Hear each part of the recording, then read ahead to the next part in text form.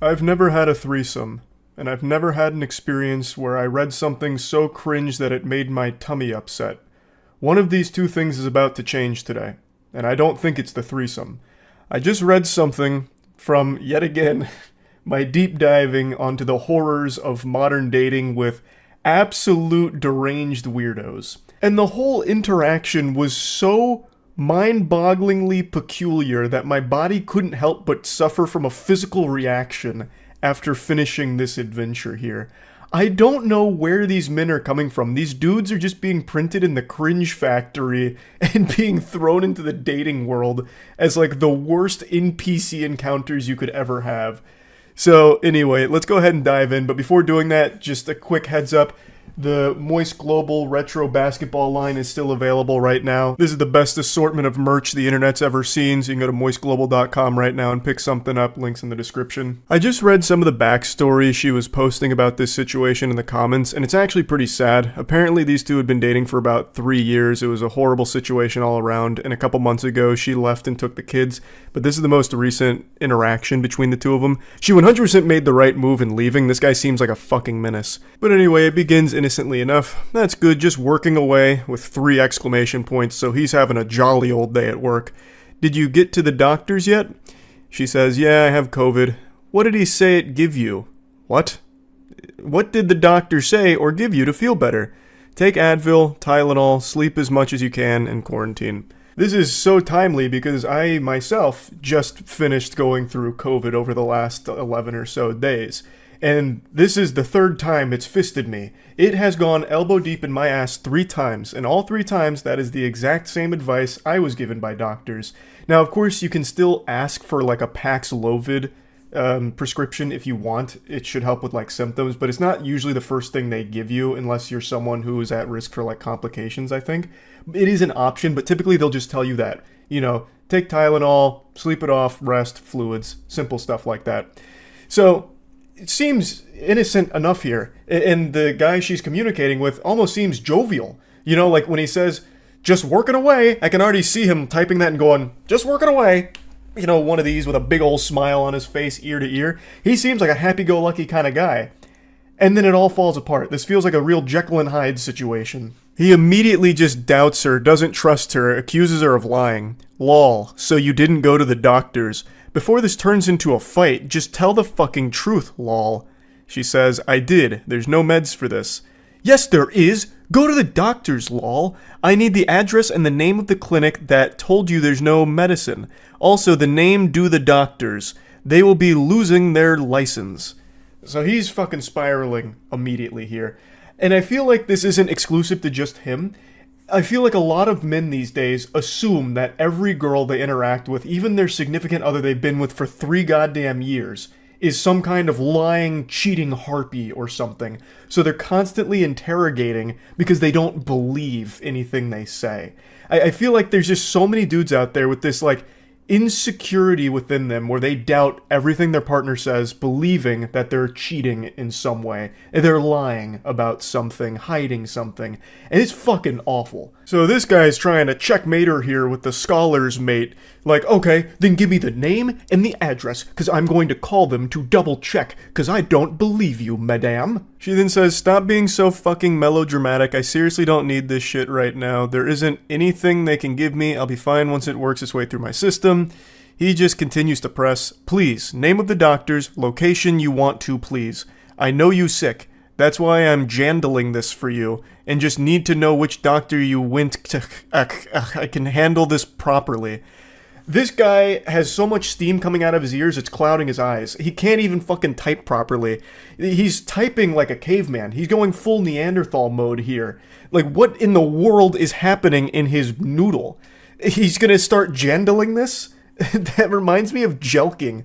Like, that was an old thing on the internet where you're supposed to, like, masturbate in a certain way to elongate your wiener. Jandling feels like it's some kind of, like, sub-discipline of jelking. But anyway, she says, I don't need you to scream at the receptionist for no reason at all. Stop being ridiculous. I won't scream at anyone, just tell me the information. Skit K can handle this, please. If you don't provide it to me, it's because you're lying and didn't go to the doctors.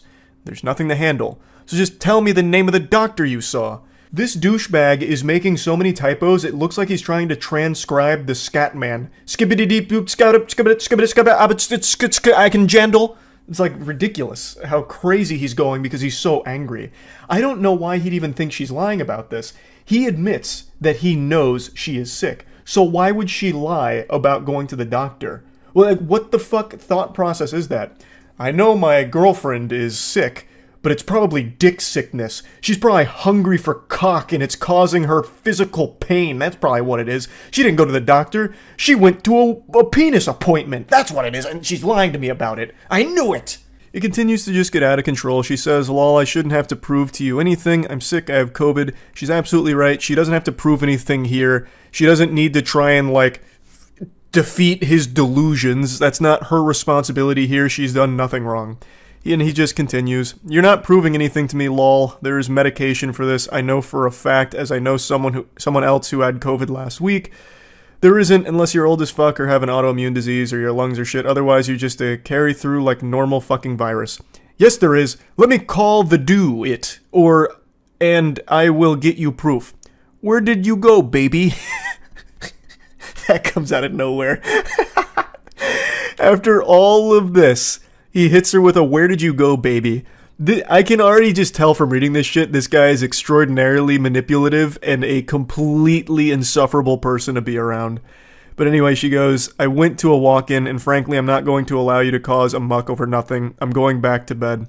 What walk-in clinic? If you don't tell me, I'm don't with you.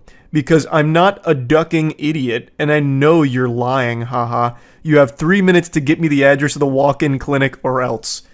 So now man's out here setting a time limit. He's dropping the ultimatum. You give me the name, and I will hunt them down. Out here like Liam Neeson, about to track them down with his particular set of cringe skills. I guess his thought process was he just wants to confirm that she actually went to the doctor, because for some reason he doesn't trust her even slightly, even though they've been together for 3 years. I also imagine if he did call them, he'd start yelling and screaming and causing a big hoopla, because he seems like that kind of unhinged, deranged lunatic that would do shit like that. But anyway, the 3 minutes to get me the address of the walk-in clinic or else, that's it. Buy more chances for you. She says, fine, be done with me because I don't want you yelling at someone for no fucking reason. He says, no one's going to get yelled at. You're just nothing but a liar and KM Jot a fucking idiot. I wouldn't have even called them, but everything you say is a lie. And you think I'm an idiot, and you can fool me. Anyway, joke's on you. Enjoy. Hope it was worth it, kid. His use of exclamation points and emojis is absolutely infuriating. But even more so than that, the cherry on top of the shit cake is him saying, hope it was worth it, kid. He's speaking like he's back on Xbox Live in a Call of Duty lobby. What? Hope it was worth it, kid? Oh, God, sickening. But clearly the reason he's using the emojis and the exclamation points is he's trying to put on this strong, masculine front that none of this bothers him. This is the biggest mistake of your life. You're going to regret this. But me, I'm laughing. I'm having fun with this. This means nothing to me. So much so that I'll drop a laughing, crying emoji and 5 exclamation points. Haha, not hurting me. She then says, lol, joke's on me because I'm sick. Great joke. Love that for myself. Love that I feel like I'm being dragged through the mud, fire, literally feel the worst ever. Great support, thanks. Joke's on you because you lost the best man of your life because you'd rather lie than tell the truth. Leave me alone. What the fuck? Oh my God. It's just so painful reading this. It's so fucking sad reading this, knowing that not only have they been together for 3 years, but I guess also have kids. Like, and speaking of the kids, his final message to her is this. You got it, Buster. Have fun being a homeless narcissist liar that no one loves, not even their children. He just dropped a cold Buster here at the end, and then told her that she is a homeless narcissist that not even her children love. What kind of delusional, evil shit is this? He's calling someone a narcissist. That's unbelievable. Pfft. And then to say that not even their children love her? What? I don't know how you go from like, oh, where'd you go, baby? You know, like, obviously, like, in love kind of thing, to immediately, like, no one loves you, everyone hates you, I'm the best man that has ever existed in this entire fucking history of our species, and you just blew it with me, this is your fault. You're unlovable. You're a liar. Your children don't love you. You're a narcissist. Like, it's just crazy how quickly someone can become this. It's so fucking sad. She definitely made the right call leaving this guy. I'm, of course, no, relationship counselor or guru or anything, but very clearly, this is an unhealthy person to be around. This guy super sucks. This guy is a turbo fucking loser. And according to her comments, this was only like the tip of the iceberg. She actually called this interaction mild. So I can only imagine how awful of a person this piece of shit is. She definitely made the right call. And to think all of this happened because she got COVID and went to the doctor, and that was enough to set this guy off. That's terrible. That's horrible. But yeah, like I said, I have been deep on like the modern dating scene, travesty, seeing like what all's been going on and being posted by people online. I just find it all so interesting. So I can't help but talk about some of these that really get crazy. So yeah, that's really about it. So yeah.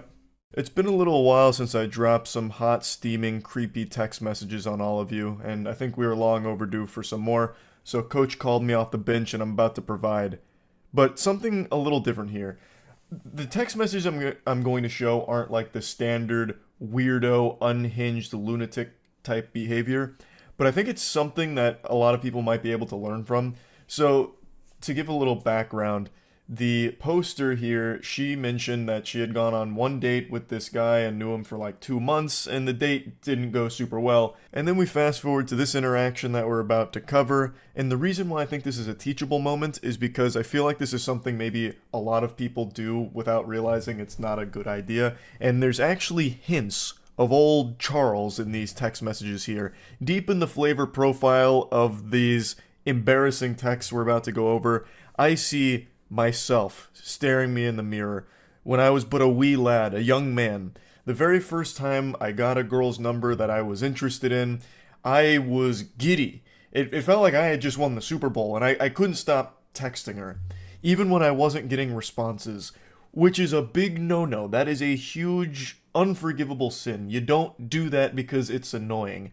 And sometimes if I didn't receive a response after my like 4th text in a row within a like 20-minute period, I'd just be like, oh man, shucks, she hates me, zoinks, I blew it. And then I'd still send like another 3 texts. And I know I mentioned this before at one point, but sometimes I'd get so like desperate and like begging for a response that I'd send her little ASCII art of stick figures. It's so bad. Actually, I was worse than the guy in the messages we're about to cover, but his is floating around, and I really think it's important that people realize that that's just not how you should communicate with anyone. Not even just someone that you're interested in, just anybody in general. No one likes to just be pestered. So let's begin. I am believing right now you might be my kryptonite. Need to hang out more, but I'm pretty sure you're my kryptonite. I'm good with anyone, and they will probably be my best friend once they are done. Just what I'm used to. I don't really know what that means, if I'm being honest. What do you mean, she's your kryptonite? It's supposed to be cute and romantic, but I don't really get it. That's kind of like an insult to her. Like, look, you're bad for me. You literally poison me. You make me sick, is basically what that's saying. It's not really that romantic, but I think he's trying to mean it in like a sweet way. But anyway, she says, sorry I can't talk right now, I just got my son from school, give me a second. Which is totally reasonable. She's giving a response letting him know that she can't really properly respond to whatever conversation's trying to be started from this cold open. And he goes, okay, sounds good, enjoy your time with them please. Cody is about to get home, and then we're gonna go play some skee board, and I'm drinking, and then sends a picture of the beverage. He must have been butt-chugging that Miller Lite there, because then things really fly off the rails. Feels kind of weird being in Wichita Falls. I love it though. Let's have a good time. Can I call you? I miss you already. Sorry to call, just wanted to talk to you. I'm guessing he tried dialing her there and didn't get a response. I don't want to be one of those guys that just be passionate about anything, but in the instance I was passing about you, there's a couple things in society that you go through. I don't know what type of Confucius wisdom he was trying to drop there. There's a whole lot of words in that vomit, and none of it translates to anything in that sentence. I don't know what was even said there. That is a real head-scratcher. Where's life and just live, but nothing truly measures to you meeting up and having a good conversation. I like you. I like you a lot. My friends coming from all destinations have a party tonight. I hope you're there. I hope you have school. Please deem that necessary. Please deem your boy necessary. I love our conversation, but I'm probably the best dude you ever know. Big red flag. Anyone that identifies as a nice guy or the best guy you ever know, hey, probably not gonna be the best guy you ever know. Yeah, I'm not gonna beat around the bush here. If you're tooting your own horn, that horn's gonna be stinky most of the time here. But me saying that, I don't know. But you are a princess to me. Sorry to text you so much as I'm not a texter. Do you need to call me? I'm there. I'm leaving Cheddar's now, about to hang out with one of my friends. He's meeting me here. Heart. And she finally responds saying, I'm sorry, I have class in a minute. I'm trying to rush through everything quick as can be.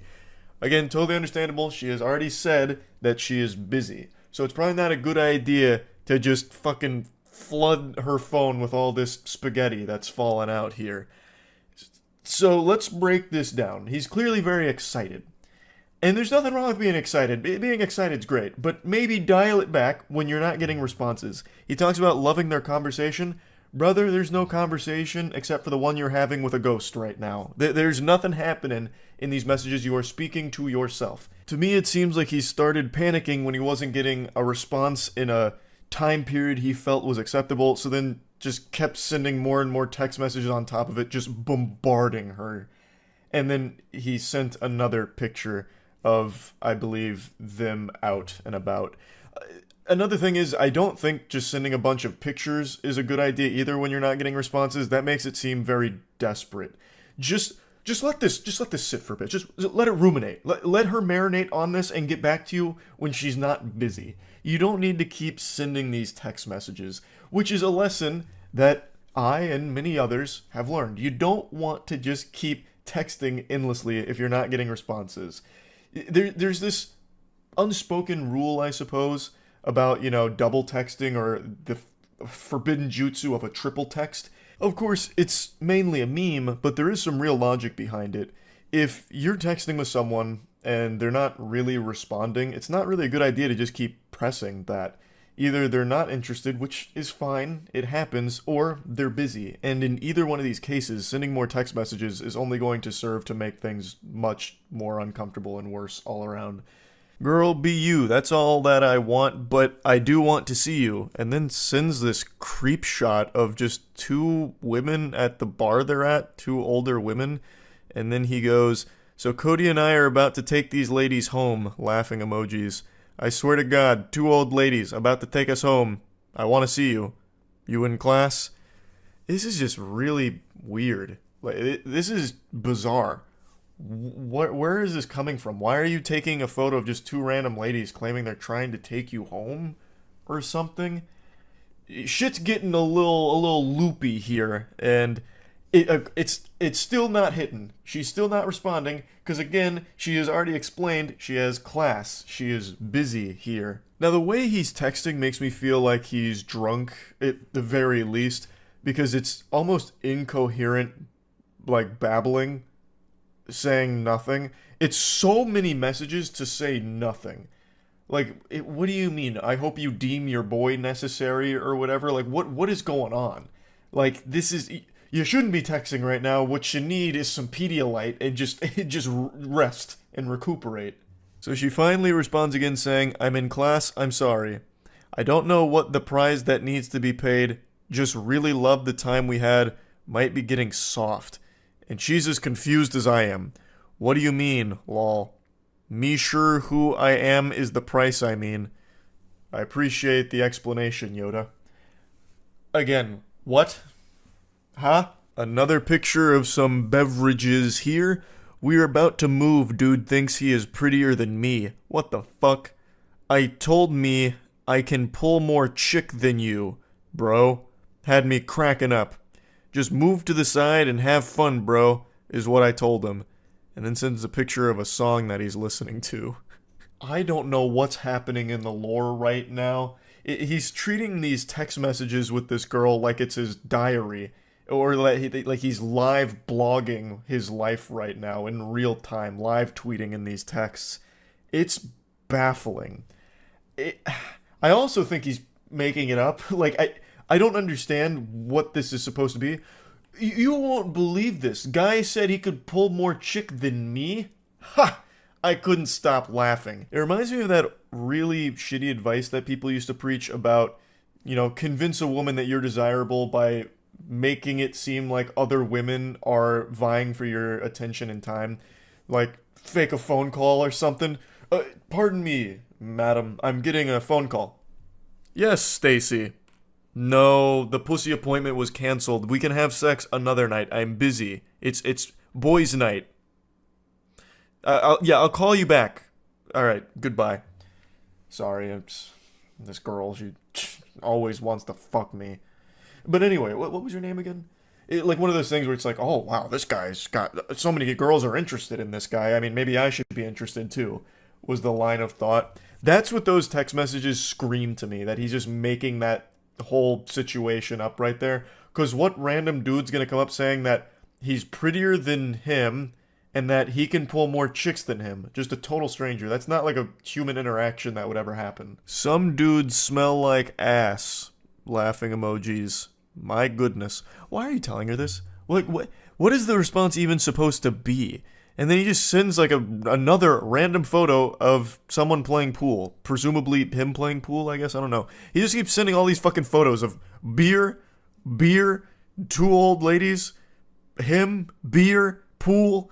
Why? It's not a picture book. It's supposed to be text messages, like a conversation, but there's no conversation. Stop fucking texting. And he just says, haha. And she responds again, finally, after a bit of a drought, saying, that's nice. I mean, yeah, that sums it up. Like, what are you supposed to say to this? Just, oh, cool. Oh, interesting. Nice. And then he goes, not without you. We are at Deep Eddies. My goodness, lol. You are going to be able to come out? We will come pick you up. Am I going to be able to see you before the night over with? Like, he's going full caveman mode with a lot of these statements here. I think he has drank a lot over the course of the evening. And still, after all of these messages, nothing of value was said. It's just been weird. You've sent 30 messages to almost no response ever. So let the lesson be learned here to not just keep texting into the void. If you're not getting responses, don't force it. It's a bad idea to just keep sending text after text after text. This fool. And then she finally responds and she just gets right down to business. I don't want to be rude, but you knew I had class. I made it clear. I've been here an hour and a half and you have texted me 33 times compared to my 5 times. This was all... I bet a lot of you watching this thought that these text messages had come over the course of like a day or something. An hour and a half. Jiminy Christmas. I'm sorry, I do not want to pursue this any further. You don't understand boundaries or when someone isn't answering. Be safe. Have a good night. I think that is a very understandable, reasonable, and respectful way of just getting this across here. He clearly did not respect boundaries or respect that she was busy, so I think this makes complete sense. And he says, I won't text you anymore, nor will I ever message you again. Have a good life. My apologies did not mean any disrespect. I hope you climb mountains. I truly like you. Glad you disrespected me now so I know. I get it. Wow. And then that emoji, I don't really know what that emoji's supposed to convey here for the emotion. Told me that you would keep me updated. We have a good life. And then some more hand emojis. I mean, it could have been worse, I suppose. Yeah, anyway, just wanted to share this. Hopefully you learned something from it. That's about it. See ya. Santa Claus came early with the cringe. His little helpers were cooking up something fierce, and, well, it got gifted under my tree a bit early today, and I wanted to share it with all of you. It's definitely different than the normal things we've been covering when it comes to this romantic rabbit hole of tragedy. The worst text messages, the worst flirting, the worst dates. This one is different from all the others I've covered, actually. So cozy on up with your favorite Christmas sweater, get under the mistletoe, and get ready to kiss your sanity goodbye, because this one is a real head scratcher. For the first time in this goofy little series history, we're getting the perspective of a man talking to a woman here. Usually it's the other way around, where a woman has a really creepy encounter with a man and things go cattywampus, shit pops off, tits up, it's all over the place, it's a catastrophe. This time, we're going Freaky Friday mode, we're switching bodies here, so we're on the perspective of a man who has just matched with a woman from Tinder. They've been talking for a little while and it leads to this. I'm jealous, I want ribeye. I'm assuming they were talking about ribeye. I'm quite the detective, I know. I just have a hunch that that's what the conversation was about. She then continues, lol, I'm glad you liked that. To which he says, I would happily cook for you. What's your favorite food? Oh, you will? I love baking, so maybe I'll bake you a cake or some bread, lol. I love steak, rare or medium rare. I love that idea. When can we make this happen? What a great start. I dare say these two are soulmates. This is wholesome, the exchange is going super well. Looks like they're about to set up a date to cook together or bake together. How could it possibly go awry? The good vibes continue. I'm not sure. You haven't asked me on a proper date yet. To which he says, what are you up to tomorrow evening? This is already looking like something out of a Hallmark movie. This is super efficient, super, great all around. She says, I'm pretty sure my family is stopping by because my sister's in town, but I'm not completely sure. What about you? I see. I've got nothing tomorrow evening. I'd like to schedule said date with you, but I also need to maneuver around holiday busyness. Do you have availability 12/26? And she says, I'm off all next week. The 26th would be perfect, with 2 blushing, smiling emojis. And I'm just sitting here, smiling, blushing, reading this story. Got me cheesing, it's so happy and wholesome. I also find it cute that in order to schedule the date, he conducted it like it was some kind of business meeting, penciling her in and locking it down. And the whole thing is just adorable. So how could it possibly end up in the shitter? What went wrong? Well, let's take a peek. Beautiful. It's a date. Would you be comfortable coming to my loft in blank and we can cook? I have a cat here too. She's lovely. To which she responds, no, I'm sorry. I don't do apartment dates for first dates. That literally made me so disappointed that you said that as a suggestion. I'm going to cut this loose. I hope you have a good Christmas and good New Year. Wish you the best. To which he says, all good. That's a totally understandable position from the woman here. Not going to a stranger's apartment for the first date is probably the safest decision you can make, so there's nothing wrong with setting a hard line in the sand like, hey, I don't really go to people's apartments for the first time meeting them. That kind of decision probably keeps you alive. You might end up at like a fucking serial killer's place. You go over there for medium rare steak, and you end up the steak. Turns out your Tinder date is Armin Meaves or something from Cannibal Cafe. So there's nothing wrong with her not wanting to go there for the first date. But she immediately jumps to being like, all right, we're done here. I'm so disappointed you even suggested it. Even though they were talking about cooking and baking together. It's not like he just pulled this out of his ass like a nefarious plot where he was rubbing his hands together and came up with this scheme. They were talking about cooking and baking together. How are you supposed to do that together outside of a household or an apartment or something? There's really no way to do that, so it should be pretty obvious why he suggested it. And he wasn't pressuring her into it. He even said, if you're comfortable, here's an option I think would be fun, since we've been talking about cooking and baking. He wasn't like poking her or trying to bribe her into coming over there and set a trap or anything. He was just putting the offer out there. So I feel like a less aggressive response from her would have been something more along the lines of, hey, politely, I'd like to decline that. Don't feel comfortable going to your place for our first time meeting. And according to the comment section, he planned on offering an alternative because he understood why she wouldn't want to do that. But then things really start to pop off before he had the chance. So he says, I hope you have a great Christmas as well. To which she responds, Jdi du perdele zatratse. I'm 100% sure I butchered the pronunciation on that, but I popped it in a Google Translate here, and it translates to go to hell, get lost. And I decided to investigate further, damn near having to revive Babelfish to try and get like another translation, because that just sounded so incomprehensibly mean after all of this. But the other translation that I keep seeing for it is basically, fuck you. Which just doesn't make any sense to me, because the guy was just following the conversation they were having. They were both saying like, yeah, let's cook together. And then she even suggested baking, like, yeah, let's bake together. So he's like, all right, bet, let's do it. Let's cook and bake together. And then she just goes, fuck you, scumbag, get lost. So he tries to explain himself. He goes, for the record, it just seemed like a logical next step in the conversation because we were talking about cooking together. Sorry to offend or disappoint you, ma'am. And she just goes, go fuck yourself, dude. This time, plain English. So that one I understood. And then he just says, very weird response in my opinion. And then she unleashes the demon here. She lets Hulkmania run wild. You know exactly why you fucking invited me to your loft. And it wasn't for cooking. Don't text me ever again. Blocked. And then he just goes, we met on Tinder, remember? Wish you the best in getting a date. I'll be warning all 30,000 women in blank about you. Now you're blocked. And he's just like, well, actually, wiggling his finger, blank has a population of 6.47 million, about half of which would be women. Warning 30,000 people about anything is an extremely tall order. You don't even get 30,000 people that heed hurricane warnings in Florida. If she's somehow able to send up the bat signal here to warn all 30,000 women in that immediate area about this guy, hats off to her. That's an incredible achievement, and she should use that power for good instead of evil. This guy didn't do anything wrong. He's clearly starting to take the piss here a little bit and just play around with it with that population remark. But I almost don't blame him because this is such an unbelievably hostile response to something that wasn't ever really meant in a disrespectful way, at least not from what I can see. She just immediately jumped to the conclusion that this guy is only looking to have sex with her. He's not actually inviting her over to cook. He is inviting her over to his place just for some coitus. There would be no steak being prepared. The only thing being steamed in that apartment would be ham. Steamed ham. I'm referring to them fucking. Like, that's such a stupid way of saying it. Mashing pissers. Whatever have you.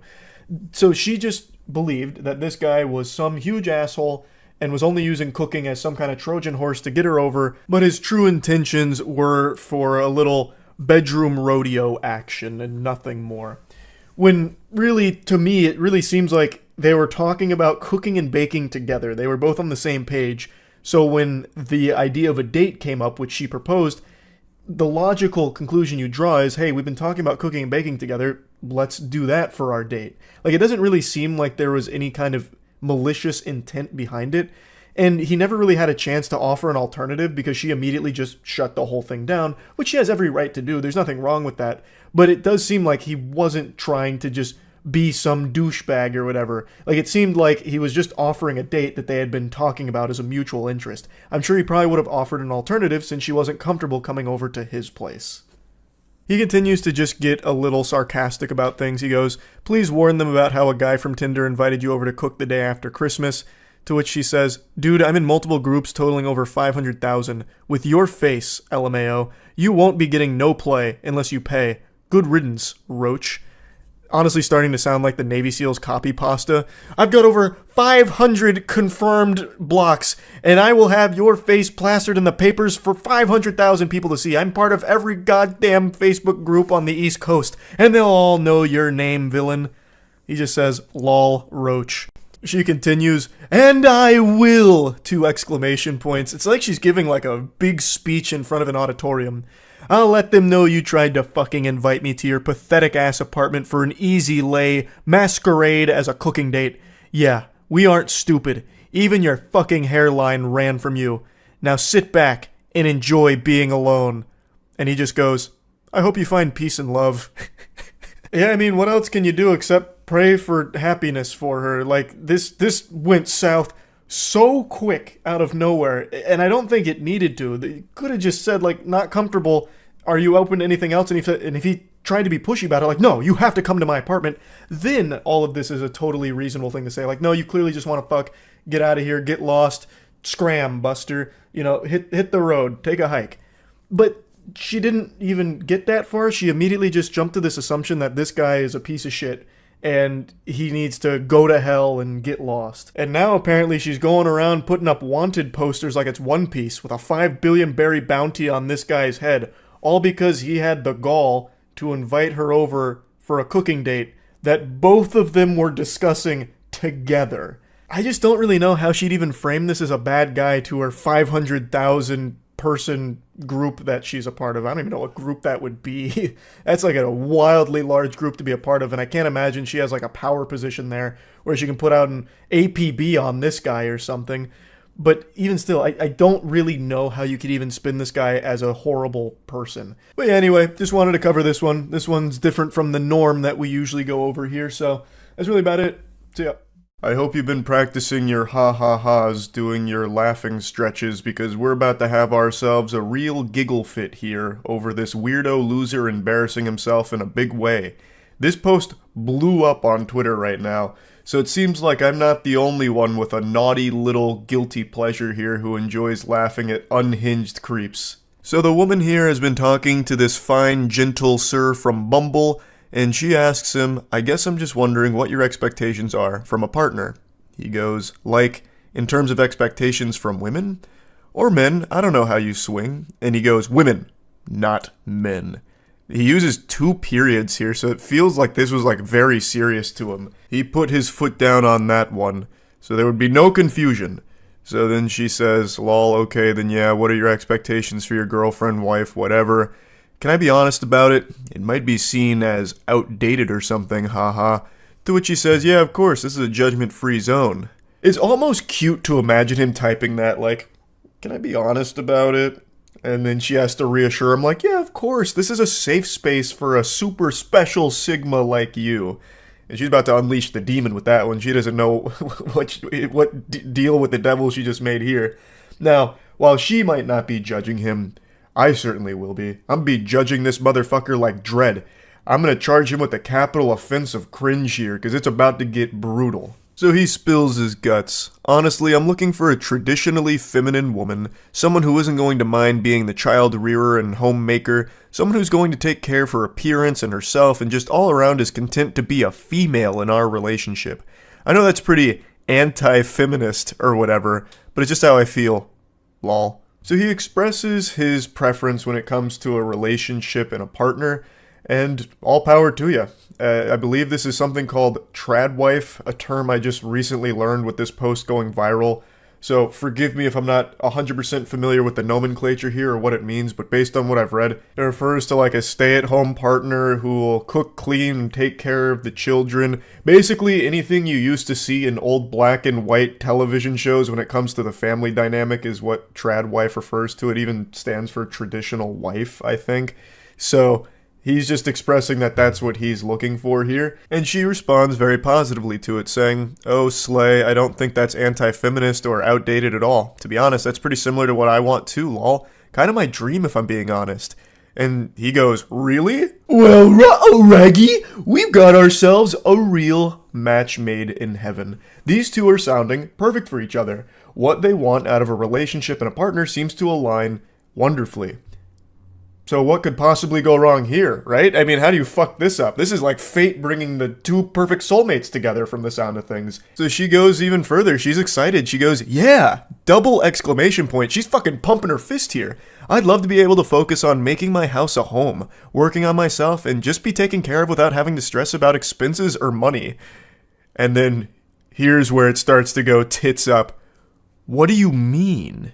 There's cracks in the ship. It's starting to sink. He's got his monocle on. He's about to start investigating, interrogating. He's entering fight-or-flight mode because something here went awry in his eyes, and he's not too happy about it. So she explains, just that I'd love a traditional man who's going to cover my expenses and make sure I'm getting what I want. Someone who brings that kind of masculine energy. And he goes, so you're looking for a guy who isn't going to mind buying you whatever you want and basically will just bankroll your whole life? She's like, I don't know if I'd put it like that. I think you're starting to see where this is going. You're about to see the fork in the road and we're going down the path to Insano style. So you're a gold digger / user, basically.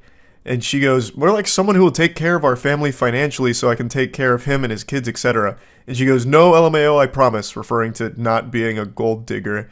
How is that any different from you wanting your girlfriend / wife to take care of the home and their kids? Feels like a double standard for you to call me a gold digger.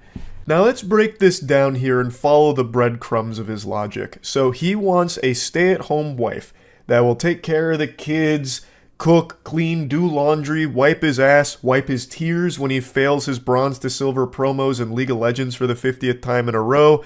But when she expresses that she'd want a traditional masculine husband that would be working and providing financially for both her and the household, he takes a big issue with that. He starts wiggling his finger. Well, actually, I shouldn't have to do those things. You're a gold digger for expecting that of me. And that doesn't make a whole lot of sense because as the initial tweet points out, He wants a traditional wife without him being a traditional husband. He then goes into a full soiled diaper temper tantrum meltdown. It's not a double standard. It's different because the things that I'm looking for, emotionally stable, takes care of herself, good with kids, are inherently female traits. Good women naturally have that stuff. You're looking for some rich guy who can buy you stuff. That's not naturally part of being a guy, it's totally different. I mean, especially because of how expensive life is in general these days, you think I'm going to be able to afford a $500,000 house on one salary just so you can play dress up and not have to worry about a job? You expect to not contribute to the bills or the cost of living? Fuck you. I knew there was something wrong with you. No wonder you tried to humiliate me at the restaurant. I should have left right then and there. I would bet a large amount of money that that humiliation he's referring to is something extremely trivial that nobody else in the world in their right mind would actually take as disrespectful. I actually guarantee what it is she asked if she could split the bill with him or maybe provide tip on their date at the restaurant. And when she said that, he's like, "Oh, my pride! You think I'm broke? You've humiliated me and the whole restaurant knows it now." But anyway, let's go through this whiny wiener's diary. So he starts, no. Listen here, harlot. These are inherently female traits. Being good with kids, emotionally stable, those kind of things. Being rich is not an inherently male trait. You just want some rich Chad that can buy you everything you want so you can suck all his money out. You expect me to buy you a $500,000 house on a one salary income and you don't have to worry about getting a job so you can just stay at home and play dress up? Which is a wild point to try and make because you are literally asking her to do that. You are telling her you want her to be a trad wife, a stay-at-home partner, and then you're just shitting on her for being a stay-at-home partner, just boiling it down to, you're just at home playing dress up. So you're like belittling her for what you want her to do, blaming her for not contributing to bills or the cost of living or anything when you are literally talking about how you want an angel that'll just be a stay-at-home trad wife. Like, I don't know how he can expect her to be a stay-at-home partner, taking care of kids, clothes, laundry, the household, the day-to-day activities, all of that, and also still having a job on top of it too to provide for herself as well as you. That makes no sense. You'd have to take on the role of the provider. You'd have to put on your big boy pants and really tighten your bootstraps to get a job that would allow you to live that lifestyle, because you would have to provide that in order for your wife to be able to do those things. Because with the expectations you have of her that you express here, she would not be able to get a job on top of all of that as well to help out. That's why the trad wife model also needs the trad husband on top of it that would be providing it. But he is right about one thing. It is nearly impossible to afford a house on a one salary income in today's climate. This is actually something we've talked about quite a bit on stream recently, but the cost of living right now is fucking tragic. It is unbelievably expensive. You'd have better luck winning a house from a game show like Deal or No Deal than being able to afford one with just a one salary income, because the prices are ridiculous right now. It's fucking horrible. So he is right that it'd be unlikely that with just him working, he'd be able to buy a house for his family. But in that case, he would need to understand that his partner would also be working as well to help with that, thus wouldn't necessarily be able to provide all the trad wife things that he would expect of his partner. So she responds saying, "My guy, chill out, because he is having a conniption right now. I never said I was looking for a rich guy or a 500k house or anything like that, just that I want a guy who can take care of me, especially if I'm raising his kids. How can your dream woman be the homemaker and child rearer if she's also working full-time to pay the bills? I have absolutely no issue with gender roles or division of labor in a relationship, but you're not looking for a traditional woman. You're looking for a maid and nanny who can also help pay your bills." And she is right on the money with that one. Absolutely fucking cooked him with it. That is exactly what he's pretty much describing at this point. He's not really even looking for a trad wife. He's looking for a fucking sex robot, basically, that can double as a basically nanny. So someone who's going to take care of the kids, take care of the entire household, but then he can still come home and stick his pathetic cock in and then call it a night with a brewski and passing out on the couch. And this is when the wheels fully come off. Fuck you! Just say you were only interested in me for my money. Next time you match with some sucker, tell him that up front so he doesn't waste his time with you. And then she says, "I paid for last night, my dude." So that must be the humiliation he's referring to. She paid for the meal that they ate together, and he still is fuming about it. He's still just fucking steam coming out of his ears about it. And then she goes, "What do you mean interested in you for your money? Shut the fuck up. My comp sci degree is gonna do way more for me than your business one ever will, bitch. Now I know why you're getting a finance degree. Probably so you can scout out the rich guys and try and steal their money." And she just goes, "If you're gonna curse me out and call me gold digger because I want a traditional man even though you want a traditional woman, something tells me you're not the type of guy I'm looking for. Lose my number, but I hope you have a good life." I really feel like behind his text messages, I can sniff the tears in his eyes. Like after he sent that final text message there, he threw his phone down and screaming and wailing into the bathroom where he locked himself in there for the next half an hour to calm down, splashing water on his face. These two, in the beginning, seemed to be perfectly in line with what they wanted out of a partner. This felt like a great match here. And yet, Goofball was able to snatch defeat from the jaws of victory here, driving her as far away as possible, frightening her, and revealing that he is a massive, unhinged lunatic and a big old creep. Like, what in the world? She even paid for their dinner last night, too, and then he still had the gall to be like, "You're only with me for my money." What? But the shamelessness still wasn't over yet. He came back later and then sent a message at 1:30 a.m. after all of this hoopla and just said, "Hey, you up right now?" Trying to booty call the girl that he just had this embarrassing temper tantrum in front of. Hey, sometimes you gotta just shoot your shot, I guess, even after you make an absolute fool of yourself. I don't know what fantasy land he's living in that would make him think that would work. I don't know what he was expecting. Maybe he thought the Men in Black went and neuralized her or something, so she totally forgot about these text messages. But that was never going to pan out well there at the end. I don't know why he thought he might get some action from it. But yeah, I saw this floating around today and I just had to talk about it a little bit. I am so glued to these fucking awful text messages and like these awful dates and romance stories, man. I am in so deep on it. Anyway, that's about it. See ya. The specimen I'm about to expose you to is extraordinarily cringe, like this SCP weirdo that I'm about to unleash before your eyes. But I want you to take this as an inspirational motivator because somehow this goober was able to get into a serious relationship for the last 7 months. And if he can do it, anybody can. Alright, now let's begin our journey. This is a 26-year-old woman communicating with her 29-year-old boyfriend. Now, the previous night they had an argument, which we'll get into in a moment because it's crucial to the lore here of what unfolds. Now, this is the next day. She says, "Had some honey chicken with rice and broccoli from blank. How about you?" He responds with a Naruto gif, which is already an incredible start here, and goes, "That sounds good. I had a muffin and cheese lol, by the way. The call yesterday really sucked, but the New Year's Eve call was very nice." She says, "I know lol." And then for some reason he decides to pour salt in the wound. He just digs the knife a little deeper, letting her know that it was probably the worst call he's had, lol. To which she responds, "Alrighty. Well, that makes me feel great. I'm heading to bed. Love you, good night." For some reason he thought it was a good idea just to remind her how much he disliked talking to her last night about what they were discussing. Oh man, that call last night, that was the pits. Jesus Christ, am I right, you fucking harpy? Last night's call was horrible. The New Year's Eve call was a little bit better, but goodness gracious, heavens to Betsy, the call before that, fucking atrocious.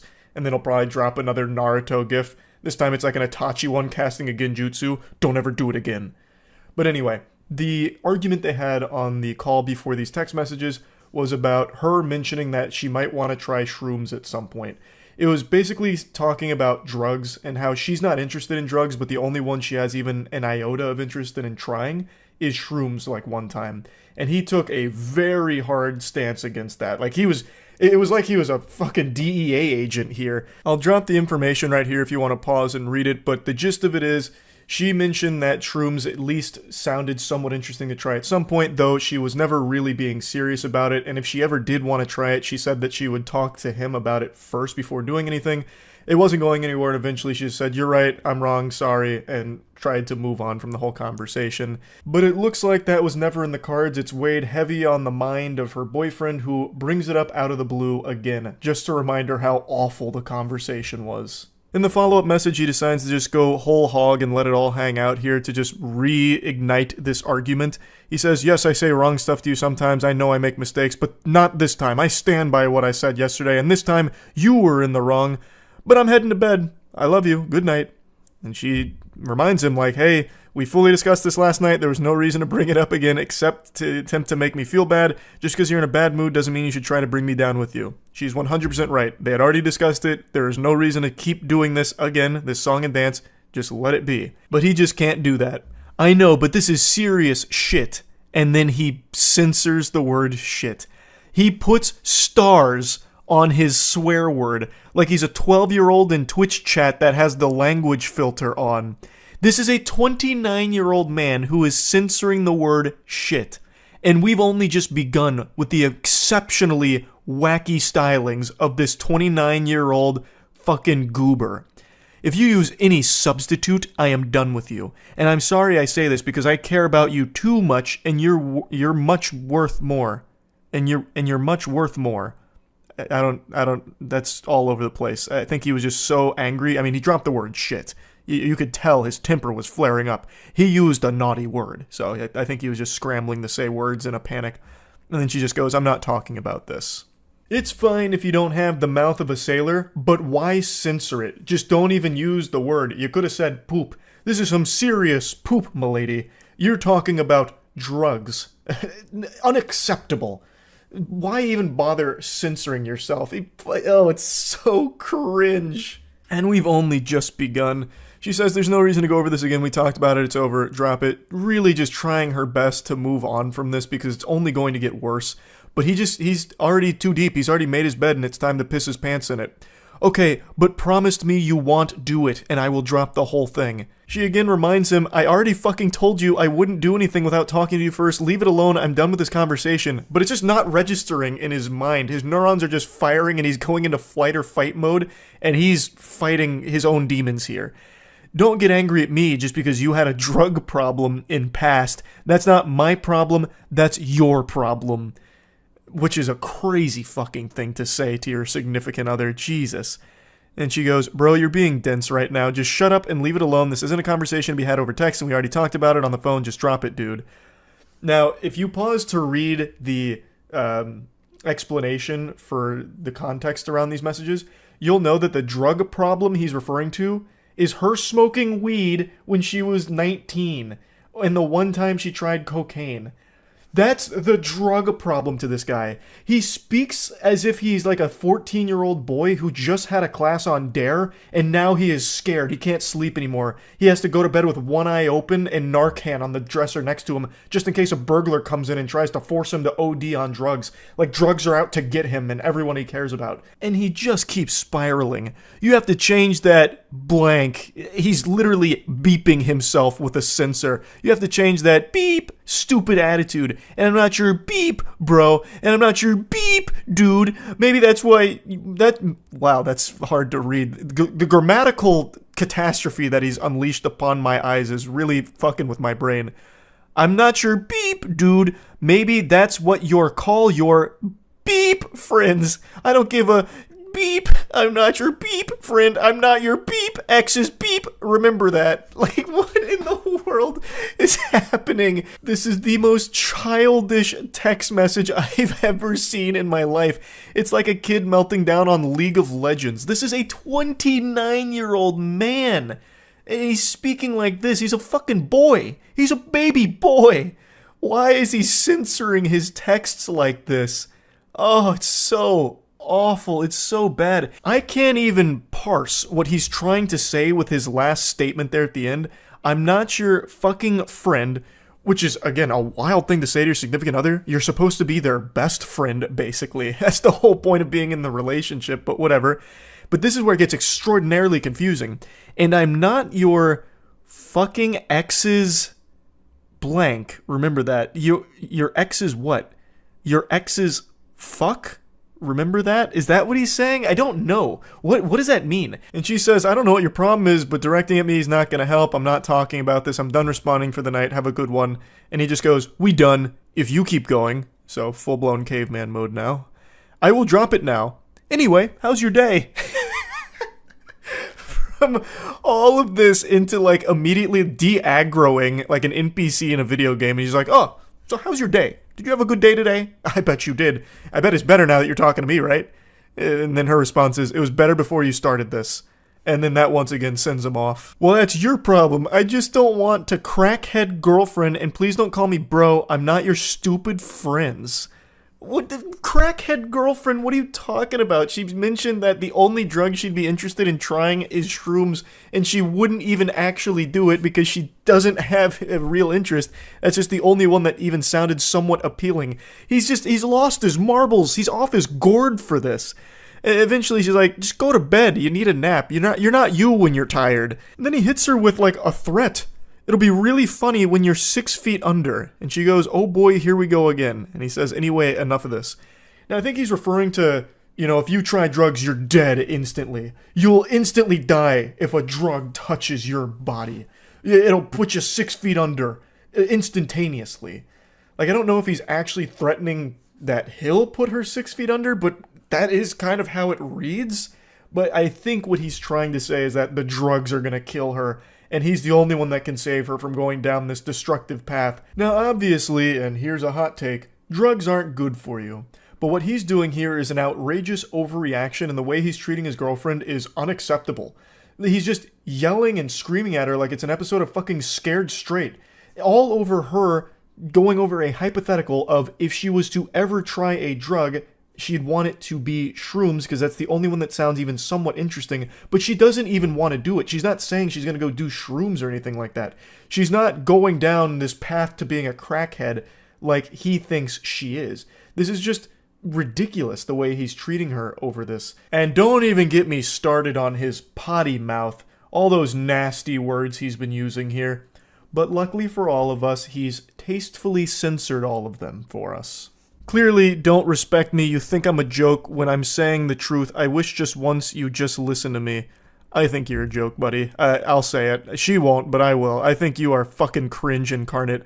She says, I'm listening. I'm just tired of you repeating it over and over. When this whole thing was finished last night, of course I don't want to hear it again. I dropped it. You should too. Leave it alone. And then he tries to play the saint again, like he's just looking out for her, and it's all for her benefit. He's the angel. You know I say this because you are very important to me. Maybe no one tells you this, but I'm the first to tell you, and I always stick with my words. That's what I have to say, and I'm sorry if you hurt, but I had to say it. What a fucking hero. There's better ways of saying it, and apparently you'd already had this conversation the night before, and everything was settled then, but you just keep going. And she said, you didn't have to say it, lol, but okay, whatever makes you feel good. And now the demon comes back out again. Fuck do that. Beep attitude. I'm telling you, if you keep doing this, I'm trying to be understanding, but you give me beep disrespect. Answer, I'm done with you. Fuck off. This mumbo jumbo nonsense. Like, it's the episode of SpongeBob with the sailor words, basically, and he's censoring it in the text. It's so awful. And she goes, just remember you brought this up, you started, I told you I wasn't talking about it anymore, but you're pushing it, I don't know what else to tell you. She is trying so hard just to move on from this, like, just give it up, just stop. Why does he keep going? Just stop. And then he drops another extremely mean, nasty insult, saying, no wonder your friend left you and your exes left you. What a huge piece of shit, just a horrible thing to say to anyone, let alone the person you are dating. And then she just goes, ouch, yeah, fuck you. And then he comes back with another confusing head scratcher. I was ready to drop it, but you keep fuck give me bitch, just stop now. What am I reading? What is that sentence? Oh man, oh brother, this guy stinks. And then he's like, ooh, that wasn't nice and I'm sorry. So he has an immediate change of heart within 2 minutes. And then he's like, he goes full apology mode here to try and save this, even though it's unsalvageable. This is where the relationship should end 100%. He goes, I'm sorry for being an beep. I should have never said that. That was my fault. I really apologize. And thankfully she shoots that garbage down. I really don't want to hear from you. Good night. And then he tries again to go really sweet talking, like, oh no, it's all a misunderstanding. Baby, I'm really sorry. That part I said, I didn't mean it. I'm really sorry. Anyway, baby, I'm so sorry. I should have thought more about your feelings, and at that time I wasn't thinking, in that part I said was really not nice, but I love you. So he signs off with yet another completely incomprehensible, dumb, stupid text. But at least there was no censoring in the last part. He didn't use any foul language that needed to be, censored, because he's a classy guy. He wouldn't want any of those yucky words being uncensored in these texts. But yeah, as far as I can tell, she is planning on leaving him, according to the comments, I think. She said she's not going to give him another chance to show this side of him, which is good because this relationship shouldn't continue past this point. That right there is the kibosh on it with the things he said about this. She didn't do anything wrong. She was just talking about a hypothetical. If she was to try a drug again, it would be shrooms because it's the only one that seems even somewhat interesting. But she even said multiple times she didn't want to, and she wasn't planning on it anytime at all, really. And this guy just had this crazy overreaction to it.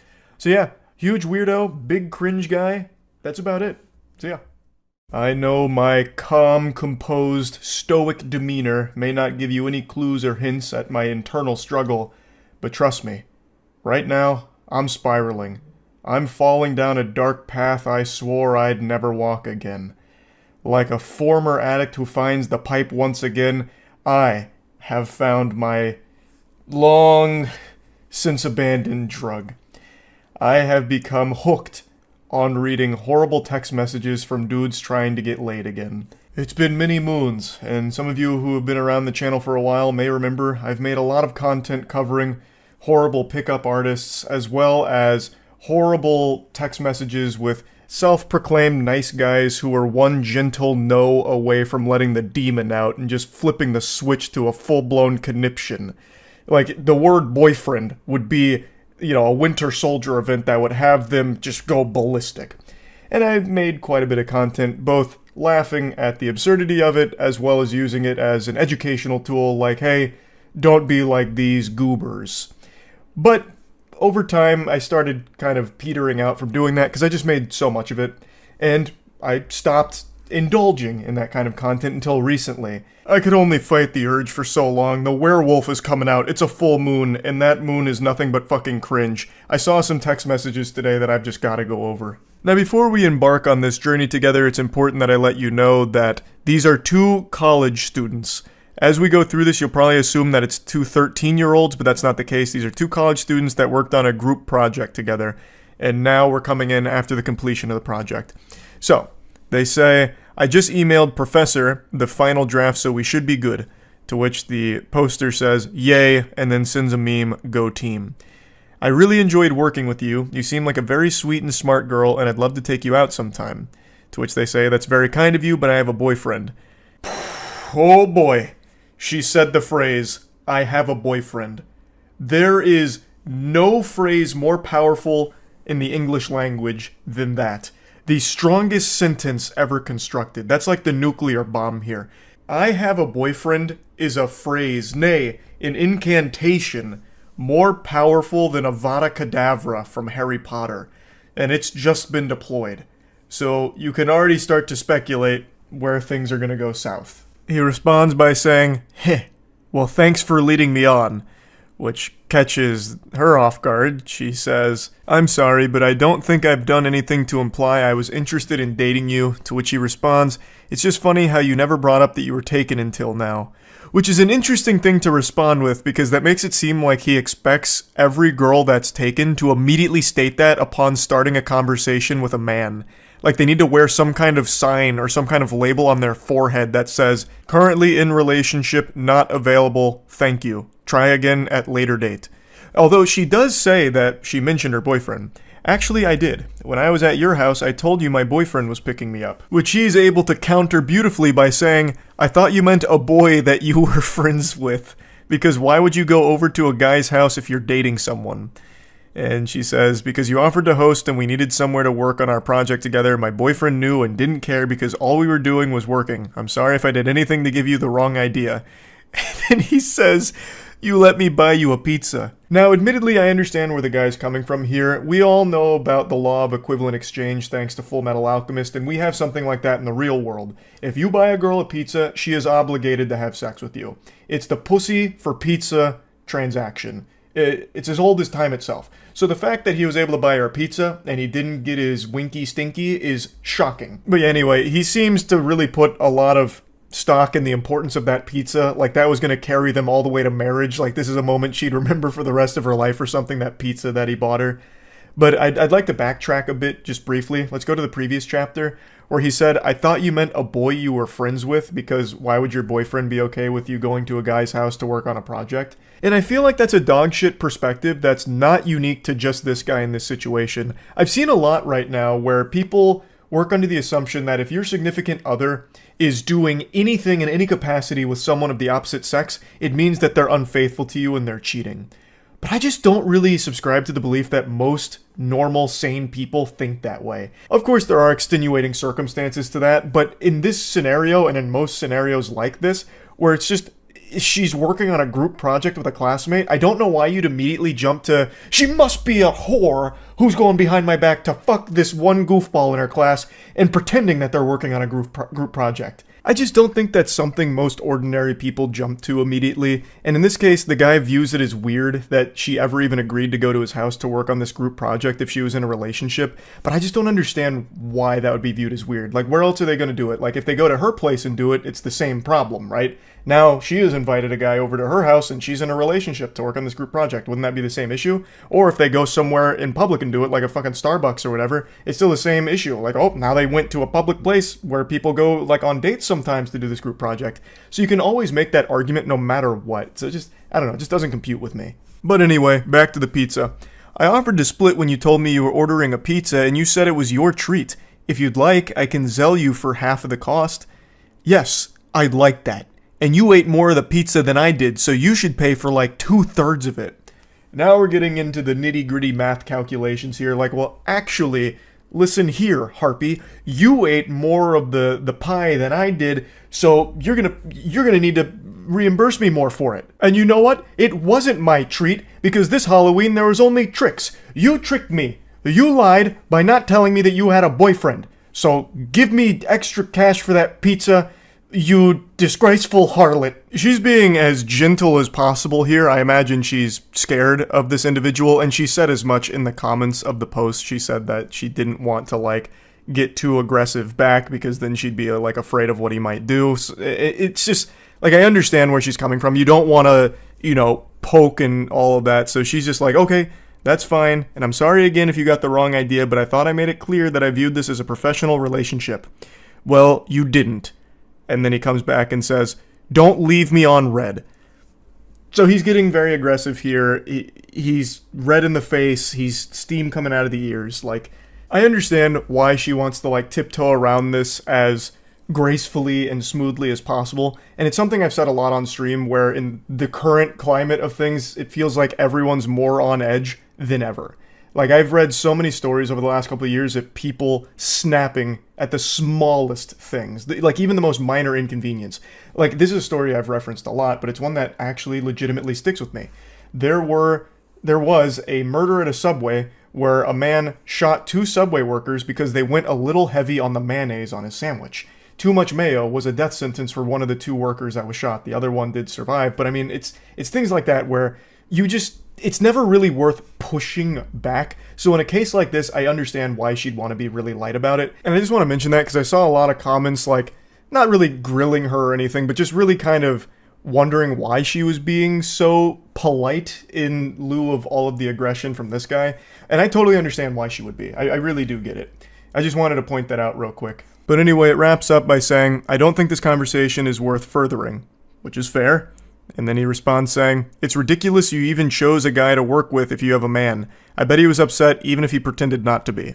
Now, she explained this a little further in the comments. She didn't even choose him to be, like, her group project partner. Apparently the way the groups were chosen were people chose topics, and whoever had similar topics worked together. So these two just happen to have the same topics. It's not like she went out of her way to choose this, you know, benevolent angel to work with or anything. But anyway, I understand this was like a very short text exchange. It's only like 3 screenshots here, but I just think there's a whole lot to digest and analyze here. As we as a species have become more and more isolated, all of our socialization and human interaction comes from behind a computer screen now, mostly.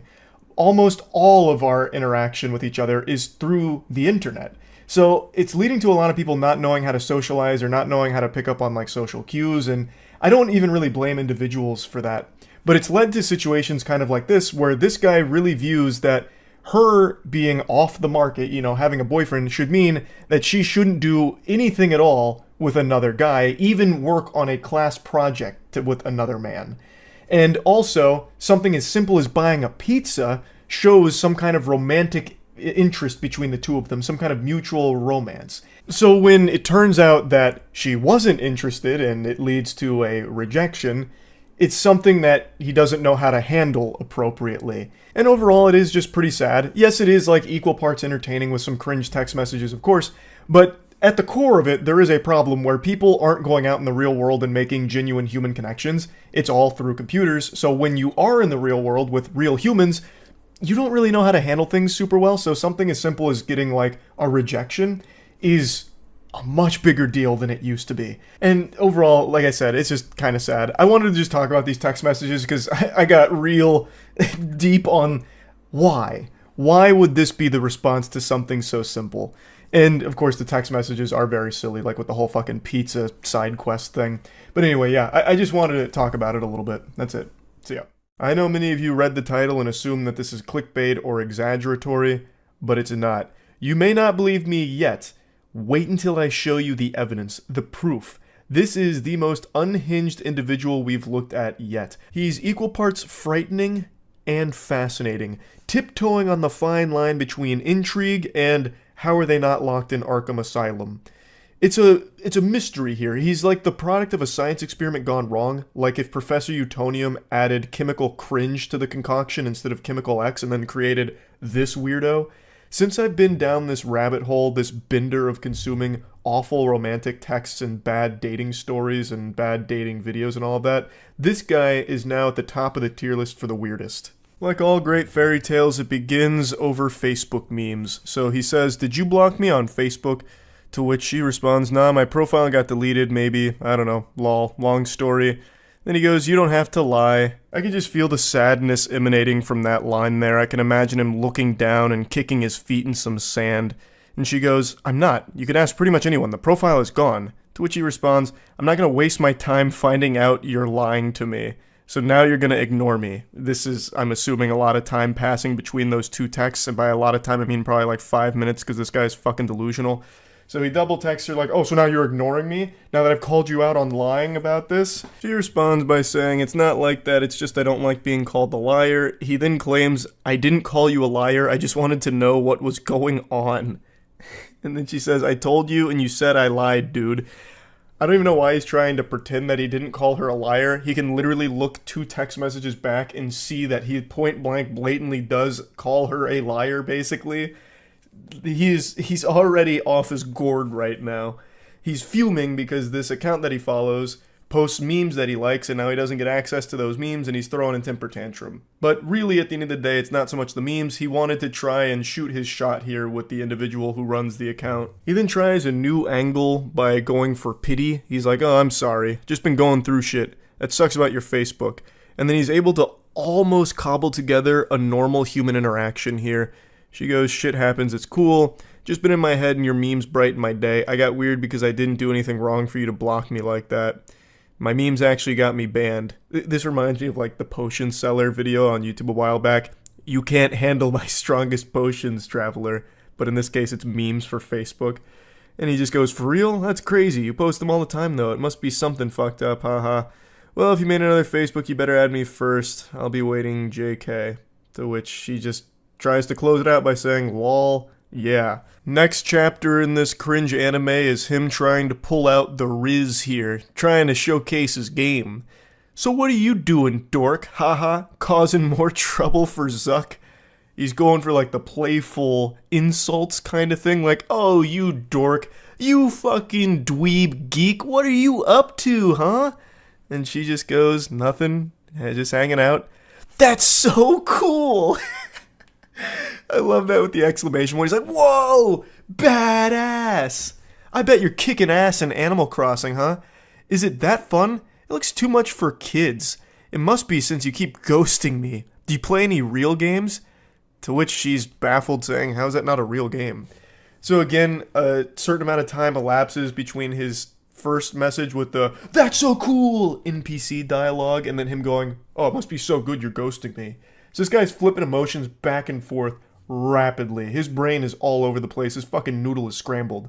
And then he tries to like make an argument out of this, successfully making an argument out of this, by the way, by calling Animal Crossing not a real game. So he tries to get like this sort of elitism about him when it comes to gaming. So I'm assuming he came straight from Reddit and was just ready to get argumentative about like what a real game is, and Animal Crossing doesn't fit the criteria. Yo, you serious? Laughing emoji. It's dumbass animals or some shit being your friends. No real gaming, you know that. Oh, it hurts me to even just read that. And then she goes, "Well, what's a real game then?" You don't have to get an attitude, I'm just making fun, dork. Oh, why are you getting offended? I'm just insulting what you're playing. Like, what are you getting all bent out of shape over? Oh, come on, calm down. What, are you on your period or something? Well, why don't you ask one of your dumbass animal friends to help you with it or something? Like, dork? Oh, it's so painful reading this guy's text, and it only gets worse. It gets even more outrageous. But he's so aggressive with everything. It's like he treats a text conversation like it's an active war zone. Rocket League is a way better game than that, but I guess that's not cute enough for you. Yeah, not enough sunshine and rainbows for you girly girls. This is a real man's Battlefield. And speaking of Battlefield, game like Battlefield, Cyberpunk, Far Cry, shit, Madden, that's a sport. And men like me play sports. I could help you play them. What a generous offer from this guy. Wow, tell me you're a basic white guy without telling me you're a basic white guy. You got jokes. Double laughing crying emoji. All that is casual shit. Pick up a real game, get on my level. I really appreciate that now she's just making fun of him directly to his face. I have no doubt she was laughing while writing all this shit just to string him along and continue to watch him embarrass himself like the clown he is. What the fuck are you talking about? I'm playing around, dork. Every game I play is so much more hardcore than what you just said. Witcher, Shin Megami Tensei, fucking Fable even. And that was the straw that broke the camel's back. She started to insult his gaming choice, insinuating he's not playing real games and she's more hardcore. And he does not take kindly to that. Now he gets exceptionally whiny. Why are you being such a bitch? I'm literally trying to have a convo, that's it. And oh brother, it's the worst conversation ever attempted. I feel like I should have blocked you even if I did have Facebook. You're insulting my game choices. Which is all he's been doing is just insulting what she plays. I don't know why he thinks it's just some like normal conversation. And he keeps calling her a dork like it's straight out of Ed, Edd n Eddy or something. I don't know what he was expecting. Because they're weak AF and you're being a cunt over nothing. Whatever. She really hasn't even been even close to mean. Not an iota of malice from her here. All she did was like defend her game choices and then joke about what he's playing being casual. Which it is. Fucking Rocket League, Madden, Battlefield. Like, what are you talking about? It's not like you're some kind of hardcore gamer playing some niche shit. You're playing the most mainstream games ever. Like, it's so silly. I don't know why he thinks that she's some supervillain that's just been doing nothing but belittling him. He started it, and she's not even doing anything mean. Does your mom know you talk to women like this?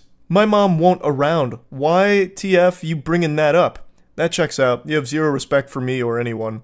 You're just a fat bitch who does nothing and leads people on. You're nothing. Fuck you, I was being nice. If this is him being nice, I am so curious to see what him being mean looks like. He immediately just breaks down into his fucking soiled diaper meltdown. You're a fat bitch! And he keeps using the wrong "you're." He never even accidentally gets the correct form of "you're" in any of his statements here, which grinds my ass a little bit. But then he's like, you just lead people on. What? How? How did she lead you on? By responding to you? Granted, this is probably the first woman that has ever responded to a text message from this guy, so maybe that's, like, where things got misconstrued. He thought that since she responded to his initial message, she must be interested. This is so baffling, it's making my voice crack. My vocal folds are freaking out, because it's so odd that someone could have a rotted brain like this. No wonder you can't get a boyfriend, bitch. I don't settle for trash like your baby moms. You called me a liar, shit on my games, play even more trash games. At least they gettin' dick, unlike your fugly ass. You have no idea what you do. What does that mean? You have no idea what you do? I don't even understand what that statement's supposed to mean. Bet you have fucking herpes, you fat piece of shit. How many kids do you have custody of again, lol? How many of your boyfriends died? Which, I'm guessing these two must know each other through Facebook mutuals or something, so he must see like some of the stuff that she posts, because that sounds legitimately extremely personal. And if that is a real situation that one of her partners died, that is one of the most vile fucking things you can say to somebody, and this guy is an irredeemable, insufferable piece of shit. Wow, so this is what you do to get girls? Insult them? Again, I was playing, but you had to be a cunt. What do you mean you were playing? Your whole thing was just being aggressive from the start by just constantly spamming the word dork while insulting her playing Animal Crossing. She then continues to just take the piss, so she goes, okay, I'm sorry, I've been going through shit too. How are you at Rocket League anyway? And then immediately he just simmers down, he's back to like good boy status. I understand, I'm sorry too. Going caveman mode.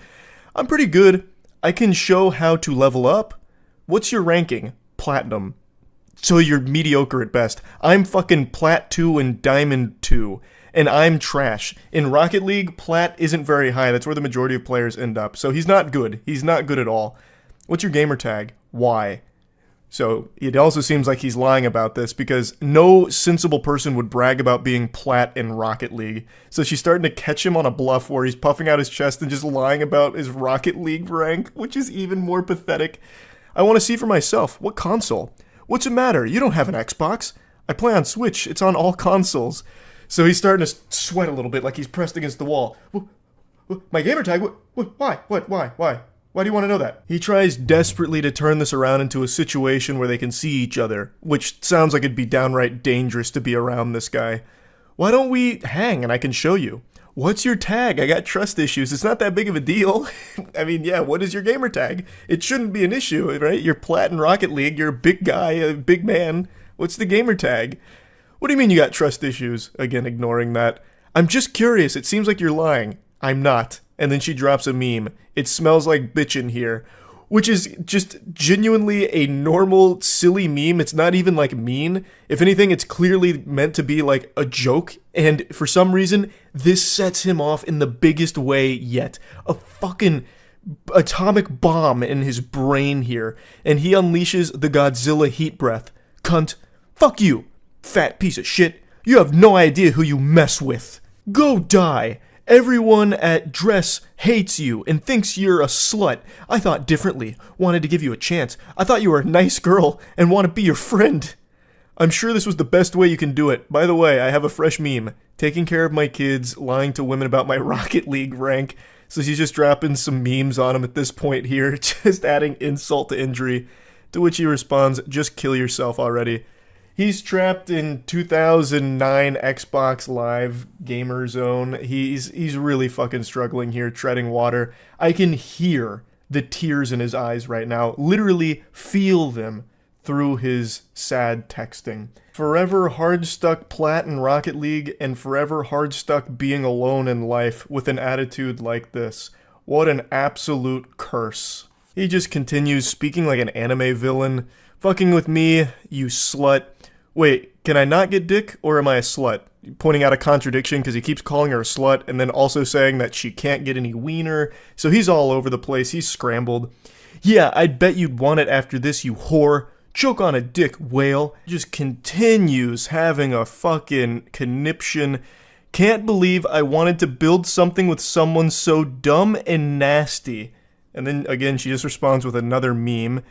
Like, what do you mean you wanted to build something with her? You reached out about feeling like you'd been blocked and immediately started calling her a liar.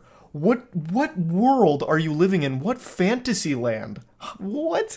You immediately start by calling her a liar and then insulting her choice of games and talking about how you're like a real alpha gamer, not like an Animal Cross gamer like she is.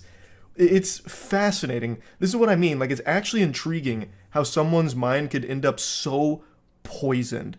Like, it is hard for me to comprehend it. Like, I don't get it. He is so all over the place. Like, he starts by getting really mean and aggressive, insulting her games and all of that, then gets really personal, and then she's able to de-aggro him by talking about his Rocket League rank, which it calms him down, feeds him a warm bottle of milk.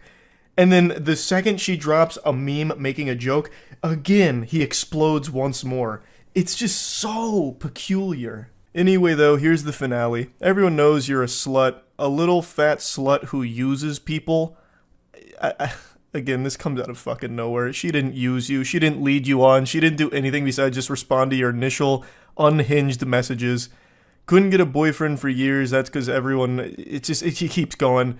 Got too much time in your hands, but I bet your mouth is filled with someone's nasty dick. And she just goes, yep, not yours. That's the end of their exchange. I imagine she probably blocked him again, which is the safe thing to do. What a creepy lunatic. An actual fucking unsafe to be around individual. Like, this all happened over nothing. Actually nothing. Started because of not having access to some memes that he liked. Oh, painful. I had to share this one. I think this is now at the top of the food chain when it comes to, like, creepy people through, romantic texts that I've been diving through. This one is a rough one. So yeah, that's really about it. See ya. Good morning, and welcome back to Wacky Weirdo Hour. Boy howdy, do we have an action-packed lineup for you today. Get out your cup of coffee, enjoy your cereal. It's about to be a bit of a ride. Sometimes I'm asked, why do I do this to myself? Why do I dabble in the swamp of cringe? What's the purpose? What's there to gain from staring into the abyss and letting the abyss stare back into you? And the thing is, I unironically feel there's real value here in some lessons to be learned from the lunacy. Let's say there's people out there that haven't really experienced a lot socially in life, suckling mother's bosom, and has never really branched out from the nest to get their own wings and become the social butterfly that they are destined to be. Sometimes people might not recognize that the behavior they're exhibiting is not good and is bad, not productive, is not going to lead anywhere. So by going over some of these absolutely atrocious, downright painful exchanges in the dating scene or like romantic interest, I feel like it can serve as a scared straight kind of moment, like, behold, don't be this guy. And you're like, oh, I don't want to be that guy. What the fuck? He sucks. Okay. All right. I get it now. I know what not to do. Or maybe I'm just reading way too deep into all this. I'm not a fucking hero. I'm not a psychologist. I'm just a guy here laughing at some goofy situations. Anyway, the story for today is one I got tagged in a lot last night when I was at a Lightning game. So I actually watched it unfold in real time and had a sneaking suspicion that by morning this would no longer exist. The poster would probably remove it because things went out of control. That shit went cattywampus. And I was right. The posts were deleted, but I saved them. I made sure to. I said, dag nabbit, you're not keeping this from me. You think you can hide cringe, brush it under the rug, and I won't find it? Nope, I'm lifting that rug up with a big old smile on my face. I'll say, thank you so much for this, yum yum yum, scrumptious. So I got the Library of Alexandria of Cringe, and let's just go ahead and explore. I had to censor so many handles that were tagged in this initial tweet here. It was like a fucking CIA document with all the redactions. But anyway, I've got it in working order. I don't want anyone harassed here, including the original poster or anything, obviously, but I do want to go over this. So they made a call-out post out of nowhere. I don't want to be too rude, but I genuinely can't understand how this goofball, and then he tags the guy, got a beautiful girl like, and then he tags the girl. He says the dorkiest shit, yet has a massive following. I just can't wrap my head around how any girl would go for that. I really commend his efforts not to be rude. I think he did a great job of tiptoeing around it and being polite while also getting to the point. Extraordinary manners, clearly. Excuse me, everybody, not to be rude, but fuck this guy. He's got a girl and I don't, and he's a dork and I'm a Chad. What's going on here, guys? What an injustice. He's not ugly, but Sabrina is objectively hot, where he's average at best. He spends all his time on Twitter, unlike someone who has a full-time job and a ton of money he could use to provide for a stunning woman like herself. Nah, screw not trying to be rude. He's a loser, to be honest. Oh, he was doing such a good job of not being rude too, and then the wheels just fall off. It goes tits up. He really goes off the rails. I like how he's like analyzing this now as if he's a researcher studying the phenomenon. he's average at best, but Sabrina is on like a totally different plane. Like this something's not adding up here. There's something foul afoot. And then he had the gall to criticize that guy for being on Twitter all the time. Meanwhile, Goober is on Twitter all the time making whiny posts like this, just having a temper tantrum, tears in the eyes, shaking his fist. Why is she not with me? I want her. He doesn't deserve it. I deserve it. And then here comes the stone cold stunner right on his soul. So the girl that he was talking about and loosely tagging in his tantrum catches wind of it and drops the DMs that he continues to send her. She goes, I know your ass ain't tweeting this like you ain't been in my DMs constantly begging me for a chance like a desperate loser and refusing to take no for an answer like a disgusting creep. And here's the receipts, Twitter. Thank you for the receipts. God bless. I'll speak on behalf of all of Twitter when I say it's much appreciated. So it begins with, would you ever want to meet up someday? I'd love to see a movie or take you to dinner. Whatever you'd like. To which she responds, I'm flattered, but for one I have a boyfriend and I don't think you even live near me. Oh, I like to travel, so it's not a problem, lol. And you're not married, right? There shouldn't be anything wrong with hanging out. No, but I don't feel like your intentions are platonic, so... She was right. She really sniffed that one out pretty quickly. You don't need to be, part of the Scooby-Doo mystery gang in order to crack this code here. She immediately deduced that this wasn't necessarily a friendship offer. This was him shooting his shot. But I love how he just immediately goes like, well, you're not married, so I mean, like... What's the harm? I don't see a ring on your finger. And he continues, No, I'm absolutely being platonic. My intention is just that I want a chance to prove that maybe I could a candidate as well. Like maybe you'd have more fun with me. Just to weigh your options, About to have me talking like a Sims character with that kind of cringe. Like, what do you mean? Weigh her options? Brother, you came out of nowhere in Twitter DMs. Why the fuck would she want to weigh options with you? Like, she's already in a relationship which she makes clear off rip and you still keep pressing. But you know what? Let's go even deeper here. We'll get into real fanfic levels of garbage and delusion. Let's assume she's in an open relationship and would actually, want other options, I suppose, in a partner. It's not gonna be you through Twitter DMs. That's just dangerous. No one's going to take you up on shit like this, especially not when you're coming out fucking guns blazing, fucking firing from the hip out of nowhere. And there's no possibility of that anyway in reality, because she actually shuts that down directly too.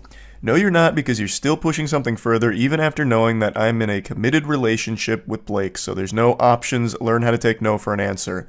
A lesson he absolutely refuses to learn. So he continues. I'm just confident in my abilities as a partner on all levels. I'm certain I can give you everything you desire, and perhaps better than he can. I apologize for persisting. You're just breathtaking, and I want you. I'm willing to fight for you at this point.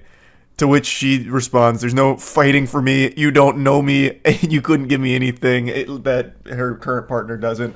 She lays into him. She lays down the brass tacks here. And basically he says, that's a lot of words. Too bad I'm not reading them. Because he refuses to accept anything she is saying and only continues to exist in this dimension in his brain that is disconnected from the reality here. But I will say, he has piqued my curiosity. I have to know what abilities he's so confident in here. Like, balloon animals? Like, he learned a magic trick from Chris Angel? Like, what abilities are we talking about? Because it's certainly not... like romantic abilities whatsoever. He's fucking cold calling like a telemarketer here through Twitter DMs. So he responds again saying, I had to give my 100%. If we're being truthful here, I don't think he deserves you. I see what he tweets and he's dorky as hell. You're hot and one of the kindest people I've ever seen on this app. What do you mean? Like, so I'm guessing he just like stalks her feed or something. He's like, he's making up this fantasy in his head where it's like, this is an angel and I should be with her, clearly. This guy's too dorky, too much of a dweeb, doesn't deserve that. It's so creepy. I have a good job and I'd be willing to let you crash with me at my place for as long as you'd want if you'd be willing to give me a chance someday.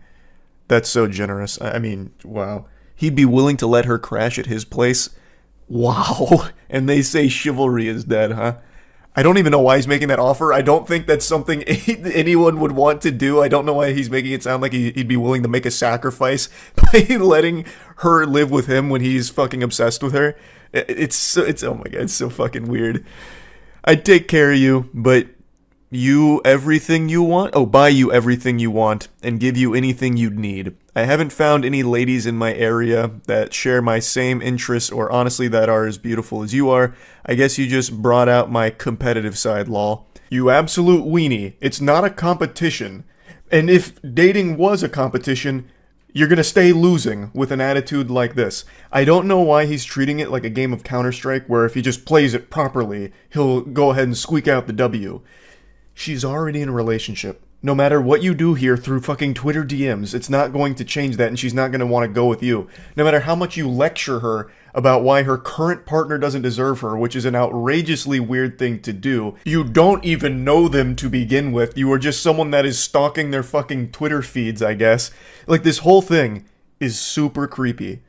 And he just doesn't see it. So she posts these DMs, and obviously a lot of people started dunking on him for it. And instead of trying to learn from it and understand why this isn't a good thing, he takes it as another opportunity to proclaim his love for this stranger. He says, "You have to be lying. Why is everyone acting like I'm crazy? Sabrina is drop-dead, sexy. Block A or Blake, whatever the fuck, is not. He's painfully average and mediocre at best. As I said before, he ain't ugly, but compared to her, he might as well be. Sabrina's figure is what I'd call perfection. I don't want to be disrespectful, but I'm trying to make a simple point. Her hair is majestic, her face is gorgeous, and her body is literally to die for.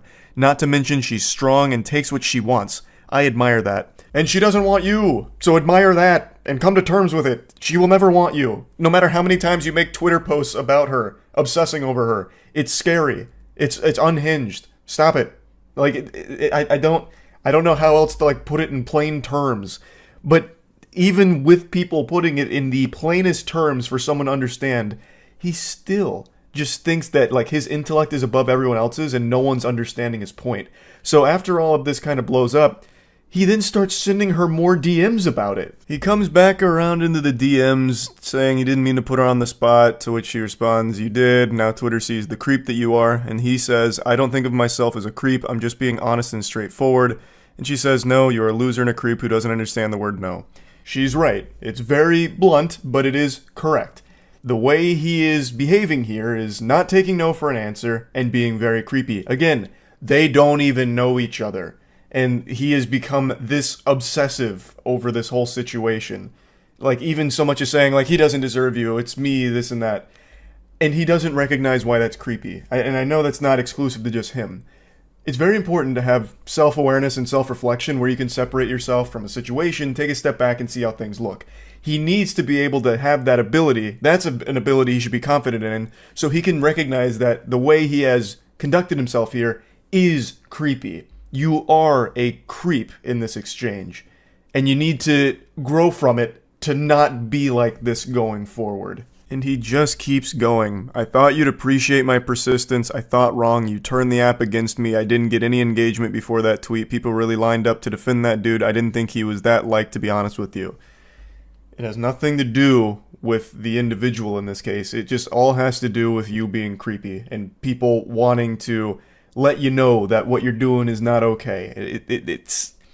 He's just not able to grasp the situation. And I also don't know why he would think this persistence would be appreciated. Again, you don't even know her. And being extremely persistent and annoying about shit is something nobody likes. Not even in a romantic partner, but in general, even as a friend. If you're just gonna keep like poking and pestering and like constantly prodding, no one's going to like that. She then explains to him again how what he's done is something nobody will appreciate, and he just ignores it and says, "Nobody on this app understands what my point even was that I was trying to make." What point? You're not making a point. You just keep saying how much you like her and find her boyfriend to be dorky and unworthy of her.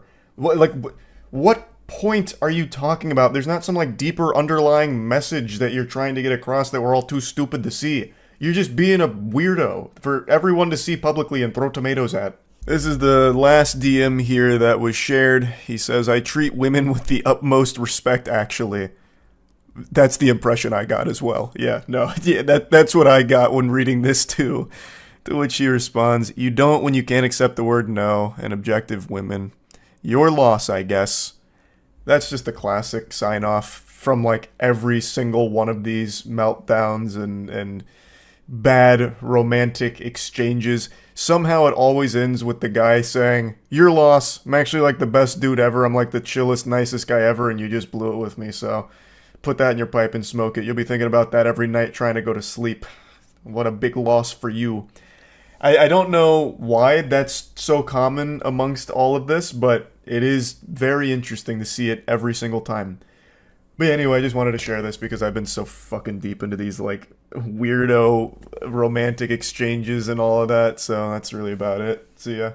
Hello and welcome back to Weirdos in the Wild. The best way to start your morning is with a big frown on your face, so get ready to wear that with pride.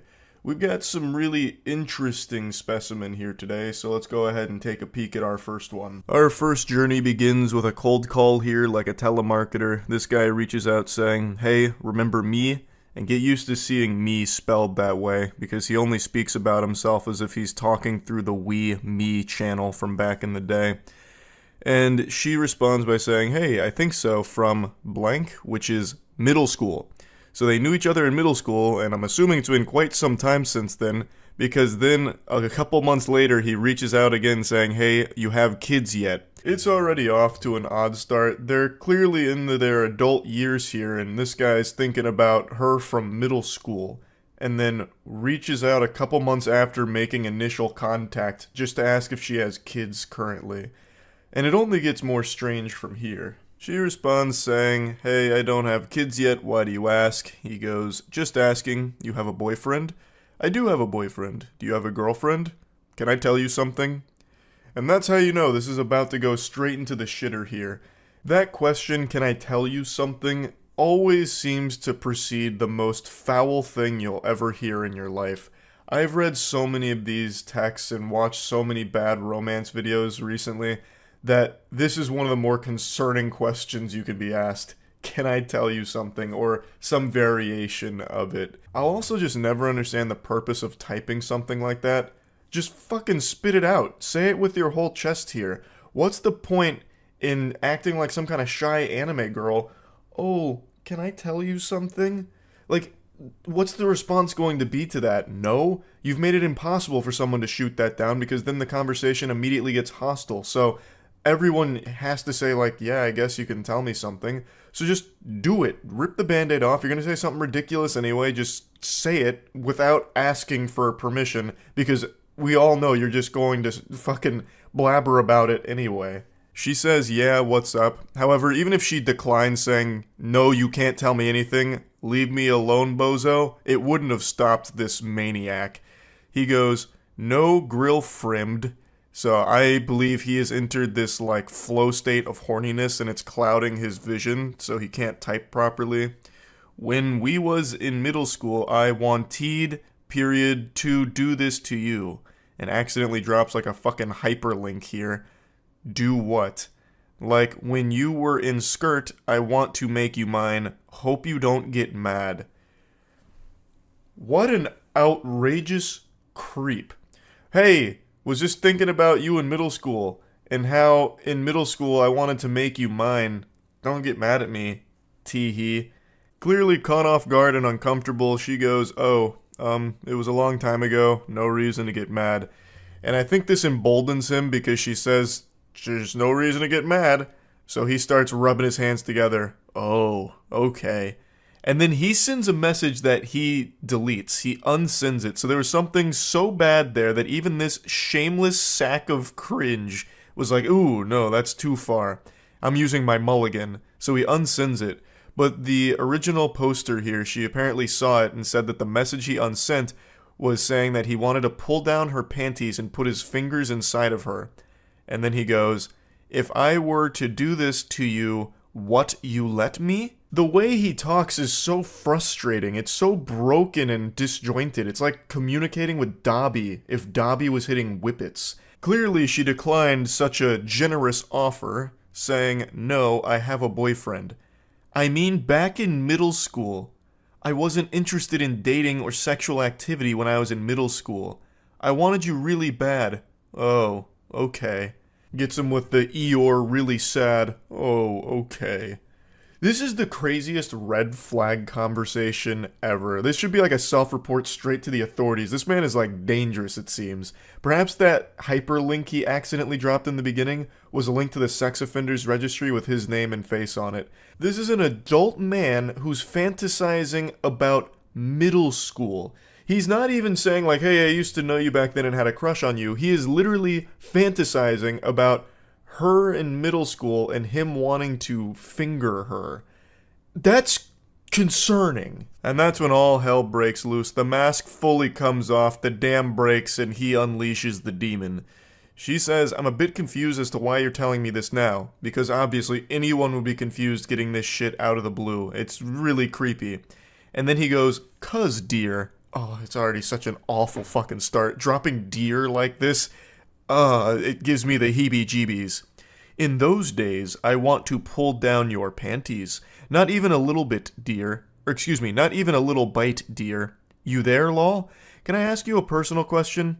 When you were in middle school, you there? He is so fixated on middle school in particular. That's the big thing for him here. And he keeps talking about pulling her panties down. It's so unhinged. You there? He keeps checking to make sure there's a pulse here, that she hasn't abandoned him and called the police or something. Can I tell you something that I want to do to you in middle school? Or you mad at me, Lou, lol. If you didn't have a boyfriend, you let me do things to you? You there? Surprisingly, she was still there and hadn't blocked him yet. So she says, no, because I'm not interested, I don't really know you at all. Somehow, she was able to resist his charm. I can't believe Casanova's silver tongue here was powerless against her. He says, I know, lol. Also, it's a bit weird that you're talking about a 12 to 13-year-old me and still being sexual about it. Exactly. It's so fucking weird. And then he just goes, hope you not mad at me for this things. And she says, please don't contact me again. The vibe I get from this guy is Freaky Fred from Courage the Cowardly Dog. Just reading what he keeps saying to her is so unnerving because he's talking about a middle school version of her. He's trying out that sexual predator riz here, I guess, and it did not work at all. I'm gonna bless you with a little bonus one here. Let me show you how not to flirt with someone you're interested in romantically. So it seems like they were talking a little bit before these screenshots were taken. He says, you play video games? Like, other than Candy Crush and Pokemon. And she goes, yep, what gave it away? Cool. Not many chicks that are, like, into real games. This is just your classic flop from a Redditor gamer, bro. Ugh, girls only like Candy Crush or Pokemon, fucking Sims or Barbie Jeep Racing. They don't like real games like me, a fucking man. Call of Duty, Battlefield, BioShock, big rigs over the road racing, Madden 24. But you're different, m'lady. You're not one of those normal chicks that likes those fake games. You can appreciate these gems that I like. Most chicks can't do that. I don't know why. Must be periods and pheromones or something, but you are rare, m'lady. You like real games. Like, I just don't know why anyone would try something like this. It's just immediately confrontational. It makes you look like a whack loser. And everyone knows it too, so she calls that out saying, really? Gonna try that one? Because it's so pathetic. And he goes, what? It was a compliment. And she just says, whatever. And then that really sets him off. So, a guy who you are already desired to be intimate with gives you a compliment, you get bitchy? And then he doesn't get a response, obviously. And then it comes back later saying, are you ignoring me now? She said, you live in a different country than me. But the fact that he immediately just gets this out of control, like, what? It was a compliment. What? Most girls are stupid. Girls go to Jupiter to get more stupider. You didn't go to Jupiter. You stayed here with me, playing real games. Why are you getting so bitchy about it? I was being nice to you. Oh my goodness, nice guys never win. And now you're ignoring me? Oh god. He also just types like a Redditor, like his response being, why? A guy who you already desired to be intimate with shows you a little affection and gives you a little compliment and you get bitchy? Like, that is the actual quintessential Redditor response right there. Just go full Poindexter on it. A man who you had already desired to be intimate with gives you a compliment. Then the whole conversation goes cattywampus and he decides to bring out the claws and just get mean. You're a fucking cosplay girl. It's not like it's real work. You get paid to be hot for people. And then she just goes, yeah, it's not gonna work. Don't text me back. Goodbye. Totally reasonable response. This guy's just immediately shitting on her for nothing she did wrong. She's done nothing wrong at all. This guy's just a loose cannon. Women like you are always so sensitive. I'm just being honest about things. If you can't handle that, I don't think you intellectually compatible with me. Oh, all the Reddit check marks are being ticked right now. I'm very sorry that you feel like I was being mean or sexist or whatever, but I wasn't. I hope you learn to be less bitchy. Men don't like that in women. And you're already past your good years. And they say chivalry is dead. That's how you do it, gentlemen. Excellent work here, and I have no doubt they're getting married soon. So he blames her for everything that went wrong. He seems to think she was being unreasonable and that he was just being honest, which is crazy. It's so sad how a conversation can go from seemingly normal to just being extremely combative because this guy is very insecure, I guess, about his video game taste or something. I have no idea. But he brings up video games in a hostile manner, saying like, oh, most girls don't play real games, but I guess you're not like most stupid girls. Like, I don't know why he can't see how no one would ever respond positively to that. And when she didn't respond positively to it, he immediately says that she's being bitchy. Just the slightest sign of her not really feeling what you just said there, and he just gets aggressive, and then gets even more mean and rude and nasty, and then still probably walks away from this thinking it was her fault. It's craziness. So he'll probably stay alone for most of his life, but luckily he's got so many great games to play by himself. So there's a silver lining there. At least he's a real gamer with those real games by his side. That's really about it. So yeah. Over the last couple of months, I've analyzed more text messages than the FBI. I have been glued to bad romance and flirting, like a moth to a flame. I've been wandering the deepest, darkest pits of filth. It's like in Space Jam when Michael Jordan gets sucked into the golfing hole. I've been sucked into the asshole of the internet, and all I see is cringe down here. But today, there's a new ingredient being added to this concoction. The recipe had a chemical X. Crime. This got posted to Reddit earlier today, and a lot of people sent it my way, and it actually reminded me of a real criminal case that happened back in 2022, and I actually found the case again through the comment section of this post, because I couldn't quite recall all the particulars of it, but there is a lot of similarities shared between that criminal case in 2022 and these text messages that this individual is showcasing here. So it starts with this girl's coworker messaging her out of the blue saying, hey. He receives crickets, no response, silence. And you know what they say, if at first you don't succeed, try being weirder. So he comes back around within 3 hours saying, hello, is this blank? She says, who is this? And he goes, it's me, with a smiley face. I just wanted to text you and see how things were. Oh, things are going alright, I suppose. Not to come off as rude, but how did you get my number, dude? I mean, I don't mind you texting me, but I've never gave it to you. And that's when he lifts up the curtain and breaks the magician's code, revealing his secret method. I just grabbed it off the contact sheet in the office room. Hope that's alright. To which she says nothing in response because that is fucking creepy. She never gave him her number. He just went out of his way to find it from their workplace. Yucky. But he comes back around saying, how's it going? And he just keeps going, throwing questions at the wind here, hoping to receive even the slightest semblance of life on the other side, not realizing that he has already scared her by snooping around tracking down her phone number without ever getting it from her directly. So it's already super creepy to do that. So he says, how was your New Year's? No response. 2 days later. Sorry to keep texting, but what are you up to today? If you're free later, I'd love to go out. I will never understand that kind of shit right there. How can you be so deluded and lost in your own little fantasy land Narnia that you think there's even an iota of a chance that she agrees to go out with you when she has ignored your messages for 4 fucking days? Like, what is the thought process? Scratching at his chin. Maybe she's playing hard to get. Perhaps she's just been truly swamped and has been really wanting to reply to me but just might be a bit shy and doesn't know how. I know. I'll go ahead and invite her out with me. That should make her a lot more comfortable. And he goes a bit deeper. I know you're probably busy, but I could pick you up too, so you wouldn't have to take the bus anywhere. If you wanted to go out, that is. Sorry to keep texting, but I don't want to be out too late, so I'd appreciate a response at some point, smiley.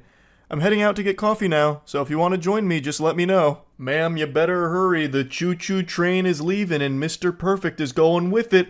You only have one opportunity to get coffee with a gentle sir like this, so you really gotta play your cards right. She declines, saying, I would appreciate it if you didn't text me unless it's work-related. I don't really know you, and I'm only blank. You're 5 years older than me, dude. This just feels creepy.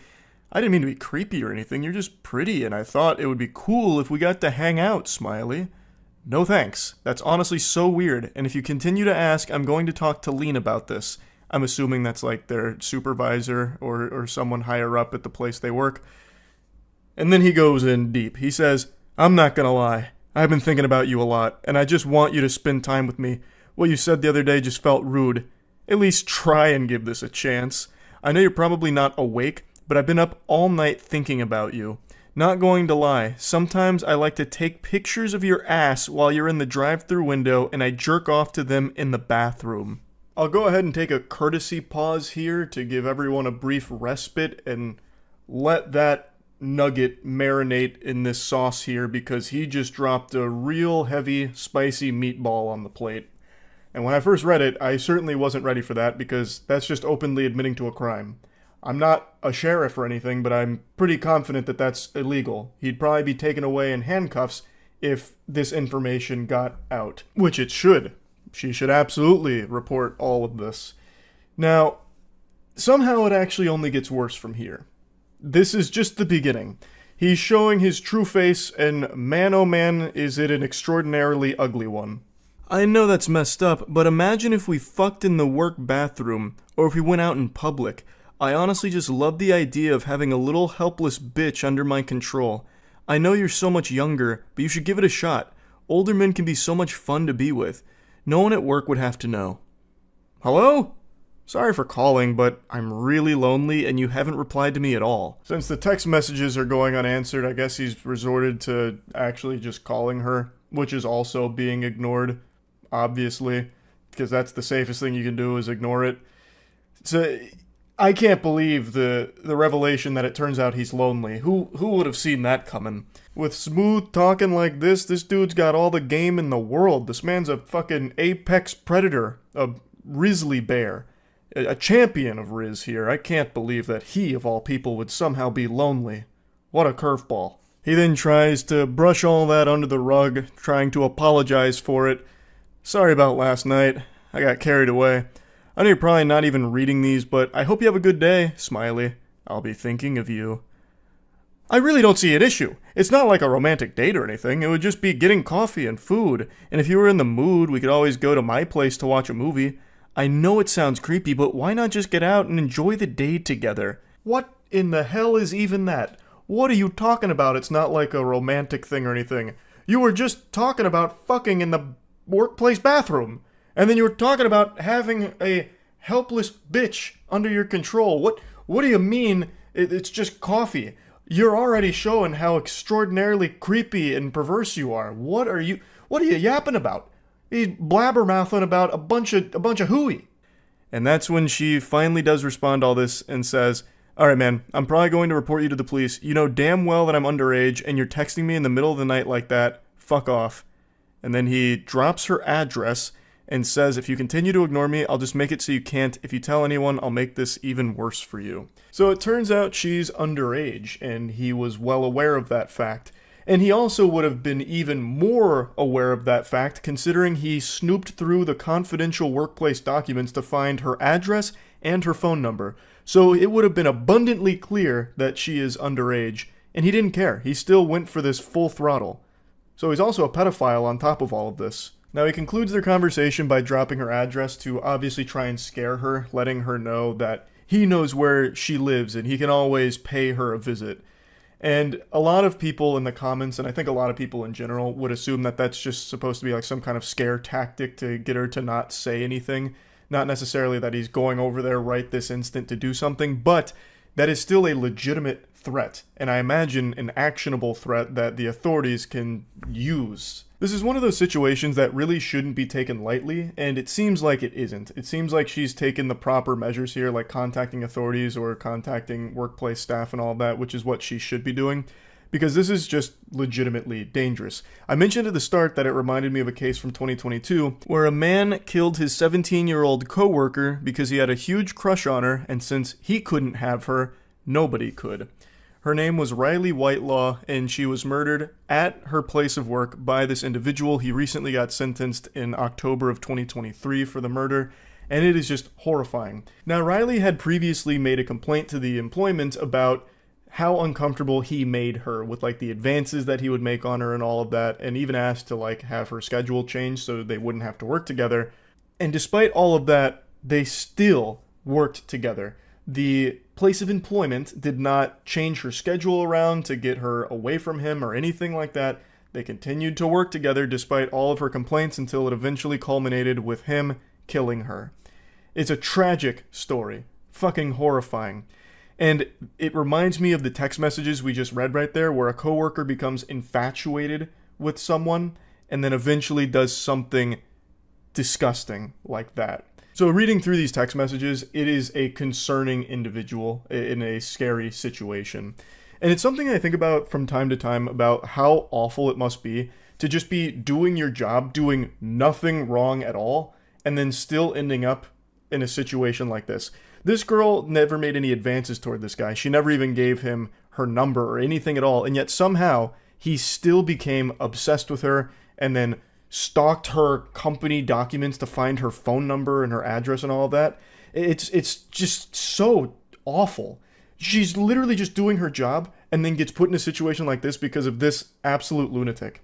So yeah, just wanted to talk about it a little bit. I think situations like these should always be taken seriously. Like if a coworker or anyone for that matter starts to get like a level of obsession with you that it becomes a bit palpable, that you can start to see it, it immediately needs to be something that you take very seriously because you never know where it could lead. And I think that is just always something that needs to be handled with real care. So just wanted to go over this a little bit. That's really it. So yeah.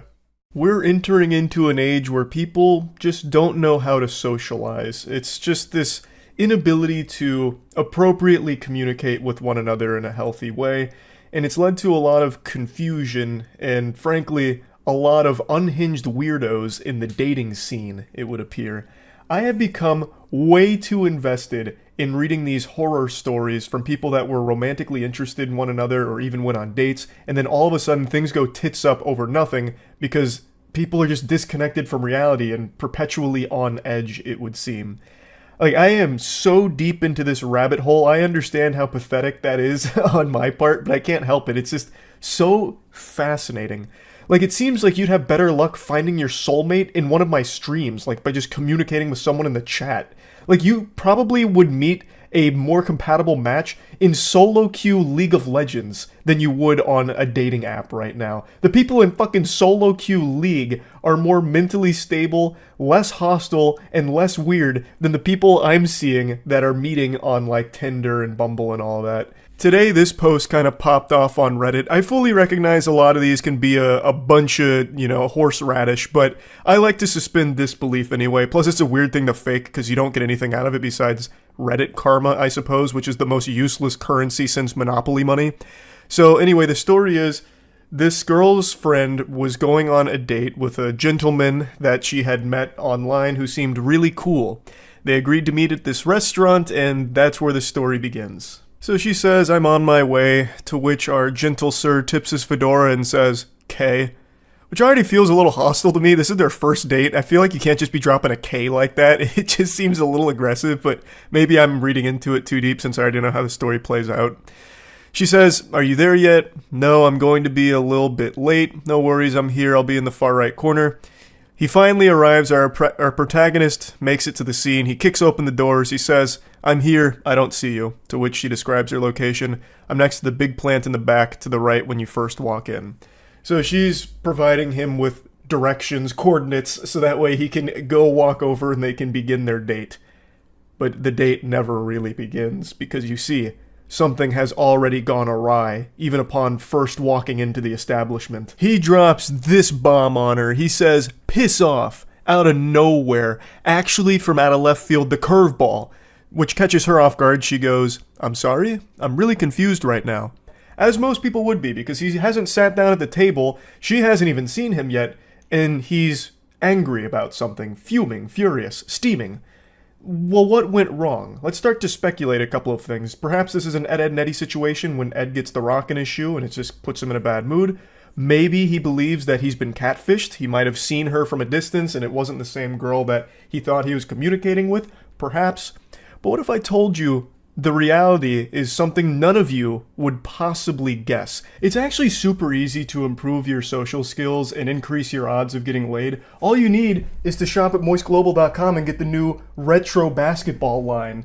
It's that simple. An incredible assortment of beautiful items available right now at moistglobal.com. Go ahead and get yourself something. Who doesn't love retro basketball gear? We tried to stay as true to all the material and all the designs of the classic basketball stuff that we all grew up with, so hopefully you enjoy it. moistglobal.com, the link's in the description. His rampage continues and he explains himself.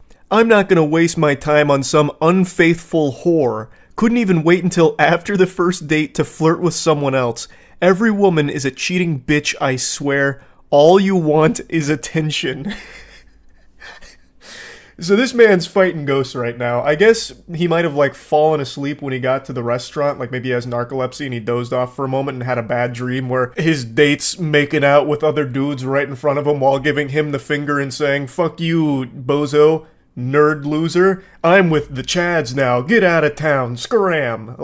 I don't know what exactly he thought he saw when he got there. But he goes on this, attack right now about how she's an unfaithful whore, even though she has done nothing but just sit at a restaurant waiting for him. And she's as confused as anyone. She goes, "I don't know what you're talking about. I haven't flirted with anyone since we started talking. I don't know where you got this idea from. Could you tell me what made you think I was talking to other guys?" He then explains himself. "Don't act all innocent. I saw you chatting it up with some Asian dude while you were waiting for me. You're a fucking bitch. I can't believe I trusted you. You're not even pretty anyways. I just wanted to give the ugly girl a chance. Or ugly they or whatever you are, slut." So he's going fucking freaky mode right now. This guy is off his gourd at the moment. Also goes with the classic, "You're not even hot anyway. I was doing you a favor by letting you be seen with me, the nice guy, the Giga Chad Alpha. Fuck! And I can't believe you've done this." Just the standard, immediately talking about, "You're actually ugly, I was never interested anyway, I was just giving the ugly girl a chance because it was a good deed to get me into heaven. That's all. I was trying to do what I thought the Lord wanted me to do. And you did this to me, you betrayed me like this? Shame on you. I was the angel." Which we've seen a million times, that's nothing new. This guy is clearly looking like a big old piece of shit here. So, then the truth of the situation comes out. "The only guy I talked to was the waiter. I wasn't flirting with anyone. He was asking me if I wanted to order, and I said I was waiting for you." This goober saw her talking to the waiter and assumed she must be trying to fuck him, because that's all women want to do. Anytime they communicate with a male, they're just trying to slobber on that meat. It's disgusting. I can't believe you would do this, harlot. I saw you talking to that man. The waiter. That's what this is all over. That's what caused him to have this massive meltdown, tears in eyes, fucking whiny temper tantrum fucking blow up. Because she talked to the waiter who was asking if she wanted to order. That's so crazy. This lunatic. This absolute goofball. It continues. She asks, "Why are you acting like this?" He goes, "Whatever, slut. Lose my number. You'll never find another guy like me." Hopefully he's right about that. I pray she never finds another unhinged weirdo like this guy. That would be for the best. Hopefully nobody ever finds this guy or anyone like him. That is just a curse I wouldn't wish upon my worst enemy. Ruined your chance with the best dick you had ever had. I bet that Asian guy is small. God, this guy is an insufferable piece of shit. Good lord. What a vile person to say shit like this. Have fun never feeling real pleasure. Don't message me again. He'll leave your fat ass and you'll come running back to me. So he's diving deep into delusion now. The waiter of this restaurant just saved this lady a long time of agony. Because let's imagine these two actually did go on a successful date. Prior to this, apparently this guy and this girl had hit it off in a big way online. This was their first date. Let's assume that this date happened without any hiccups. She would have never seen this side of him until it was probably too late when they were already in a relationship, and it would have led to a lot worse of a situation for her. So the fact that this happened on day one, well, even before day one, this is like day zero because he never even sat down at the table for the date. The fact that it happened then is for the best. It saved her a long time worth of trouble. So the waiter in this story, actually a hero. Hats off to that guy. What's that expression? It's from Futurama. When you do something right, people won't be sure you've done anything at all. Like, that's exactly what happened here. Dude's just doing his job and ended up saving her so much trouble down the line. But yeah, anyway, so she talked to the waiter about her order. This guy blows a gasket, has this huge meltdown about it, shows his true colors, and then continues to just go on and on and on in these text messages with her. But girls like you like being used. All women just like bad guys, so they cheat when they meet a chill, nice guy. Whatever, I never liked your flat ass anyway. Don't leave me on red, you bitch. You just told her to lose your number, and now you're getting upset that she's not responding? Like, he's all over the place. He says that she has a fat ass and then says it's a flat ass. This guy's walking between worlds right now. He's caught in dimensions. His brain is completely scrambled. All because he saw his date talking to the fucking waiter. That is so crazy. That is crazy. And then still has the gall to say that he is a chill, nice guy. Chef's kiss. That is right on the nose. Everyone that self-identifies as a nice guy always turns out to be like this. Like 100% of the time. It's crazy that statistic is as high as it is. The correlation between nice guys and being complete weirdos and just downright dangerously unstable people. It just, I don't know, I can't believe that it continues to be proven true time and time again. But yeah, anyway, I just had to showcase this one because I was giggling about it for quite some time. Like I said, I am in so deep on these horror stories of romance in the dating world, I couldn't help but at least share one here. That's about it. So yeah. Have you ever really taken a step back and got deep in thought and realized just how incredible it is that we as humans are able to speak to each other, language, and how mind-blowing that concept is? Communication is a blessing. But today I almost feel like it's a curse. I just read legitimately the worst thing ever, and it makes me regret that our ancestors at one point when they were still cavemen started grunting at each other to communicate, and then it eventually led to this existing. Oh my god, I saw this today, and it made me ill. And I thought, if I had to bear this burden knowing that this exists, you're gonna have to share in the load with me, so let's go on a little adventure here. It's from Tinder. Let me introduce you to the boy wonder Chris here. So, these two individuals matched, and Chris was making the first move here, shooting his shot. I better be your top priority, with a little winky face emoji. I don't know if that's the strongest opener. I haven't been on dating apps in many moons now, but that seems a bit weak, but hey, his heart's in the game. She responds to that in a pretty playful way, I think is what she was going for. So she says, let me know if you want to go out tomorrow so I can cancel my daughter's parent-teacher conference. To which our Casanova here says, such a good girl you are. I'm free tomorrow. It's already getting so yucky. Such a good girl you are. He's speaking to her like it's a dog or something, like he's about to offer her a treat. And then she says, I'm not, with a laughing crying emoji, to which he wants some clarity. You're not a good girl, or you're not free. And she clears up the confusion. She says, not free. I have to go to a parent-teacher conference.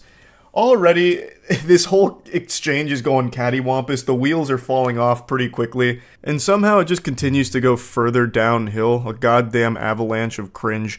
So he goes, damn, I actually thought you'd be fucking bad AF and cancel. Ha ha. And she says, I'm alarmed that you would want to go out with someone who would do that. And he goes, ha ha, I mean in the back of my head I was hoping it was a joke, that you didn't actually have one. To which she says, unfortunately, I do. And then he goes, all good, you're doing well, giving me attention right now. And then she says, I can meet up for a drink if you want since you live close. I have my kids this week, but they're older, so it's not like I can't go out. I have them every other week. Where do you live? His response here is really confusing. What does that mean? All good, you're doing well, giving me attention right now. What's happening? Is she like scratching under his chin? Like, I don't get it. What is he referring to? They're just talking on Tinder, and why is she... So you're going to start to notice that as this exchange continues to unfold here, it feels as though they're having two different conversations. Like, it's super all over the place. Like, the dots don't connect at all.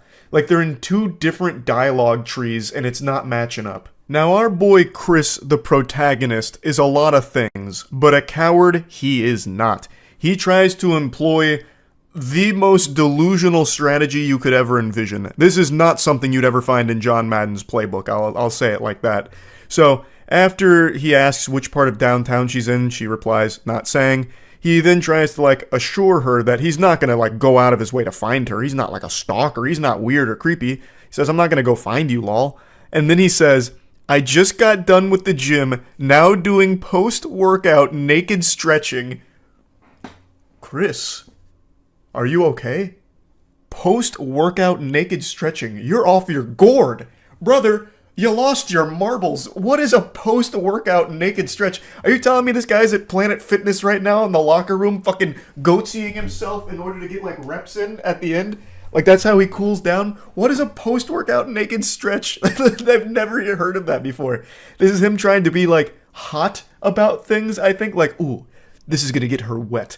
I was at the gym, pumping iron, praying at the Iron Temple, way min, babe.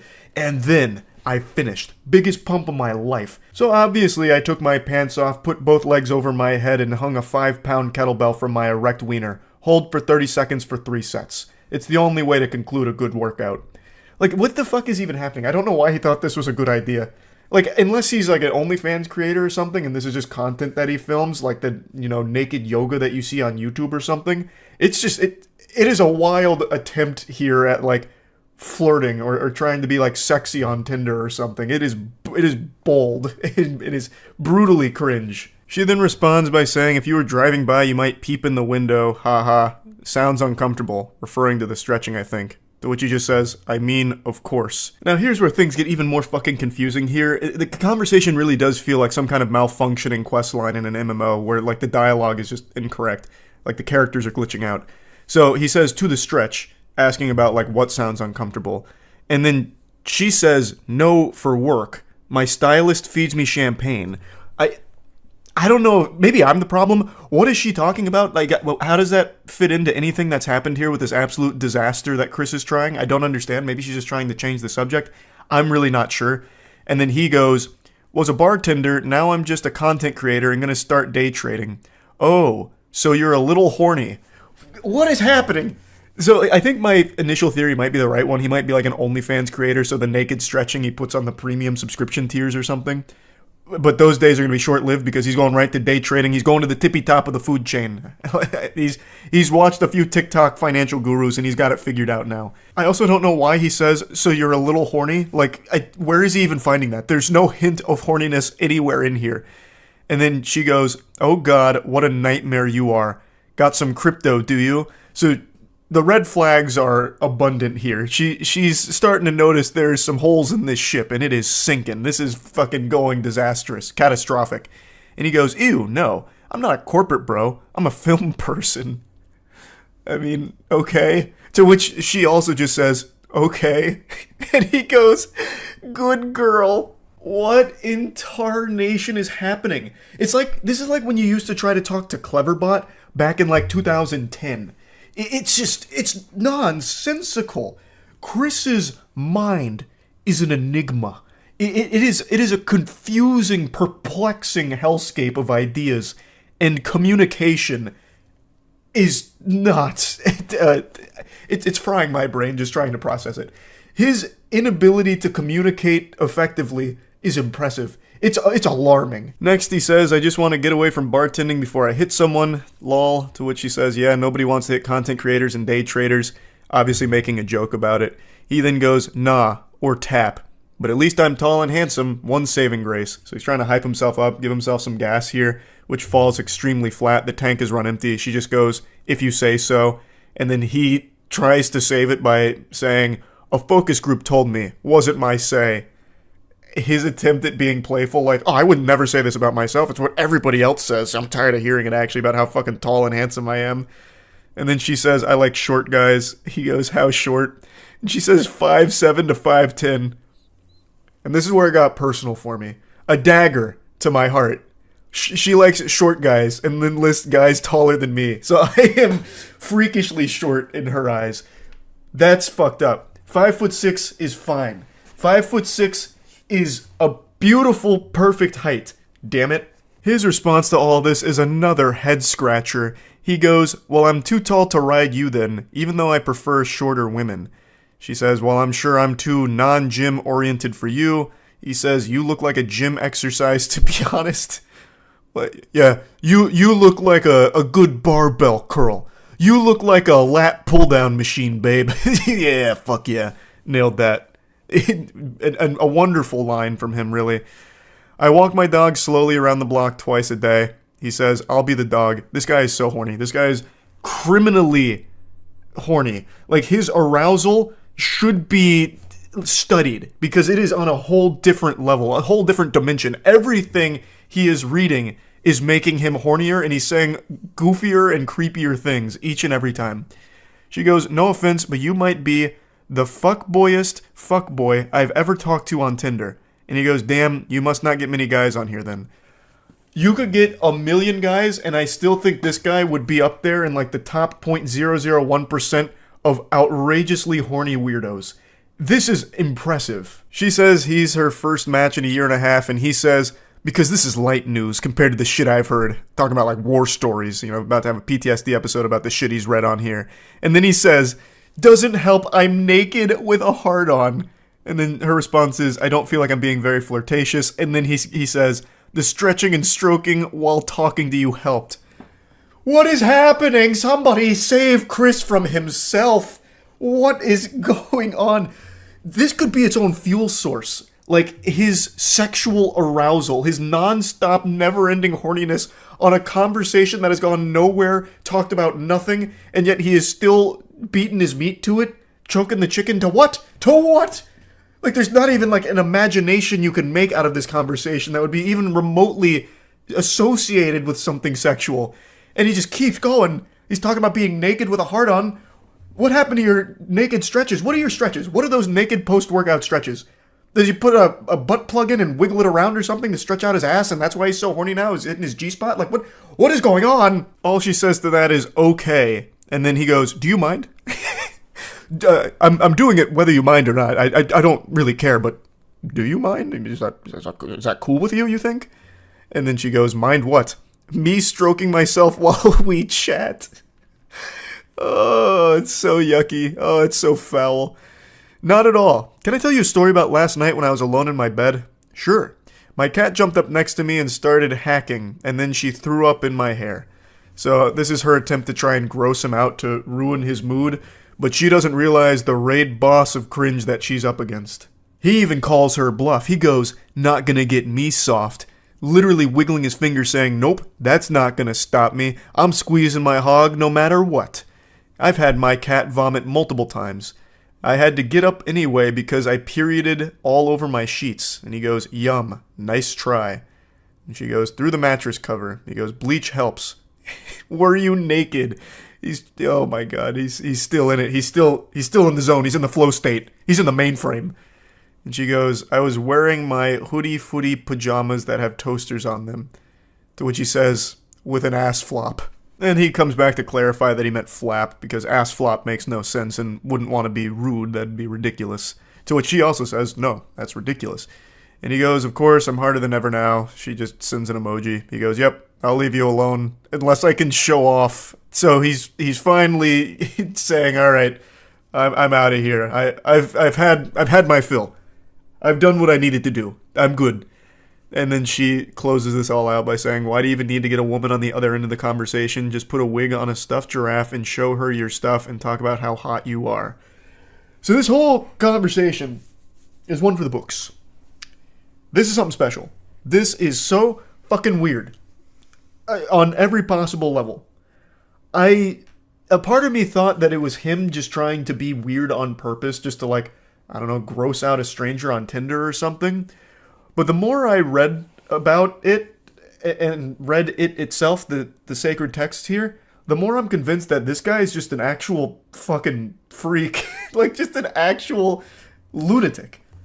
So yeah, I just had to share this. That's about it. So yeah, I have to talk about these text messages. I can't help it. What do you want from me? What do you want from me? I'm only human. These are extraordinary in like the creepiest way imaginable.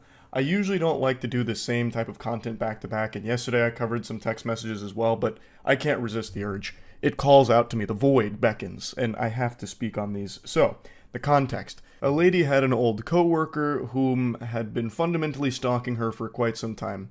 Her and her husband had dealt with this individual for a while, and decided to share some of the unhinged messages that they had been sent by him. There was a lot more that happened besides these text messages, but that's what was shared and what I want to go over. Buckle your seatbelt here, because this is about to be a pretty intense ride. This is a good read from cover to cover, if you like lunacy. Hey, I hope your weekend has started nicely. I apologize it took me a few days to feel like I could say this. No need to apologize, goober. I get it. Had to muster up the courage here. Hype yourself up in the mirror so that you could really let the demon out. You need to break up with blank, and then agree to be my girlfriend, with intentions to be my wife. And let me explain why. So he's basically acting like a car salesman here, trying to drive the hard bargain. It's like an episode of Shark Tank. I'm seeking a wife for 10% equity in my cock. I have no doubt he also had a PowerPoint presentation prepared for this, but unfortunately maybe it didn't attach, so it didn't send.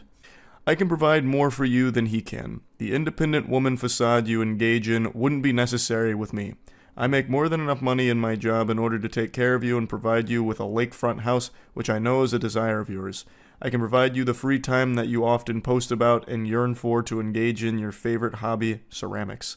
All I ask for you is your devotion in return. I know I am perhaps not physically desirable to you, which is why I plan to compensate with the lifestyle you often talk about wanting to provide yourself. You can really feel the fedora through these messages. It smells of such potent desperation. It's also very interesting that he calls attention to not being physically desirable to her. It's an interesting negotiation tactic.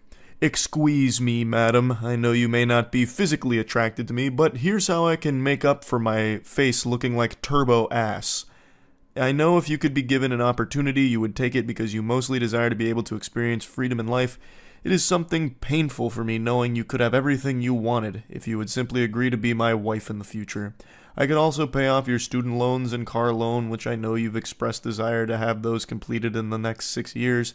I could do that today, with a simple call to your loan companies. All I need from you is to immediately move to my property and begin your new life with me. Jesus Christ, that is concerning. I can pay off all of this. Just come join my cult. And I promise I am not a rapist or a creep. Nothing screams good guy quite like needing to clarify that you are neither a rapist nor a creep. I mean, would he lie to you, right? I mean, that's what a normal person says, like, by the way, miss, I am neither rapist nor creep, so you should feel safe around me. Now come live on my property immediately. I am not going to imprison you, or shackle you, or enslave you to a basement. Well, alright, breath of fresh air. I was a little concerned about that, but now, luckily, he explained it. Now there's no reason to feel alarmed anymore about that being a possibility. You are free to continue your friendships with your womanly friends and your relationships with your family. I would never take this from you. I would never force you into sexual situations you do not want to be in. I know it must sound so strange hearing this, but I feel I must make it clear to you that this is a dream opportunity that will not harm you in any capacity other than dropping your current life, boyfriend, and job, and immediately begin pursuing your hobbies while we plan our wedding. I've got a sneaking suspicion that this guy would absolutely shackle her and imprison her in the basement. But I imagine she wouldn't be alone down there. There's probably quite a few other victims that he has in that basement. This is a fucking unhinged creep. Now, it's important to mention that this isn't just some random person sending a bunch of nonsense. This is a very credible threat to the safety of this woman. So, according to the husband, they had been dealing with this individual for quite some time. and they even went to court over it. There's a lot that this individual has done aside from just these creepy messages, and it had been a huge problem for them for a while. This is a really dangerous person to be around. I hope you're not overwhelmed. I know we have not spoken very much in the last 6 years we've known each other. I've always known you were supposed to be mine as soon as I met you on March 3rd, 2018. He's got that shit marked in his calendar as the most important day of his life. I've never once inserted myself into your life. I haven't pestered you for your phone number, and we have an occasional chat on Facebook now that we're not in the same office anymore. I've been satisfied with this level of acquaintanceships for years, and I understand that you have been with blank since 2012. I understand you were committed to him prior to us meeting, but blank, you must agree that we have something special. We share so many interests, and we were always able to have great natural conservation. When we would attend lunch together during the workday, it was an effortless and relaxing experience to share those 40 minutes with you once or twice a week. And don't think I forgot how often you paid for yourself, a trait I knew was you trying to assert your independence in front of me. Oh, the delusion. Oh, the delusion is sickening. That's an example of something I've talked about quite a bit on stream, where no matter what, there are people that will view things in an entirely different lens that make no sense. Something as simple as her buying lunch for herself was interpreted, misconstrued by this fucking menace as her trying to assert her independence in front of him. So it's just like this honestly scary situation where something totally innocent, like just buying yourself lunch, has now completely been lost in the sauce of this dude's noodle, where he thinks it was all about him. It's so weird. I knew then you were trying to show me that you'd love for someone to take care of you. I'm ready to settle into a family-oriented life, and I recall you saying you would have children if you had the financial capital to do so. I know you desire to be a mother, despite your current male partner not wanting them. You would make a wonderful mother to our children. I would ensure you had everything you needed to live the family life of your dream. Wow, I just had a voice crack. That was a big voice crack, too. This man's serial killer stalker Riz just attacked my vocal folds.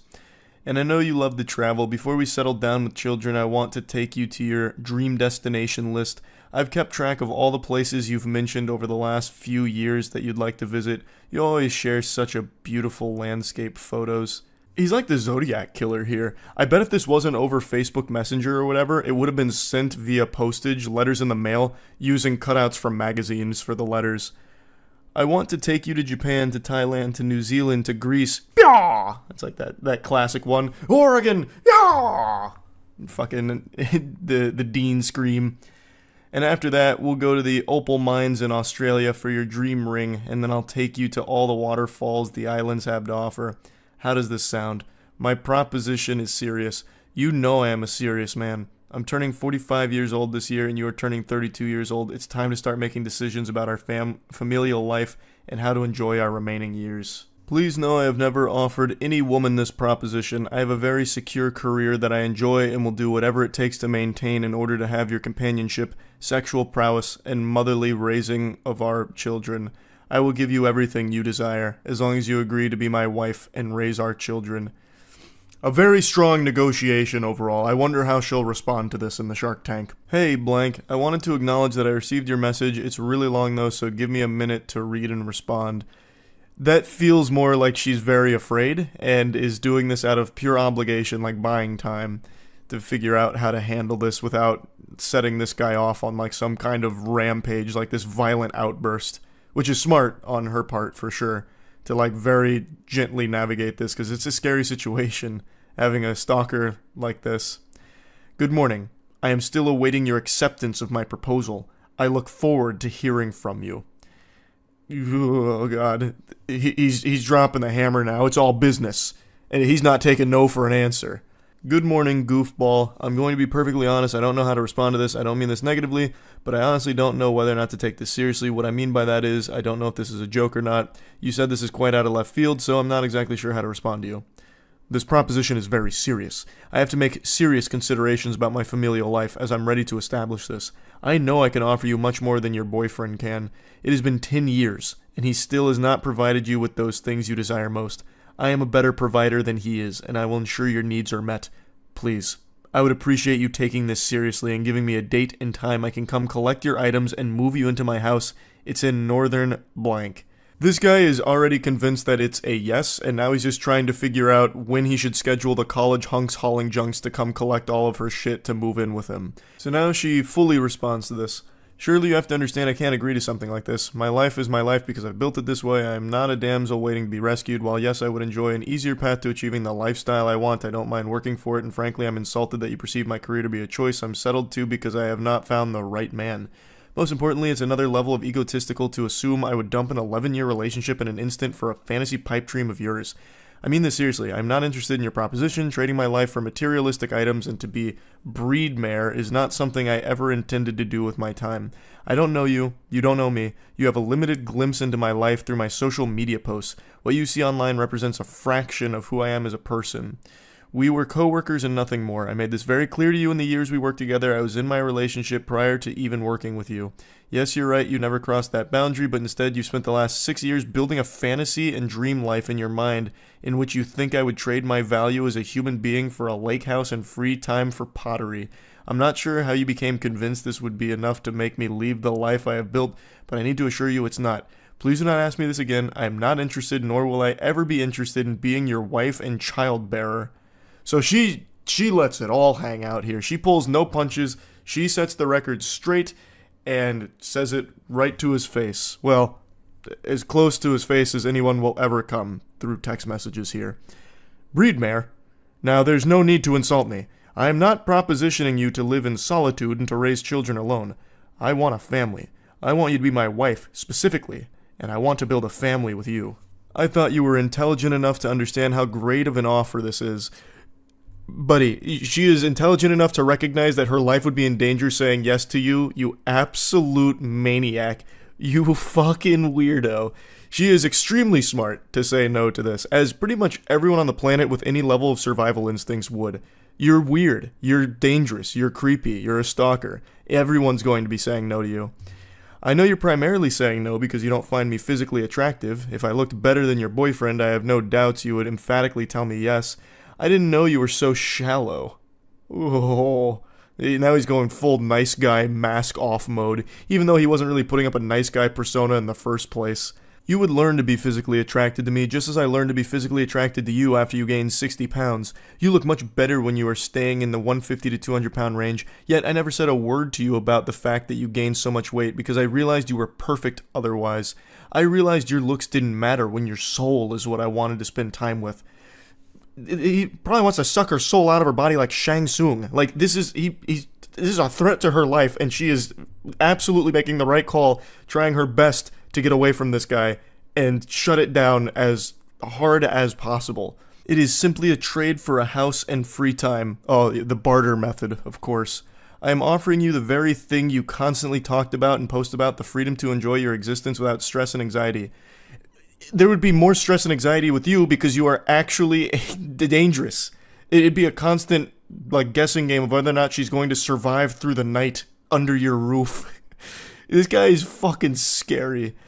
And he makes it seem like so simple. Simply in return, we are married and have a family together. Yeah, I mean, that's small potatoes. That's nothing. That's no big deal. It's a great trade. You get a house and you get the weirdest man in the world. A win-win. You would learn to love it because our home together would be so peaceful and joyful. However, perhaps you're right, and you are not the woman I thought you were. You're attracted to a low-life loser who filed bankruptcy at 25, hid his credit card debt from you. You pay his bills while he job hops because he doesn't know how to stay at a job for longer than a year. You cried constantly at work and had panic attacks not knowing where the money was going to come from. And what did you do? You worked a second and third job to make ends meet while he piddled away at putting in applications and not manning up to do what he needed to do.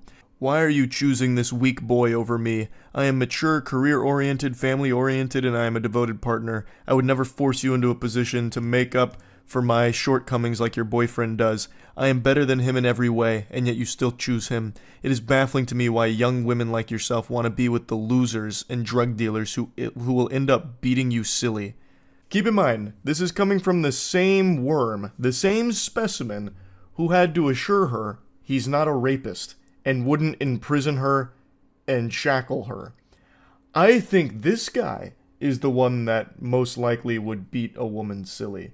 Because he has all of the red flags you could possibly fucking imagine about a man. I'm going to fast forward through the second paragraph, Meltdown, here, which is just a teary-eyed tantrum with him shaking his fist saying, "I thought you were different. You must stay with him for his penis size, because I can't even begin to understand how someone as intelligent as you are would turn down my offer. A luxury life free of stress turned down for a life of second-guessing and financial strain? Why? What good reason do you have to turn down my offer?" He immediately goes to wiener size. Just another huge insecurity here. So I'm guessing not only is he physically appalling, but he also has a tiny cock. She says, "I'm not even going to entertain that message with a response. I don't owe you any explanation about why I'm still with my boyfriend even after all his shortcomings. I don't owe you an explanation on anything, ever. I've been wondering all evening what it could possibly be about me that you're so repulsed by that you won't accept the offer of a lifetime." Yeah, it's such a mystery. What about this perfect gentleman here and scholar would she find repulsive? I'm racking my brain and I got nothing. I have no idea. What could she possibly not like about him? He's such a doll. My friends are also appalled. Why aren't you accepting this? Yeah, I'm sure he has so many friends. He contacts all his friends. He's like, "Guys, she won't just give up her life and move in with me. What's wrong with this bitch, huh? What's going on? Is she crazy? She's crazy, right? It's not me. I'm not the problem, right?" I didn't think so. It's definitely her. "It's everything you have ever wanted, and you're turning it down still? Why? You owe me an explanation after I spent years ensuring I had enough to offer you." That's really scary. If this guy's whole motivation for, like, working hard, grinding, and, getting money is just to try and act on this fantasy delusion with a stranger, that's unhinged. Well, all of this is unhinged, but that one's even wilder because, again, they're not close to each other. They're still pretty much strangers. "I'm starting to get very upset by your actions. You have one more chance. Anything less than an emphatic yes will not be accepted." So he tries to, bring it down, an ultimatum. Last chance. This is the last ball game pitch here. It's got to be a home run yes, or I'm out. I'm sure this will come as a huge surprise to all of you watching this, but she still said no. In the most polite way possible, fuck off. I don't owe you shit. I'll be blocking you now. Have a great rest of your life. I waited all day to see if your little conniption would resolve and you'd come back begging me for this opportunity. But I see you've decided to block me on Facebook, but too stupid to also block me on Messenger. At least for now. He's now fully in his villain arc. He put on a trench coat, sunglasses, and he's doing this while typing. "I see you've blocked me on Facebook, but not Messenger. For now." I cannot believe I allowed myself to become entangled in the idea that a beastly fat woman such as yourself would actually choose to settle down with me. I can do so much better than you, and yet here I was offering you a way out of your wretched life. We both know you're settling with blank because you're too lazy to lose weight and make yourself more attractive, and you've trained him to be okay with your fat. I was willing to let your fatness go to the side because I knew if you had free time, you'd lose the weight and retain a more attractive figure for our relationship. I'm embarrassed I've spent so much time preparing for this moment and was wasted on a fat whore who doesn't know when she has struck gold. I truly thought you were different, that you actually wanted a nice man to be with. I see I was dead wrong.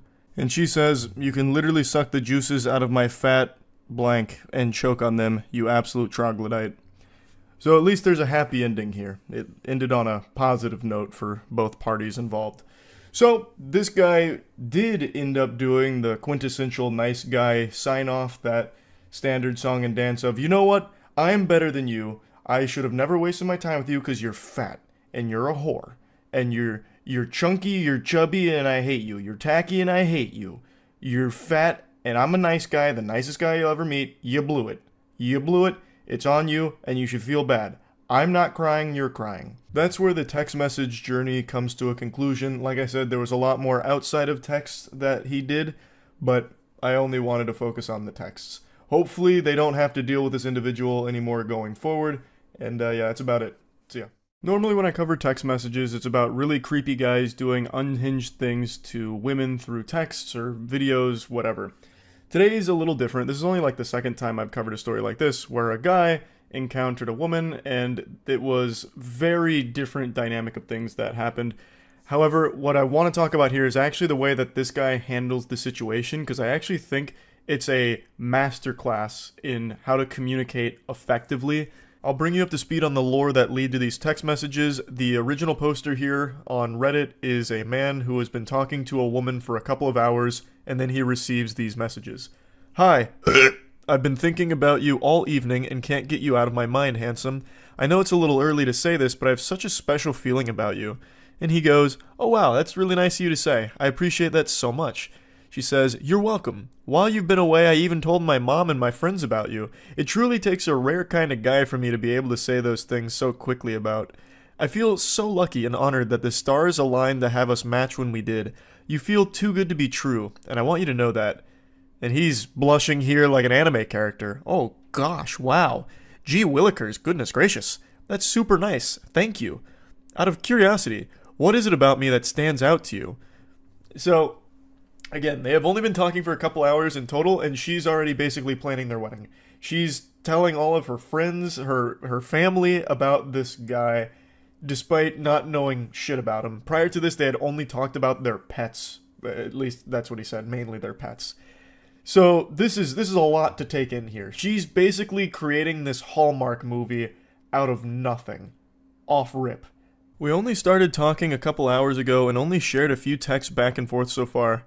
So I'm honestly just curious what caught your attention about me, because that's very, very sweet of you. This may sound crazy, but call it a sixth sense if you will. I can read people like a book, and I already feel like you, I've known you forever. I don't know if you believe in past lives or not, but if stuff like that exists, I had a weird feeling about 30 minutes ago that we knew each other in a past life, and I have to get to the bottom of where and how. Damn, that's really crazy. It really is, though. Thank you for finding your way to me. And he just goes, haha, you're welcome. When asked what about him exactly drew her to feel so strongly about him so quickly, she says that it was a sixth sense. Basically, it's her superpower. She's one of the Avengers, and she has the ability to find her soulmate after only communicating with them for a couple of hours. She's like a vibe sorceress. She's able to pick up on vibes and figure out who's got the best vibes for her, and falls in love very quickly. Nothing here seems malicious, and in a vacuum, it's pretty sweet messages, but these are messages you'd expect from someone that you are actively dating or someone you have known for a long time and are progressing to that stage. This isn't something that you would immediately dump on someone's plate after only knowing them for a couple of hours. That's a lot of food to digest there. That's a lot to put in your pipe and smoke here. There's a lot happening way too quickly. I hope you don't think I'm crazy. I don't normally say stuff like this to guys, but there's something different here, almost like spiritual energy. I've been waiting for my soulmate for years and kept getting led astray by the wrong people, and now I think I know why. We have to meet ASAP. I'm so fucking excited to see what out energy in person is like. If it's this intense over text, I can't imagine how incredible IRL our dynamic will be. She's definitely seeing these text messages through a different lens here, because I'm not picking up on any type of electric energy. I'm not getting butterflies in my tummy just reading it. I'm not getting the tingles. This is two very different levels of intensity and excitement. She's out here full of jubilation, like she just won the lottery. Meanwhile, the guy's energy is the same excitement you get over finding an extra chicken nugget in your 8-piece box. Like, it's very different. But he still says, when are you free? I'd love to meet tomorrow, but I have therapy late afternoon and then work at night. So how about the day after? That would probably work. I can let you know for sure by tomorrow at some point. How about I take you to dinner? I would love that. I'm so looking forward to the first meeting in our beautiful story, handsome. Aw, lol. You're so sweet. I have to go to bed now for work tomorrow morning, but let's talk more tomorrow. Absolutely. Sweet dreams, sweetheart, and you'll be in my dreams. He says, sweet dreams. I hope you have a good night's rest. The next morning rolls around and it's a totally different ball game, sports fans. Good morning. How's your morning going? She says, good morning. Fine, and yours? Now he's the one with a lot of energy now. Great so far. You hitting him with the Tony the Tiger? Great! Just had a meeting with my boss and got some pretty positive feedback, so I'm pretty happy about that. And she just one-words him. Gotcha. He immediately picks up on the tonal shift here and says, is everything okay, lol? Yeah. Why do you ask? Because you're being more short than you were yesterday, which is fine. I'm just trying to see if you're okay and if you need anything. This guy seems like an actual sweetheart, but this guy seems like a fucking peach. This guy seems legitimately like a nice person. And she goes, I appreciate that. Well, to be honest, I was in my feels this morning when I woke up to no good morning text from you. That's an odd thing to expect from someone who is legitimately still a stranger to you, but even still, he apologizes, saying, oh, I'm sorry, I woke up later and had to rush to work. As soon as I got to work, I had the meeting with my boss and then immediately texted you after the meeting was over. I'm really sorry for the misunderstanding. Yeah, it's cool. I just thought you were perfect for me and then this happens. And he's as confused as every other person on the planet would be. He says, I'm confused. Did I do something wrong? It's still pretty early in the morning. It's not like I went most or even half of the day without texting you.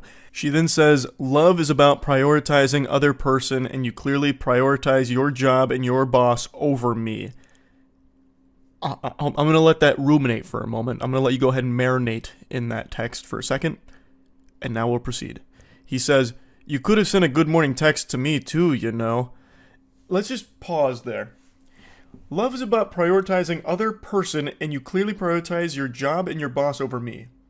Yes, as he should. You are a stranger. What do you expect him to do? March in there up to his boss, spit in his face and be like, I quit.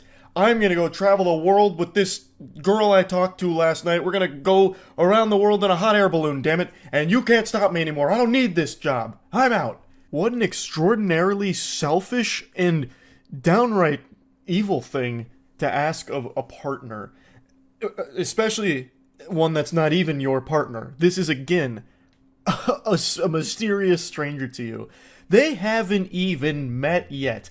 I hopped on Apex Legends on stream the other night and ended up queuing with a random squad mate in 3 consecutive games. I knew more about that motherfucker through him just on the open mic than these two know about each other.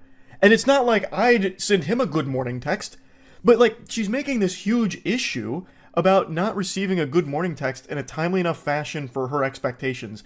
He still sent a good morning text, mind you, when he didn't need to, since again, they're not dating and they really don't even know each other at all, but he still sent one. It just wasn't fast enough for her, and that right now is a massive problem to her. That is shocking. Why does it automatically have to be me going first? Plus, to be honest, we barely know one another. I don't think it's fair that there are already these expectations. Super reasonable from him. And he's right. If it really is a huge deal to her, she could have been the one to send the good morning text, and then he would have known and been able to respond when he could. She then says, dude, you are the man here. You're supposed to be winning my heart. That's your role. I don't want to chase someone. I deserve someone who will romance me and win me over. Waiting to text me until you get to the office shows your priorities are not what I thought they were. What the fuck? What are you talking about? He's already won your heart over by just existing, it seems like, since you... Oh, I'm farting. Yeah, that's how much I think of that statement. I rest my case. I'll let my asshole do the talking on that one. Not much more needs to be said there. He then responds, I'm sorry, but this is crazy. We are practically strangers and you're already making demands. I do romance whoever I'm pursuing. I'm a very romantic guy. I did text you early this morning, but because it wasn't done exactly the way you think it should be, I'm a bad guy. She then goes on to explain that she doesn't think he's a bad guy, but just doesn't like that he doesn't feel the same way about her as she does to him. She then also explains that the therapist she sees is for her borderline personality disorder, and she explains how that relates to what they've been talking through. And that made a lot of sense when I read that with the way she was acting throughout these text messages. And that is a very real struggle that I always have a lot of sympathy for, and I'm always wishing the best for people going through BPD. It's great that she's trying to get help through therapy, and I'm wishing the absolute best for her with that. What I want to talk about here, though, is how he handles this whole situation. Even before knowing about her BPD, which obviously he didn't since they are completely strangers to each other, he was still being very respectful and communicating effectively. He wasn't being combative or aggressive. He was being a very wholesome individual, and this is just an unfortunate set of circumstances. He responds by saying that he appreciates her sharing her vulnerability, and then says, do you mind if I share something that's bothering me a little bit? And she says, yes, please do. I want to know how you feel so badly. Please open up to me. Well, I'm a little scared that you're already using the word love in regards to us. We are still basically strangers and have been texting for less than 24 hours. And she just says, Kay, should have known you weren't special after all. You're a normie, a basic bitch if you will. Normies don't understand or appreciate love. They will never know what we do. He says, who is we? She says, empaths. I am an empath and feel things more strongly and deeply than regular people, something you clearly don't appreciate and take for granted. One day someone will see my gift and cherish it. He says, I wanted to take you on a date. If it went well and we were compatible after a while, I was definitely interested in a serious committed relationship, but I do have to meet someone first to know that and hang out a bit first before I make that commitment, which again is a totally understandable thing. And she says, fuck off, bro. You're disgusting. I can't believe I ever saw something in you. You are not the one. You're just another schmuck in a long string of disappointments. Schmuck is a word I haven't heard since the Stone Ages, and I really appreciate that she dusted it off for this message. Schmuck is something that used to make me giggle every time I heard it when I was a kid. I deserve better. Fuck you. You thought I loved you, but I don't, bitch. Don't ever contact me again. We are over. I never loved you. You lost the best girl. You'll never meet someone like me again because you're a normie who can't see or identify a gym. We are not the same. Love is not a lie. You were. You're the problem. Don't contact me again, basic bitch. You repulse me.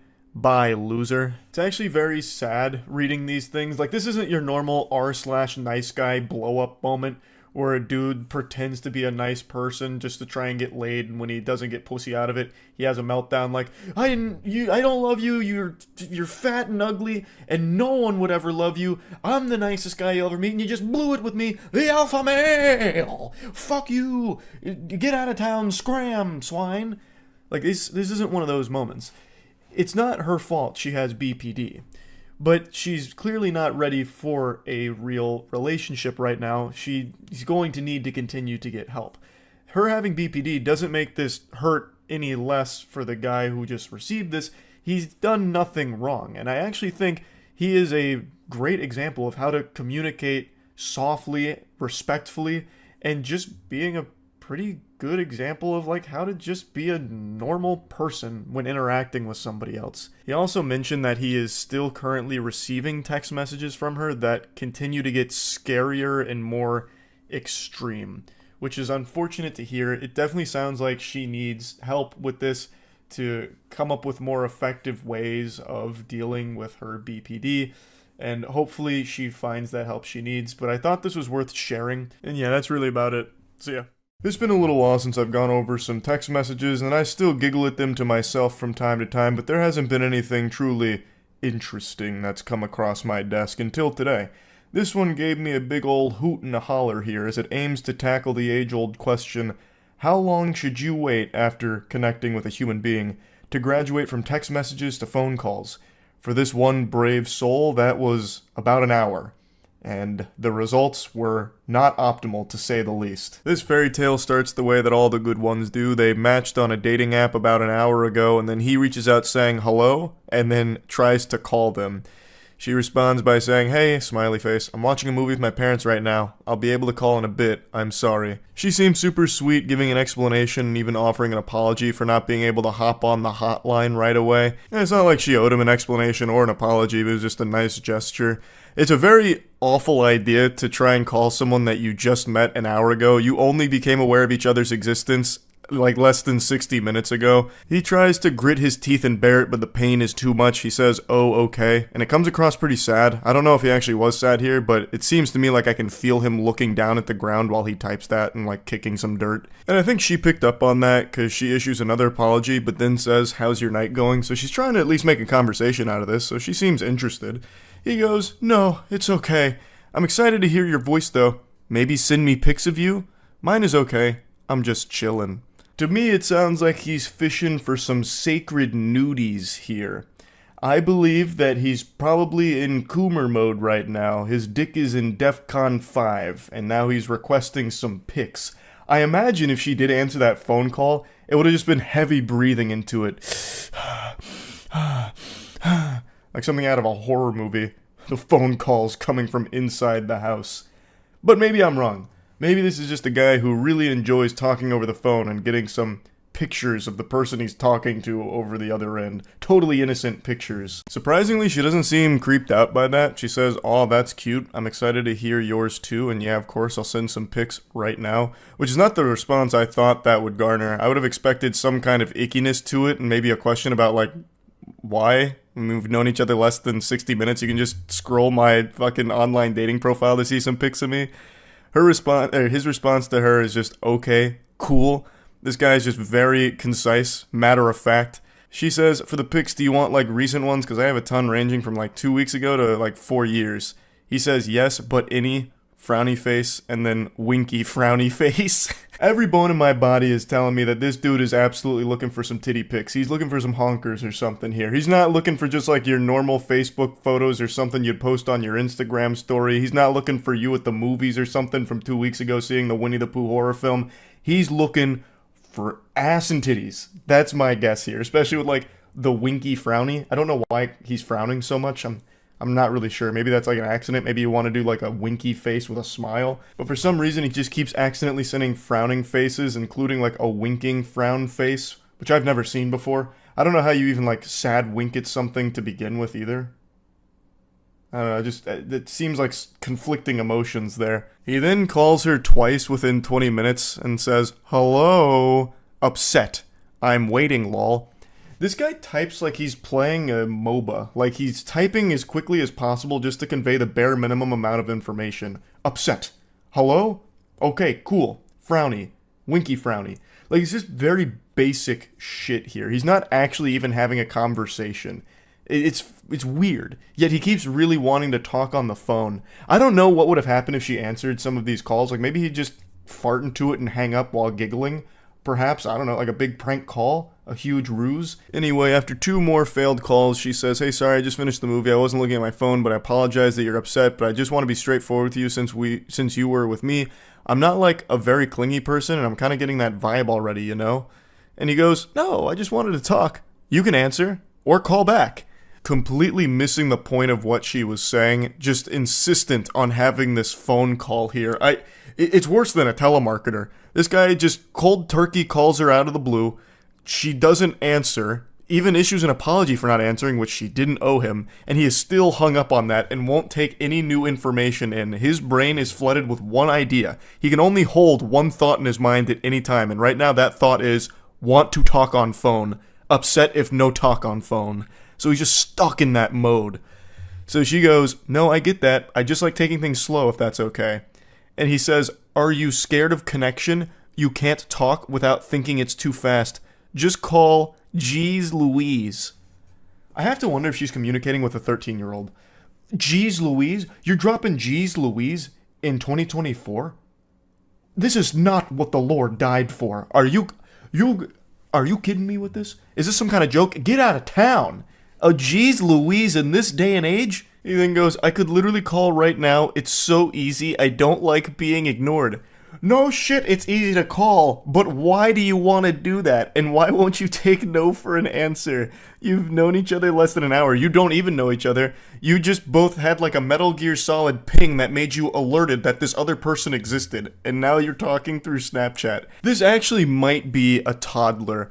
Maybe the person that she matched with through Tinder or whatever the online dating app was, maybe they went to an Easter celebration with family, and then their little nephew got a hold of the iPad and then just started talking to some of his contacts, and this lady was one of those victims here. So she's actually just communicating with a legitimate diaper-shitting, milk-snorting little kid.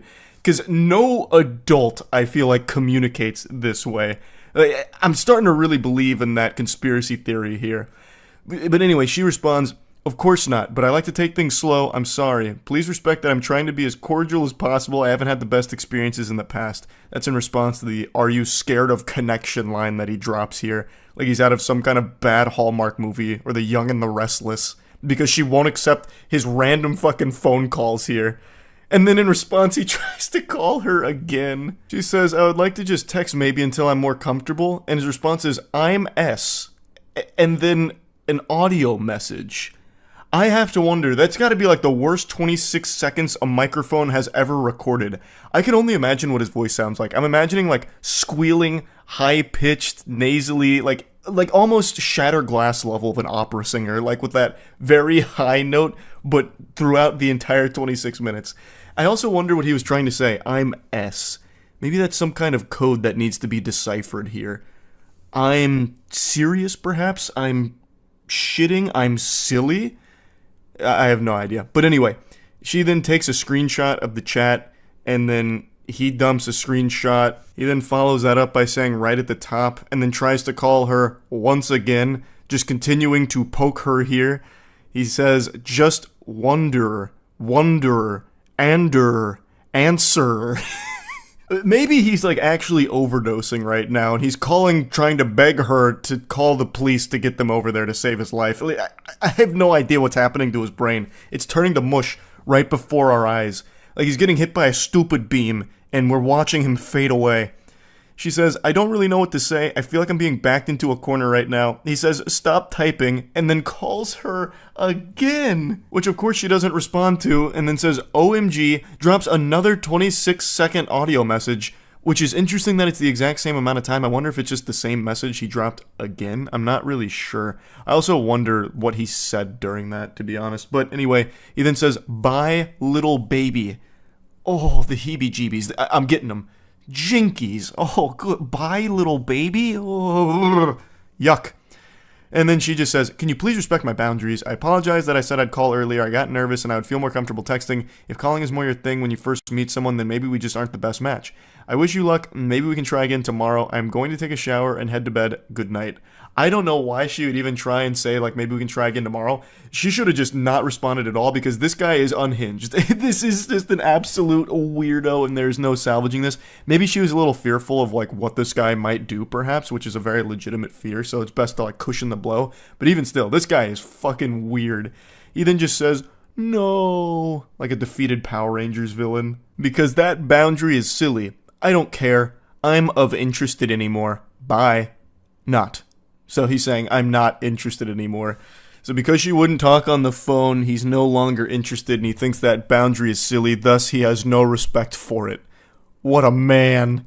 And then she says, okay, I apologize again, hope you have a great night. And then he just says, just say bye. What a quirky little lunatic here.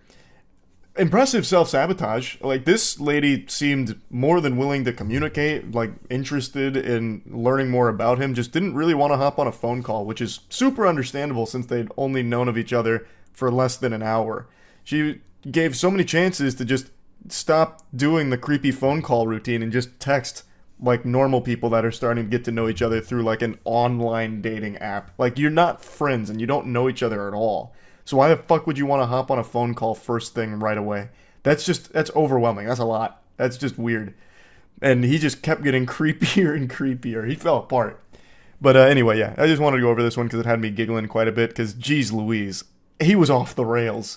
That's really about it. See ya.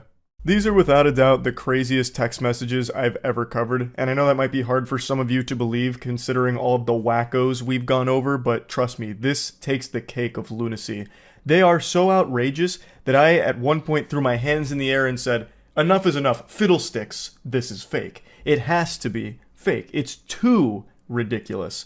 So I did a little bit of digging, and it seemed other people also thought that they might be fake. So after going through the evidence they compiled, it turns out that this is most likely real.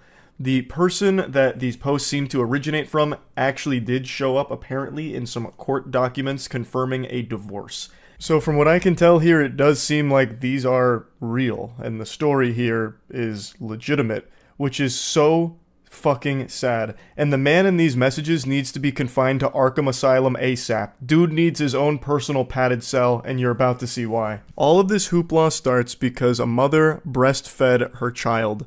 The husband says, "You've been breastfeeding? You know how I fucking feel about that." She replies, "What time are you coming back?" He says, "I don't know if I am." She says, "Why, are you mad at me?" "Yes." "What did I do? It's just the breastfeeding?" "That. The feelings it gives me and how I finally understand that you truly don't respect me." And she says, "I do respect you. I just thought we could compromise about the breastfeeding. Talk about it. If you don't like seeing it, maybe I can just do it in a different room." Weirdo's mad because the mother of his child is breastfeeding that child. Is there a worse possible reason on this planet for anger? I can't think of a single reason any sane human being would be upset about something like that. Unless it's like some kind of crazy situation like, hey honey, I just got some phone calls from some concerned parents. Apparently you tried to breastfeed our son Jerichomo at the football game. He's 15 years old. Maybe it's about time we wean him off of that. We're scaring the other parents here. But this, they're talking about a newborn baby. She's still in the hospital with the newborn. He continues, well, we didn't talk about it, you just did it. And it's not about seeing it, I know it's happening. I'm done. Done? Let me know when you're being discharged and I'll be there. Like, you're divorcing me? You go behind my back and do something I've stressed about not doing. That's no different than lying and shows how little you respect me. I wasn't meaning to disrespect you, I just wanted to give Wilder breast milk since he was born early, and I know it's the best thing for him with the antibodies and other stuff he'll get from it. The only thing wilder than that name is the husband's brain-rotted brain. Absolute delusion here to be making a huge stink about her breastfeeding a newborn. So, the name Wilder, and you're about to see they actually have another child named Hunter, spelled with a Y. Those two names really set off my bullshit alarms. Like, it was really giving me the heebie-jeebies of, this is fucking fish paste. This is baloney. But again, from what I've seen with what people have found, because the original poster and everything, people did a lot of super sleuthing. From what's been put out there, it does seem like it's legitimate. He continues his rampage, saying he's not a preemie, he was born at full term, it's still unneeded, he's still bigger than I was when I was born, and you could have always asked the nurses for a pump. It's a proven scientific fact that breast milk is no better than modern formula. He's wrong about that, by the way. Modern formula is fine for women that don't want to breastfeed or can't. I decided to fact check that claim, do a little research on it. Turns out it's not a scientific fact. You know what is a scientific fact, though? That this man is clinically insane. So keep in mind, I'm not a breast milk scientist. I'm not a connoisseur of boob juice. I'm not the lactation lord. But from the bits and pieces I read about breast milk versus formula, it seems that breast milk is still the most recommended way of getting nutrients to your baby, if possible. She says, I know, but the benefits of the breast milk still outweigh the formula. Latching helps drop the milk better than the pumps. He says, yeah, the benefits to where I'll never be able to look at you the same way again. She's confused, as everyone listening and reading this is right now, scratching their head, wondering what the fuck is wrong with this weirdo. She says, what do you mean? You think I'm a bad mom for breastfeeding? And he says, I think you're a bad wife. I think you don't respect me. I think you took a joy away from me. I think a lot of things. Took a joy from you? I don't understand what you mean. Formula can still be used. And this is where he drops the bombshell. He reveals where all of this anger and hostility comes from. I enjoy your boobs. Now they've been in another man's mouth. I now no longer enjoy your boobs. He goes Neanderthal mode. Boob sucked by baby. Boob no good to me now. No want tit no more. His own child he views as competition because his newborn son suckled his mother's bosom for milk. The most natural thing throughout human history. And somehow this psychopath thinks that his newborn has now tainted his wife's boobs and he can no longer enjoy them, saying that they were in another man's mouth.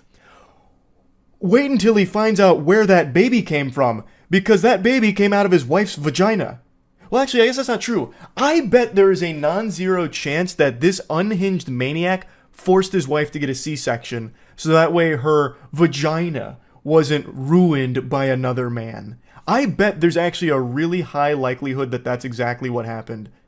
And that's scary. This dude is so fucking red-pilled, he won't even let his own newborn son touch his wife's body. I bet he also wouldn't even let his wife change their son's diapers, because he views them as competition. He'd bust into the room, I know what you did, bitch! You looked at another man's wiener when you changed Wilder's diaper, didn't you? And just starts profusely crying, probably calls her like a cheater or something if she changes their son's diapers. This guy is so mentally unwell, I was stunned. Like I said, I couldn't believe this was real. She tries to talk sensibly to him. Just Wilders, not another man. Their baby, their actual baby goo goo gaga infant is who we're talking about here, not a man. He views an actual, 2-day-old as a man? What the fuck? But anyway, he says, he's a male, and your son. That makes it incestuous in my eyes. And she says, it's not like that at all. And then he goes, I'm not saying anything I haven't told you before. So this man was probably riddled with red flags for a long time in this relationship, and now he is just breaking, just melting down. That's definitely one of the most unhinged things I've probably ever seen anyone try and say. That breastfeeding your own child is incestuous. There are so many things wrong with that. I don't even know where to begin. It is so shockingly stupid. This guy needs to be put away. He needs to be institutionalized. ASAP. Dude must think that all the days pre-baby formula, so, the thousands of years BF before formula, it was all just incest with people breastfeeding their newborns. This guy is so dangerously disconnected from reality, it is scary. He is a loose cannon on the edge that is snapping. I'm going to spoil a little bit here and just let you know, he divorces his wife over her breastfeeding their child. Just let that marinate for a second. Sit and stew in it. That is insane. That is crazy. Let me pose a question to this individual. I blanked out his name, but I really want to call him by name. But I'd love to pose a question to him. Does he realize how fucking degenerate this is and how much of a pervert you must be to view a newborn baby as a man that is a competition to you? And it's not even like a random baby either. Not like that would make it excusable. Like, anyone who would go out there and view a baby as competition because they're getting breastfed is very fucked in the head. But this is another level of fucked because it's his own child. He fucking blew that load into the world. This is his DNA in there. And he immediately views it as some kind of sexual competition with his own kid. That's so weird. He is a menace. He is a menace. She leaves out some of the conversation here. I imagine it got way too personal with some of the information that was conveyed. But it starts here saying, I wasn't playing. She says, I know. You are a bitch for making matters worse. I'm sorry you feel that way towards me. I doubt they're gonna let me bring y'all home, so good luck finding out or figuring out a way to make that happen. I just felt it would be okay to breastfead Wilder, and we could compromise a situation where you don't have to be in the room. You don't get it. I told you that with Hunter. The way Hunter is spelled is so peculiar. Again, that's what really made me put on my fedora and do a Reddit deep dive on where this picture came from, who posted it, and if it was real, because these two names really just make it seem like it's rage bait or some kind of joke. But again, there is quite a bit of evidence that points to it being legitimate. He continues, that was a compromise you made then, and I still feel the same way about it. After you heal and get on your feet and are able to afford your own place, move out. Until then, no matter how long it takes, the bedroom is all yours. I'll set up an air mattress in Wilder's room tomorrow. Letting this fungus anywhere near their child seems like a recipe for disaster. He already views Wilder, his newborn son, as competition. Him staying in the same room as Wilder, I think, is just a terrible, terrible idea. Because it really does seem like he thinks that his wife has cheated on him now by breastfeeding their son. He's calling her, disrespectful, doesn't have any respect for him and what he wishes because he told her not to breastfeed because now he can't enjoy her boobs anymore. It's all just ruined. It's all kaput. All because Wilder was breastfed by her. So I really think having him anywhere near these kids is a bad idea. Fuck you, we're done. I'm going to talk to a lawyer about 50-50 custody because no matter how much I hate you, I would never keep the boys from you. You can stay at the house for as ever long as you need. I'll sleep in Wilder's room. I'm going to pause right there. You absolute goober. You goofball. You really think that you would get 100% of custody here? He's like, okay, since I'm such a benevolent saint, I will grant you 50-50 custody of our kids. Even though I hate you, you can see them sometimes, you disrespectful harlot. Brother, I'm gonna give you the truth here. Brace for the cold water. Here it comes. If anyone, especially a lawyer, saw these text messages as well as the threats that the hospital was made aware of, you would never be around these kids. Rightfully so. It's unsafe to have them around you. You are deranged. You are absolutely fucking filthy. So I don't know why he thinks he would get 50-50 custody, like that'd be his call to make. He replies to something she said that isn't in these screenshots. She said, they made a report because of what happened the first night I stayed in the hospital. I'm guessing he exploded then too about something. And he replies saying, not what they said. They didn't know anything about last week. They said because you told them this morning you didn't feel safe with me in the room and wanted me to leave. And she says, I just didn't want to fight over me breastfeeding. Fuck you. I told you when we fought over it with Hunter I would leave you if you did it. This has been like his worst nightmare, having a child that gets breastfed. This has to be, with no exaggeration, the most insecure man on the planet. Bar none. No one else would even come close. He is so insecure that he worries that his own flesh and blood is a threat to him because they get breastfed by his wife. Wow. So again, this is so over the top that I questioned its authenticity. And as sad as it is, it seems like it's real. And he, from what I can see, was the one to start pushing forward, like, the divorce. Like, that's the best thing for the mother and her children, 100%, and I'm sure she'll realize that down the line. It's probably very difficult right now. But, man, this guy is bad news. What a terrible piece of shit. I just had to talk about these. I was blown away by what I was reading going through this. I just had to share it. That's really about it. Awful situation. I'm wishing the best for the mother and the kids here. And the best thing that can happen with this guy is he gets put in a straitjacket and goes somewhere far, far away. Because I don't know how you even fix that perspective. This guy is so lost in the sauce, there is no getting him back. It's insalvageable. So yeah, that's really about it. See ya. Hey there, it's been a little while since I showed you text messages from an unhinged weirdo.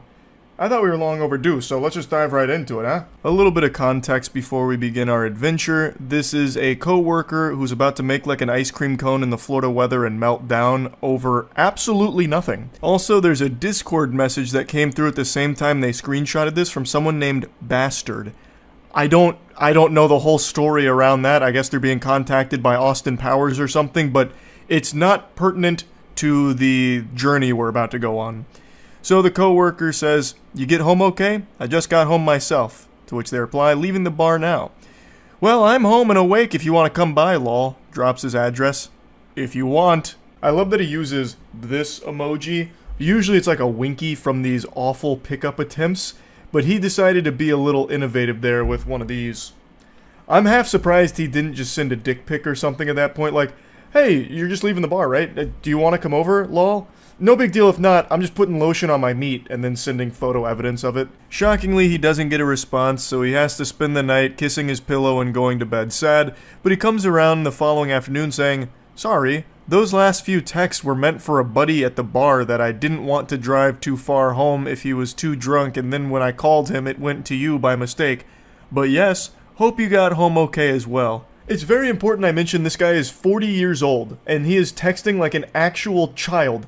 That tactic right there, I am sure everyone watching this has experienced at one point in their life, where you send a message to someone and you're like immediately embarrassed, so then you come up with a response like, oh sorry, that wasn't me that sent that message, that was a buddy of mine, he just hacked into my phone and sent you that by mistake. I would never say that I liked you, or that's gross, that's yucky. Wasn't me. I wasn't trying to invite you over to my house or anything. That was meant for a friend of mine who was super drunk, and I was just trying to save his life is all. Like, I'm actually a hero. I'm a super good guy. That message was truly a crazy mistake. Things then get super weird because he comes back the following day and says, yes, my friend, ... It's a shame, ... That's so cringe. It's like a Reddit mod cosplaying as some kind of Saturday morning cartoon villain doing this with their hands. Yes, my friend, it's a shame. Sonic the Hedgehog. You've come to my lair. What a shame you didn't see through my plan. It's so odd and embarrassing reading that. Always have been told what a gentleman I am, and he puts his pinky out, no doubt, when he typed that message. I can actually smell him through these. I mean, the physical stuff was both of us. I don't regret that, but the lingering bothered me because I think of a lot of you. I think a lot of you, as in the quality of person you are. No response. So you're gonna soon realize that he's actually illiterate. His weird dweeb speech didn't quite work with the yes my friend angle. Still no response. So he tries again at 4:41 a.m. saying, "Hey you." And then he comes back shortly after saying, "You honestly creep me out. Our bar is suffering for the first time since 2016 because we have a selling sandwich worker." I don't know what the fuck he's even trying to say. "Sure, you could learn, but it's all a joke to you.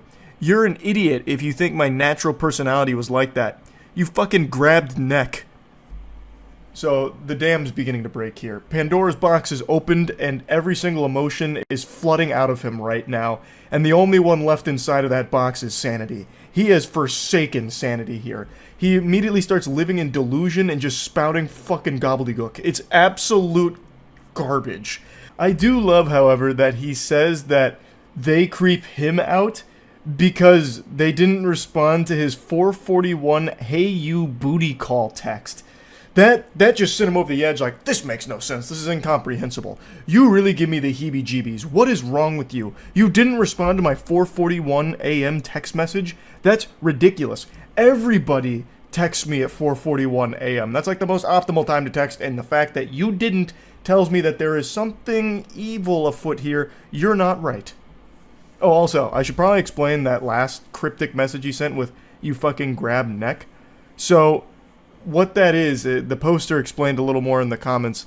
Apparently, they had given him a ride back at some point to his apartment, and he refused to leave the car and insisted that they go to his apartment together, but that obviously wasn't flying here.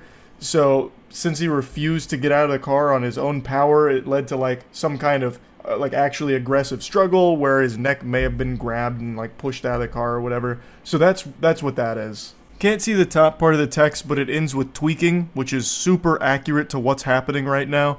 And he responds, "Is this a group chat? Accept the rejection, learn from it, move on. Also, begging to go on another date with me is cringe as fuck.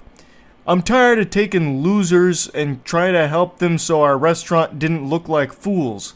Doesn't. Date?" Laughing, crying emojis. "I feel bad for you, You. Okay, bye." Laughing, crying emojis. "You are, what, 22 and act like 15. There is no date." Laughing, crying emojis. "Thank God I finally got John here." I don't know who John is, but hey, fist bump to John. The savior has arrived. John is saving the day. "There has never been a date. ... My God. ... What kind of weird-ass life do you live? ... I said we have crackheads at work and maybe we can go outside, and maybe we can go out besides that... If you didn't see that on Saturday night with the convict you are still and idiot and not who I talked to you about thinking you are mature and different... You are just a basic Lucy fly we have to deal with." The fuck is a Lucy fly? A loose fly? Loose fly? I don't know what that... I'm no zoologist, and I don't feel like looking it up. Scratch that, I just went back on my word there. I did look it up. Nothing appeared on Google search. Even Google was like, "Are you fucking dumb? Hey, excuse me, Charles, did you mean to Google this nonsense mumbo-jumbo? Loose fly, are you stupid?" So I don't even know what word he was trying to put there, because there is nothing that even remotely pops up to explain that.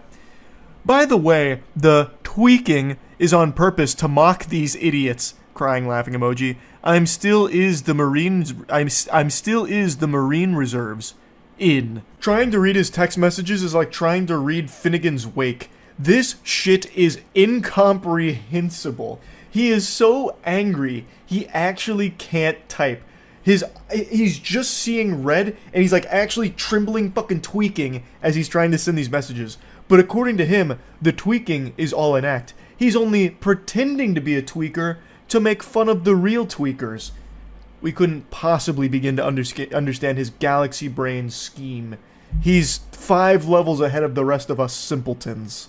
Damn, imagine being 40 and still illiterate and pathetic. Take care. Illiterate? Let me out it this way. I'm assuming he meant let me put it this way, but he immediately blew it. So after following up illiterate allegations, he proves them true right away. You've accused me of being illiterate? Well, check this out. How many? How illiterate is that for you? Question mark. Crying laughing emoji. You cannot be this dumb. I am mocking the way you talk. I would love to, like, get a peek inside of that noodle of his. What a very special brain. No, I'm not tweaking. I'm making fun of tweakers by pretending to be one. No, I'm not illiterate. I'm making fun of you. I'm making fun of the way you talk with my illiteracy. What don't you understand? You're so stupid, you can't even see that. Haha, I feel bad for you. Haha. I am 40. Served my country and stepfather well. Brother, I don't... What? You served your stepfather well. Where is that even coming from? Who asked? What ghost are you engaged with right now in this conversation? Like, what the fuck? I'm 40 years old and I served my stepfather so goddamn well. Why didn't he love me, huh? Why?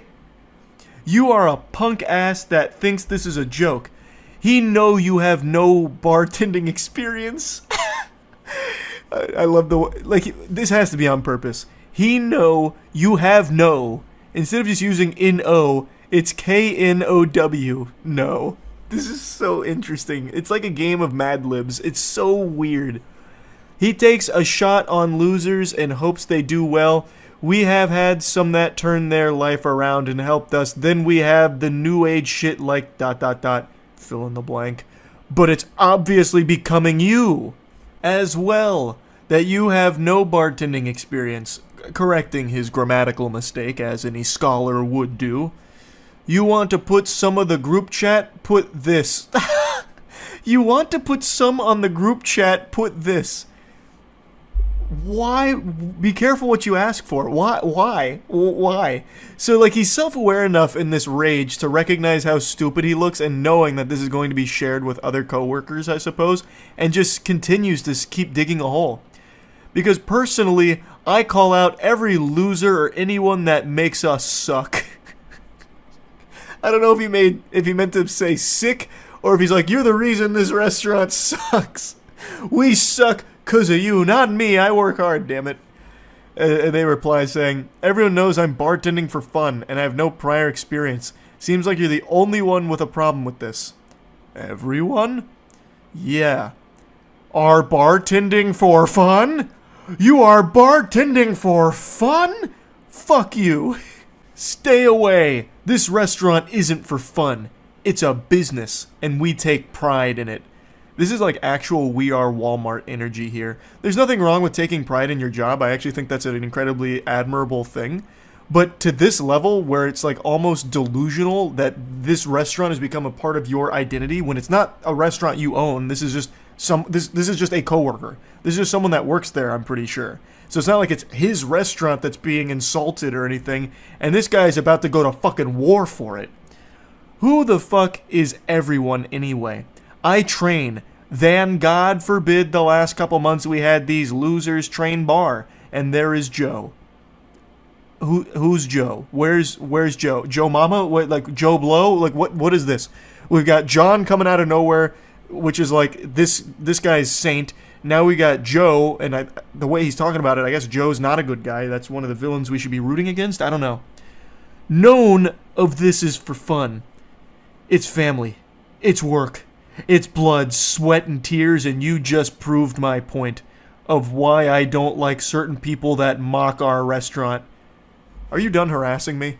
I feel like as he was typing that last sentence there, you just proved my point of why I don't like people who mock our restaurant. He was charging up one of these. Why I oughta. Getting ready to get the knuckle sandwich deployed.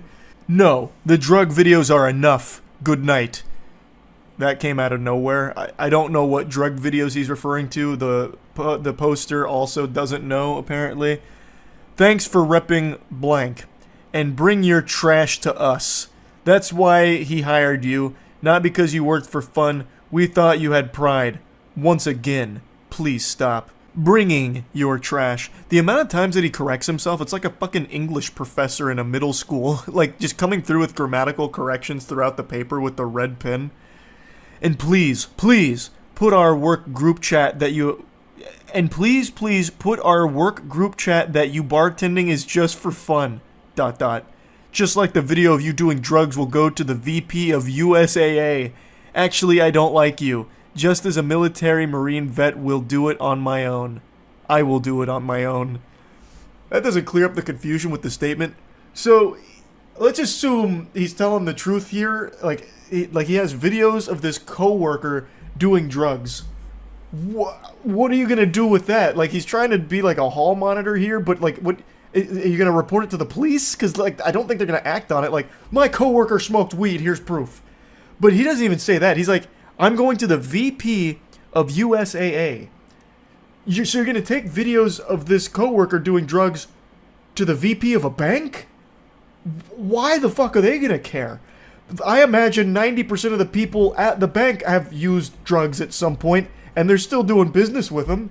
Like, it's not like they're going to get outraged, like, oh, good golly. One of our clients does drugs? Cancel their accounts quickly. Freeze their assets.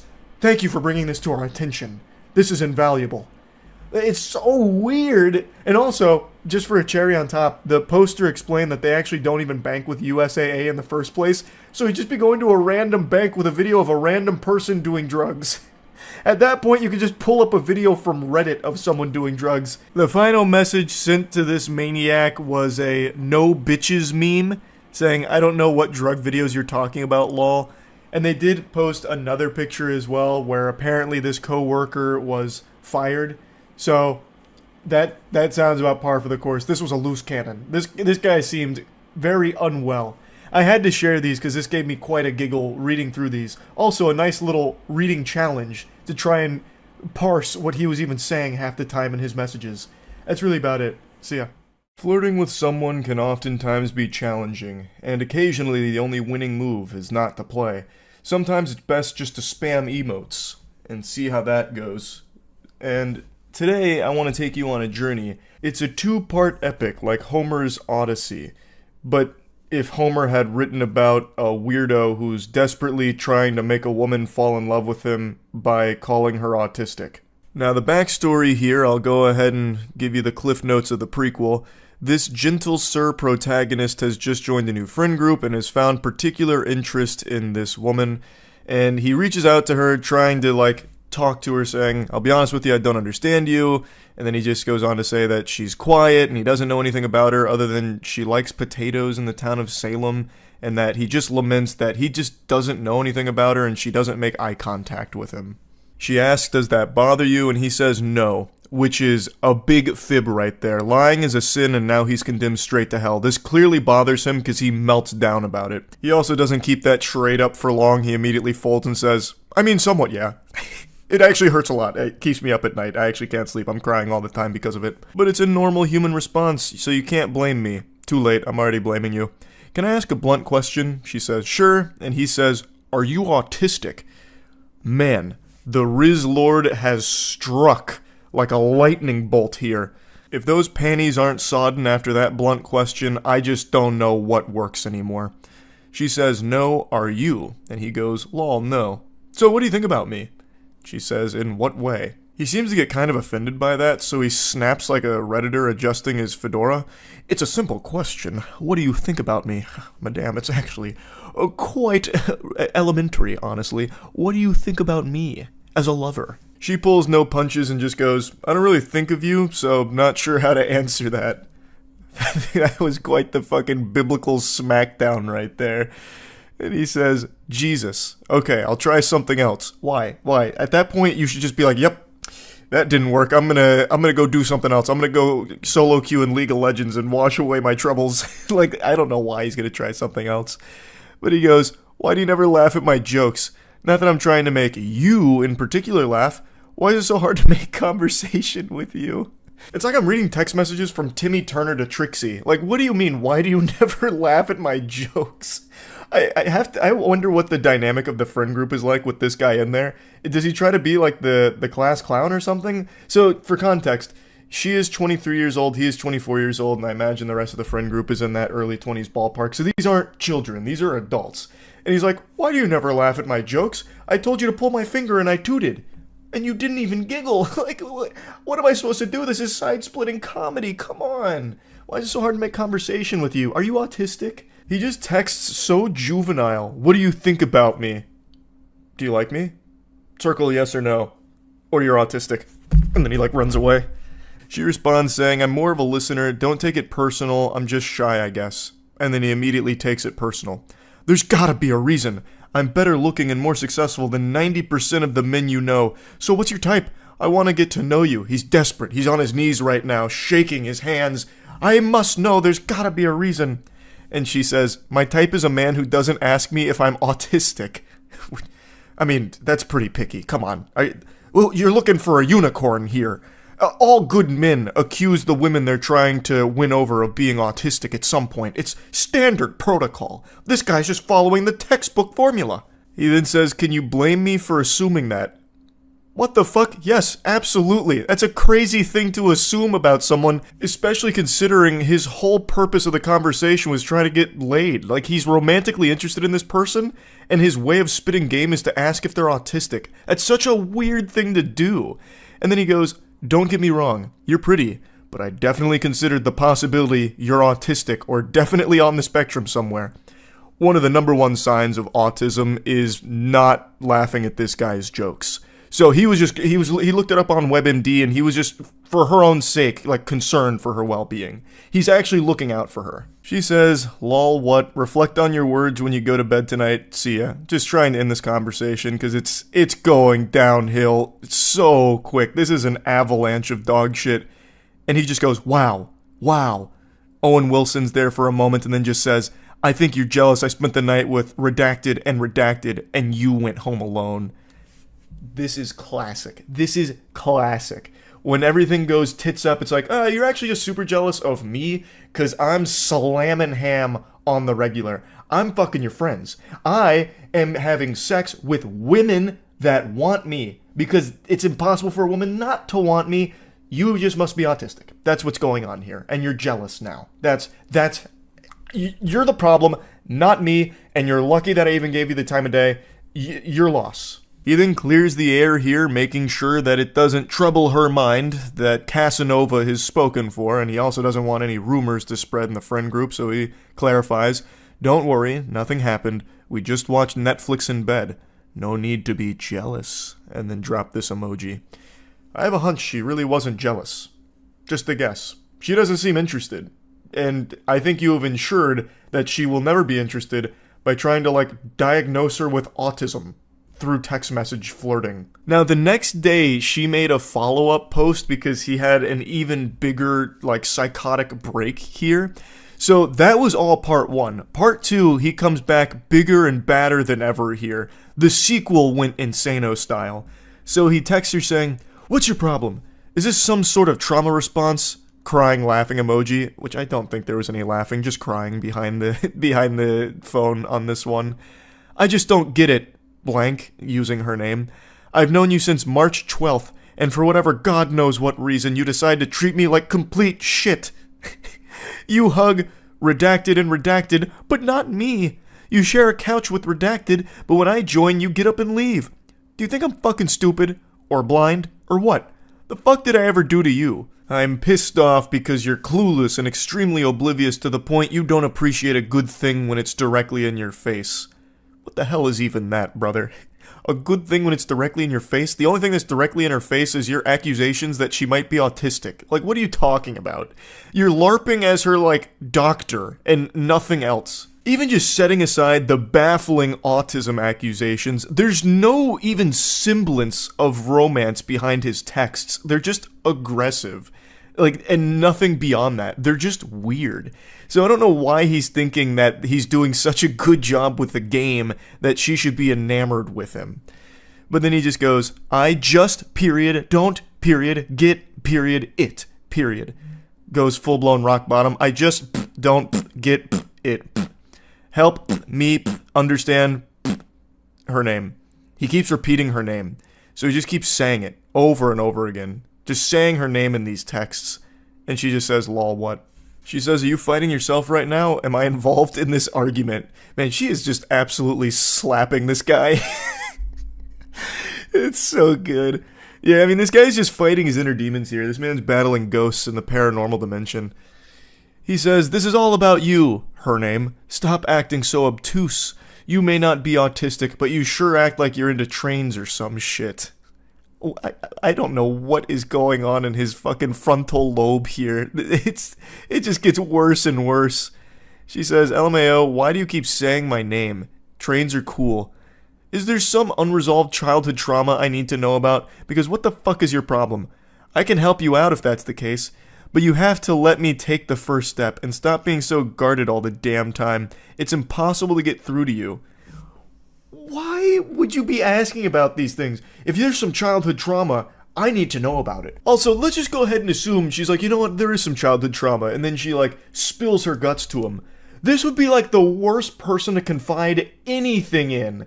This is a guy who's already having a conniption because she doesn't laugh at his jokes and doesn't make eye contact enough with him. Like, I highly doubt he would be a good confidant for anything heavy. This guy would immediately be like, oh, well, childhood trauma, that's another symptom of autism. It's ridiculous. You're lucky you have me around, honestly. Says her name again, which is so creepy. He just keeps throwing her name into every message he sends as if it's some kind of, like, dramatic moment in a television series. Please, I know you hear it all the time, but you're very pretty. I like you when you're not acting like an autistic, frigid bitch. Respectfully. Hey, that silver tongue's coming out in full effect right now. He's becoming irresistible. March 12th, and I haven't proven myself enough to you yet. Real quick, March 12th is not that long. It's not like you've fucking known her your whole life or anything. Like, what are you expecting to do in this span of time to make her fall in love with you? What do you mean you haven't proven yourself enough to her yet? What are you trying to do, like backflips and shit? Do you just keep trying to tell, like, the worst jokes imaginable, hoping to get some kind of pity giggle out of her? Like, it's so incomprehensible. He thinks that it's been such a long time. You've been single all this time. Ages. Almost 2 months you've been single. Like, it's crazy. It doesn't make sense. It doesn't compute. It's extremely suspicious, actually. Why would a girl like you be single? What are you hiding? I don't understand what you want, in all honesty, lol. First step of what? Referring to his previous message where he asked her to, or when he said that he wants to take the first step, but she needs to let him. She teases him with some sarcasm here. LMAO, okay, I'm hiding so much, dude. First step of our potential. He's already envisioned 5 different universes where you two are madly in love, and the potential it's incalculable. I can make your life 10 times better than it is now. I'm so sure of that, I'd give that to you in writing, which is legally binding through text messages. You're beautiful, her name again, and I'm what you want in a guy, correct? Incorrect. Where did he even get that assumption from? I'm exactly what you want in a guy, right? The one who just keeps accusing you of being autistic? That's what you're looking for, isn't it? No? Well, I guess you have some unresolved childhood trauma then, and you're just a frigid bitch, I suppose. And then he just says, you're joking. You're performing. He can't accept that she wouldn't be interested in him. You're putting on a teach me a lesson or something stupid, lol. I don't for a second believe you. Her name again. What does that mean? You're putting on a teach me a lesson? What is that? I don't understand. That doesn't make any sense. I don't have to date you just because you find me physically attractive. That's like consent 101. Believe what you want. Don't forget, I'm suspicious. Yeah, you are, because there's no way you're single. You either have a severe mental disorder or asexual. And she says, so anyone who's not into you falls under that category, LMAO. Interesting. I love so many things about you. Her name again. The way that his mind is able to switch gears is pretty impressive here. You must have a severe mental disorder. I love so many things about you, Schnookums. Oh, sweet pea, oh my goodness, I just want to cuddle up inside you and let our bodies perform fucking friction on each other till we start a fire with our love. Genuinely, I love you as a friend, and I love you as a person. I want to make you smile. Smile emoji. That's so cringe. Oh, that's so fucking bad. I want to make you smile. Like this. See Exhibit A, for example. It's the smiling emoji with a little blush. Oh... He's trying to be mushy here after insulting her, doing nothing but insulting her for the entire, 2-day conversation. What's your height, by the way? All of my exes have been 5'9 plus, so taller than you, Winky. But you have gorgeous eyes and tasty lips for sure. You look healthy. You make me want to become a daddy. Who took his phone? Who did he just give his phone to? This can't be the same guy. This is full-blown Jekyll and Hyde. It cannot be the fucking same guy.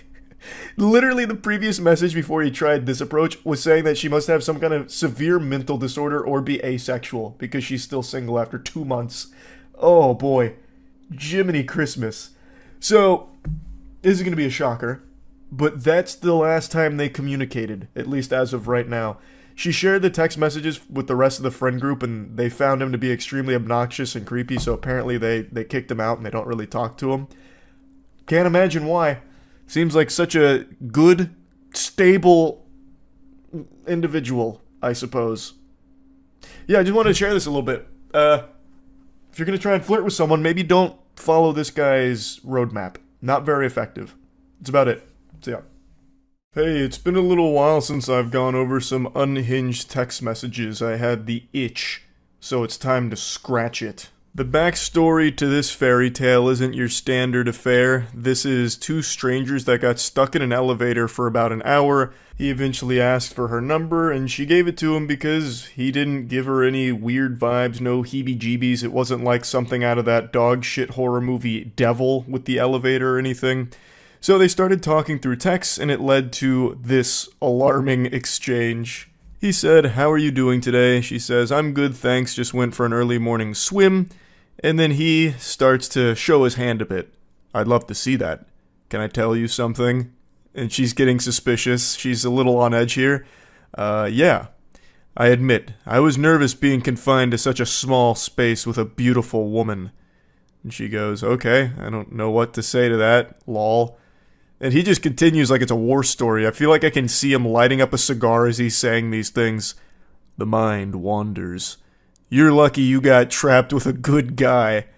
And she's confused, saying, "What does that even mean?" He was apparently super normal in the elevator, but now over text he's talking like he was Bruce Banner holding back the Hulk in that situation. Saying shit like the mind starts to wander with ellipses there just makes it sound like he was, stranded on an island, ran out of food, and was contemplating cannibalizing the other survivors there to keep himself alive, and he's like writing down the sailor's log. It's too much for me to bear right now. My mind, it starts to wander. I'm losing myself on this island. I'm going to slit the throat of the former captain and feed on his insides. Lord help us all. He continues, "Don't worry. I don't intend on harming you in any way." Which is a very reassuring thing to hear out of the blue. Listen, ma'am, I'm not approaching you with violent intent. I want to make that clear right now. I know you may have had it in your head that I was going to kill you. I want to put your mind at ease. I was never even contemplating murder. Or rape, for that matter. I was simply explaining that any warm-blooded male would be tested in that situation. Dude's trying to explain this like he's John Madden here. Appreciate the breakdown though, Reddit mod. Any warm-blooded male would be tested in that situation? What do you think would have happened? Like, the elevator malfunctions, you're stuck in there for a little bit, and what, he's just gonna turn into some kind of feral beast that's gonna be tearing her limb from limb like a wild animal? Just the instant the elevator stops moving, just something goes awry in the male brain, and they turn into the Tasmanian devil, making, like, Jujutsu Kaisen curse spirit sounds as they charge at the woman that's stuck in there with them. But luckily, she was trapped in there with a good guy. Not like those other red-blooded males or cold-blooded male. What did he say? Hemoglobin-blooded males? What? I've already fucking forgot. But he's just being chivalrous here and reminding her how lucky she was, all the stars aligned, to put her in the perfect position to be stuck on an elevator with a stranger that's as gentle and as nice as this guy, who had no intentions of harming her in any way whatsoever. She hits him with some question marks going, "I'm not following," because, I mean, this is all reading like a threat at the moment. And he says, "Don't worry," which is cause for concern, definitely going to start worrying. He says, "You have the perfect body. Those small breasts and soft, thick thighs leading to that voluptuous ass are delightful. Thank you for existing. Thank you for your service of pleasing my eyes in that elevator, madame. I tip my fedora to you on this good day." And she just says, "And now I shall cease to exist in your life. See ya." That was the correct decision there, just to block them and hopefully never see them again in your life. That's probably the safest thing to do, because this whole thing makes it sound like he was considering rape or something and then decided against it, how he had to, like, fight against that urge that other warm-blooded males would have succumbed to or something. It's fucking weird. This guy is a weirdo. And here's another weirdo in a similar fashion where it's a complete stranger that just goes fucking insano style out of nowhere on someone else that is also still a stranger. These two are co-workers. They've been working together for about a week and they play online games together in like a group with other co-workers. So they're not like friends or anything. They have barely known each other. He texts her saying, "Kaylee, we care about you. Care. Please answer. I'm so sorry. Please talk to me." Now, I want to be clear, this is one person saying this, so I don't know why he's saying, "We care about you." This is like some Schmeagol shit with my precious. You know, we got Gollum coming in right now. And she says, "It's okay. I'm not mad." And he goes, "Please just talk to me. I cared about you. Still do." And she says, "Thanks. You too, dude." He continues to spiral. "Why are you acting like that? I'm here for you. No matter what. Can we just talk on the phone? Just you and me?" He's throwing up the desperate full court shot here to try and get the buzzer beater to win the game. I don't know what he would expect here. Obviously, she's not going to take that call. You don't know each other, and you're already being, like, obsessive. That was never in the cards. But let's assume she did. What were you planning on saying to her? Yes, milady, thank you so much for accepting my call. I love you. When can we fuck?" "Honestly, you're creeping me out. I've known you for 1 day at most. Stop." "If that's how you see it, then fine. I really cared." I mean, that's how the world sees it. Like, that's how time works. Like, you haven't known each other for long at all. It's like there's only one way of seeing it, and it's that you guys don't know each other at all. "You're acting like we're best friends, and I've only known you for what, a week? This is extremely weird behavior that I won't deal with." "It's okay. I'll find someone redacted. At least she's nice to me."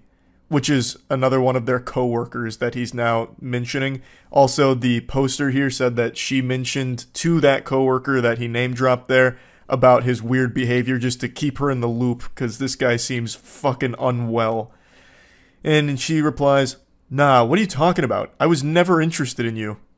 "Okay, fair. She was way better. Nice, at least. I was so nice to you and was even open to us." Which I don't really know what that means. Like, what does he, like, trauma dump on her while they're playing games together in ARAM? Like, I don't know. What does that mean? Open to us? Or like maybe he was open to being us, like a unit, a relationship perhaps? Man, that's generous. He was even open to dating her. Wow, he really was such a fucking gentle sir. I can least admit that I cared at one point. I don't want to fucking fight. Neither does she. She doesn't want to talk to you. Like, in general. He's just making it sound like they're already in a relationship going through a problem, even though they are complete strangers to one another. "I'm telling you to leave me alone, so leave me alone." And he just keeps saying, "I cared about you, dude, like, seriously. Everyone can tell you cared. You are obsessed. You are legitimately enamored with a complete stranger and being creepy about it. Everyone knows that's not like that's not something that's a good thing to be saying so much here. I will go to blank and report you. I don't fucking know you. I cared. It's weird pretending to be strangers, but honestly, fuck you. They can fire me. I have a better job for $26 an hour." That's how all of these go. "You know what? I don't care. I never liked you anyway. You were gross and yucky anyway. You were poopy. You stink. Big stink. I don't like you anyway. You were lucky I was ever even talking to you. They can fire me. I have a better job anyway at 26 an hour in fucking Narnia. My other job's so much better. Let them fire me. Tell them. Get me in trouble. I actually want it, so I can go to my other job full time and leave you behind. I'm happier there anyway. I cared. My only crime was I cared. I love how he says it's weird pretending to be strangers when they are strangers. She's not pretending. Like, that's just the reality of the situation. Not like the delusional thing that he's married himself to in his mind. They are strangers. But yeah, anyway, just wanted to talk about these because they had me giggling a little bit today. That's really about it. So yeah. Rejection never feels good, it always hurts, and rejection comes in many different shapes and sizes, many different forms of rejection. Maybe you're like me, 5'6", playing a pickup basketball game, driving down an open lane, about to get this easy layup only for it to be swatted last second by a 6'6" freak athlete. And there's nothing you can do about it. It's embarrassing, but it happens. Or maybe you're finally shooting your shot with this romantic interest you've had for a while, only to find out they're not interested and they turn you down. I'm not gonna sugarcoat it, I won't pull the punches here. It sucks. It feels like shit. But learning how to handle rejection is a necessary part of life. So back to my basketball example. What do I do when my shot gets blocked? Well, I get tears in my eyes and come up with as many excuses as possible, and I try and call a foul if possible, so that way we can run that back. So it's not my fault, it's they played dirty. And what happens when you get rejected by a romantic interest?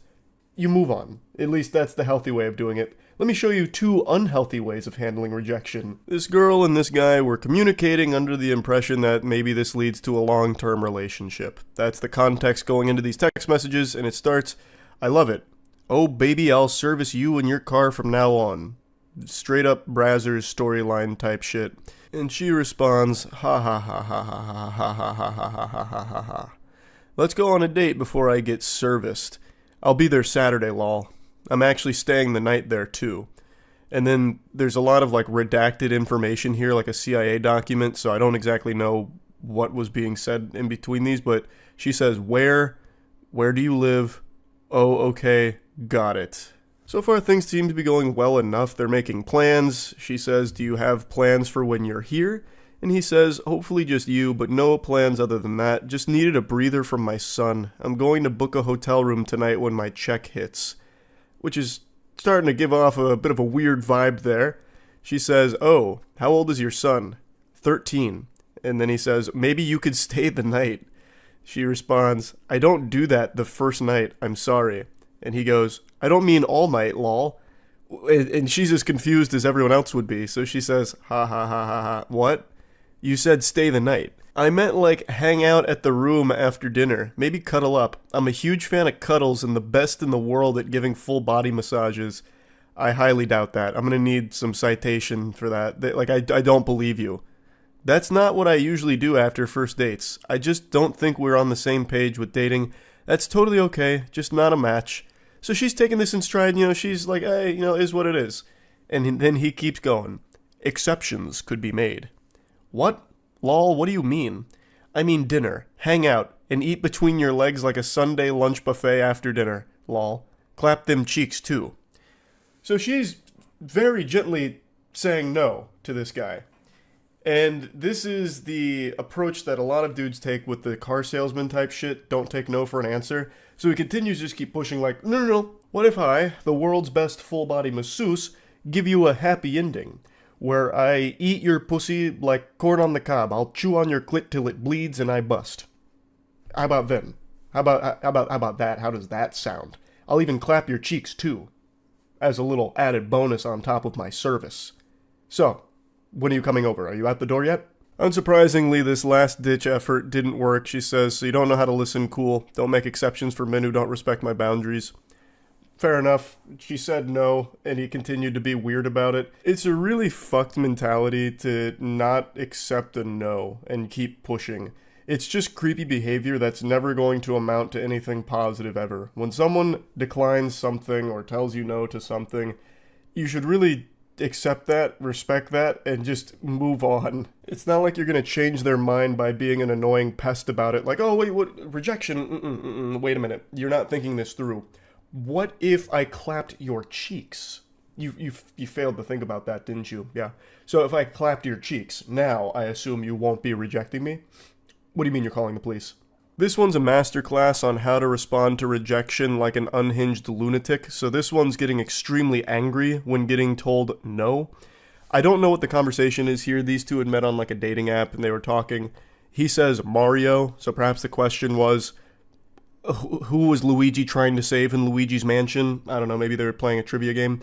She says, okay. She doesn't seem super enthusiastic about that response, so maybe she's not a fan of the Super Mario Brothers. Who knows? But anyway, he says, how was the mall? Get anything good? She says, no, I didn't look. I was just returning something. And then she sends a picture of herself in an outfit. And he goes, oh, that looks really good. Gotta get you some lingerie. Admittedly, I don't exactly know what happened in between the last text we just saw with him flirting and then these. He goes nuclear here. He goes full fucking scorched earth out of nowhere. So I'm thinking that there's some text messages that were exchanged in between these two, so we're just missing an entire chapter of this anime arc that he goes on to reach the villain status. So she says, I don't want to drive to blank for blank, I don't have enough gas. And according to the context she provided, they had apparently had a date scheduled, but she had to cancel last minute because of something school related, and now she was texting him back just to talk today.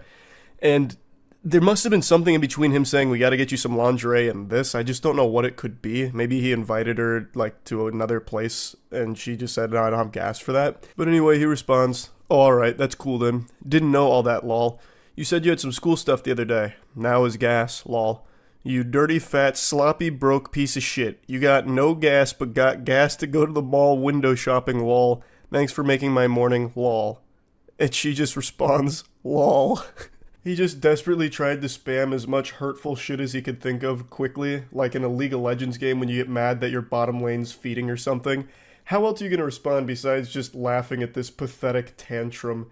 So she hits him with a lol, which only sets him off even further, so he sends her picture back to her in order to keep insulting her. Yeah, this shit is funny, lol, fat ass bitch, you pushing what, almost 190, 200? I almost find it fascinating how anytime one of these weirdos gets their feelings hurt, they always resort to just like, well, you're fat anyway. You're fat. Like, it always comes down to that.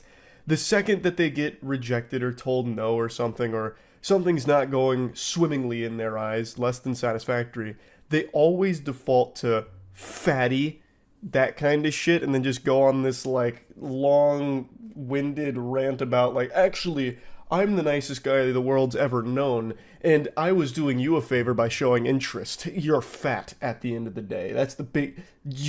I didn't want you anyway. I'm not crying, you're crying. This one's just a little bonus, a cherry on top of the rejection cake. It's not exactly rejection per se, it's kind of adjacent. So this is somebody's ex who just texted her out of the blue. He says, you dead yet?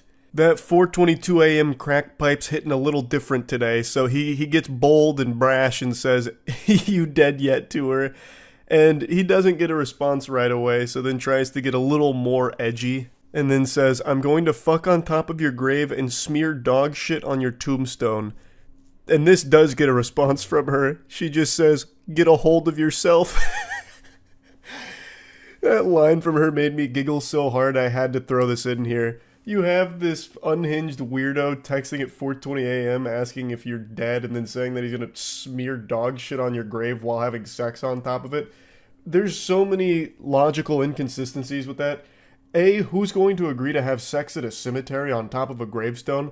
That's just guaranteed to get some, like, demons and spirits haunting you for life. And B, why would you bring dog shit with you to have sex? Even if you found a willing participant here, I feel like if you brought a bag of dog poop with you, that's immediately going to ruin the mood and you probably won't be having sex. Like, this just doesn't make any sense. This guy's spitting a bunch of nonsense here, a bunch of mumbo jumbo. And she just immediately calls him out on it, saying, just get a hold of yourself, you weirdo.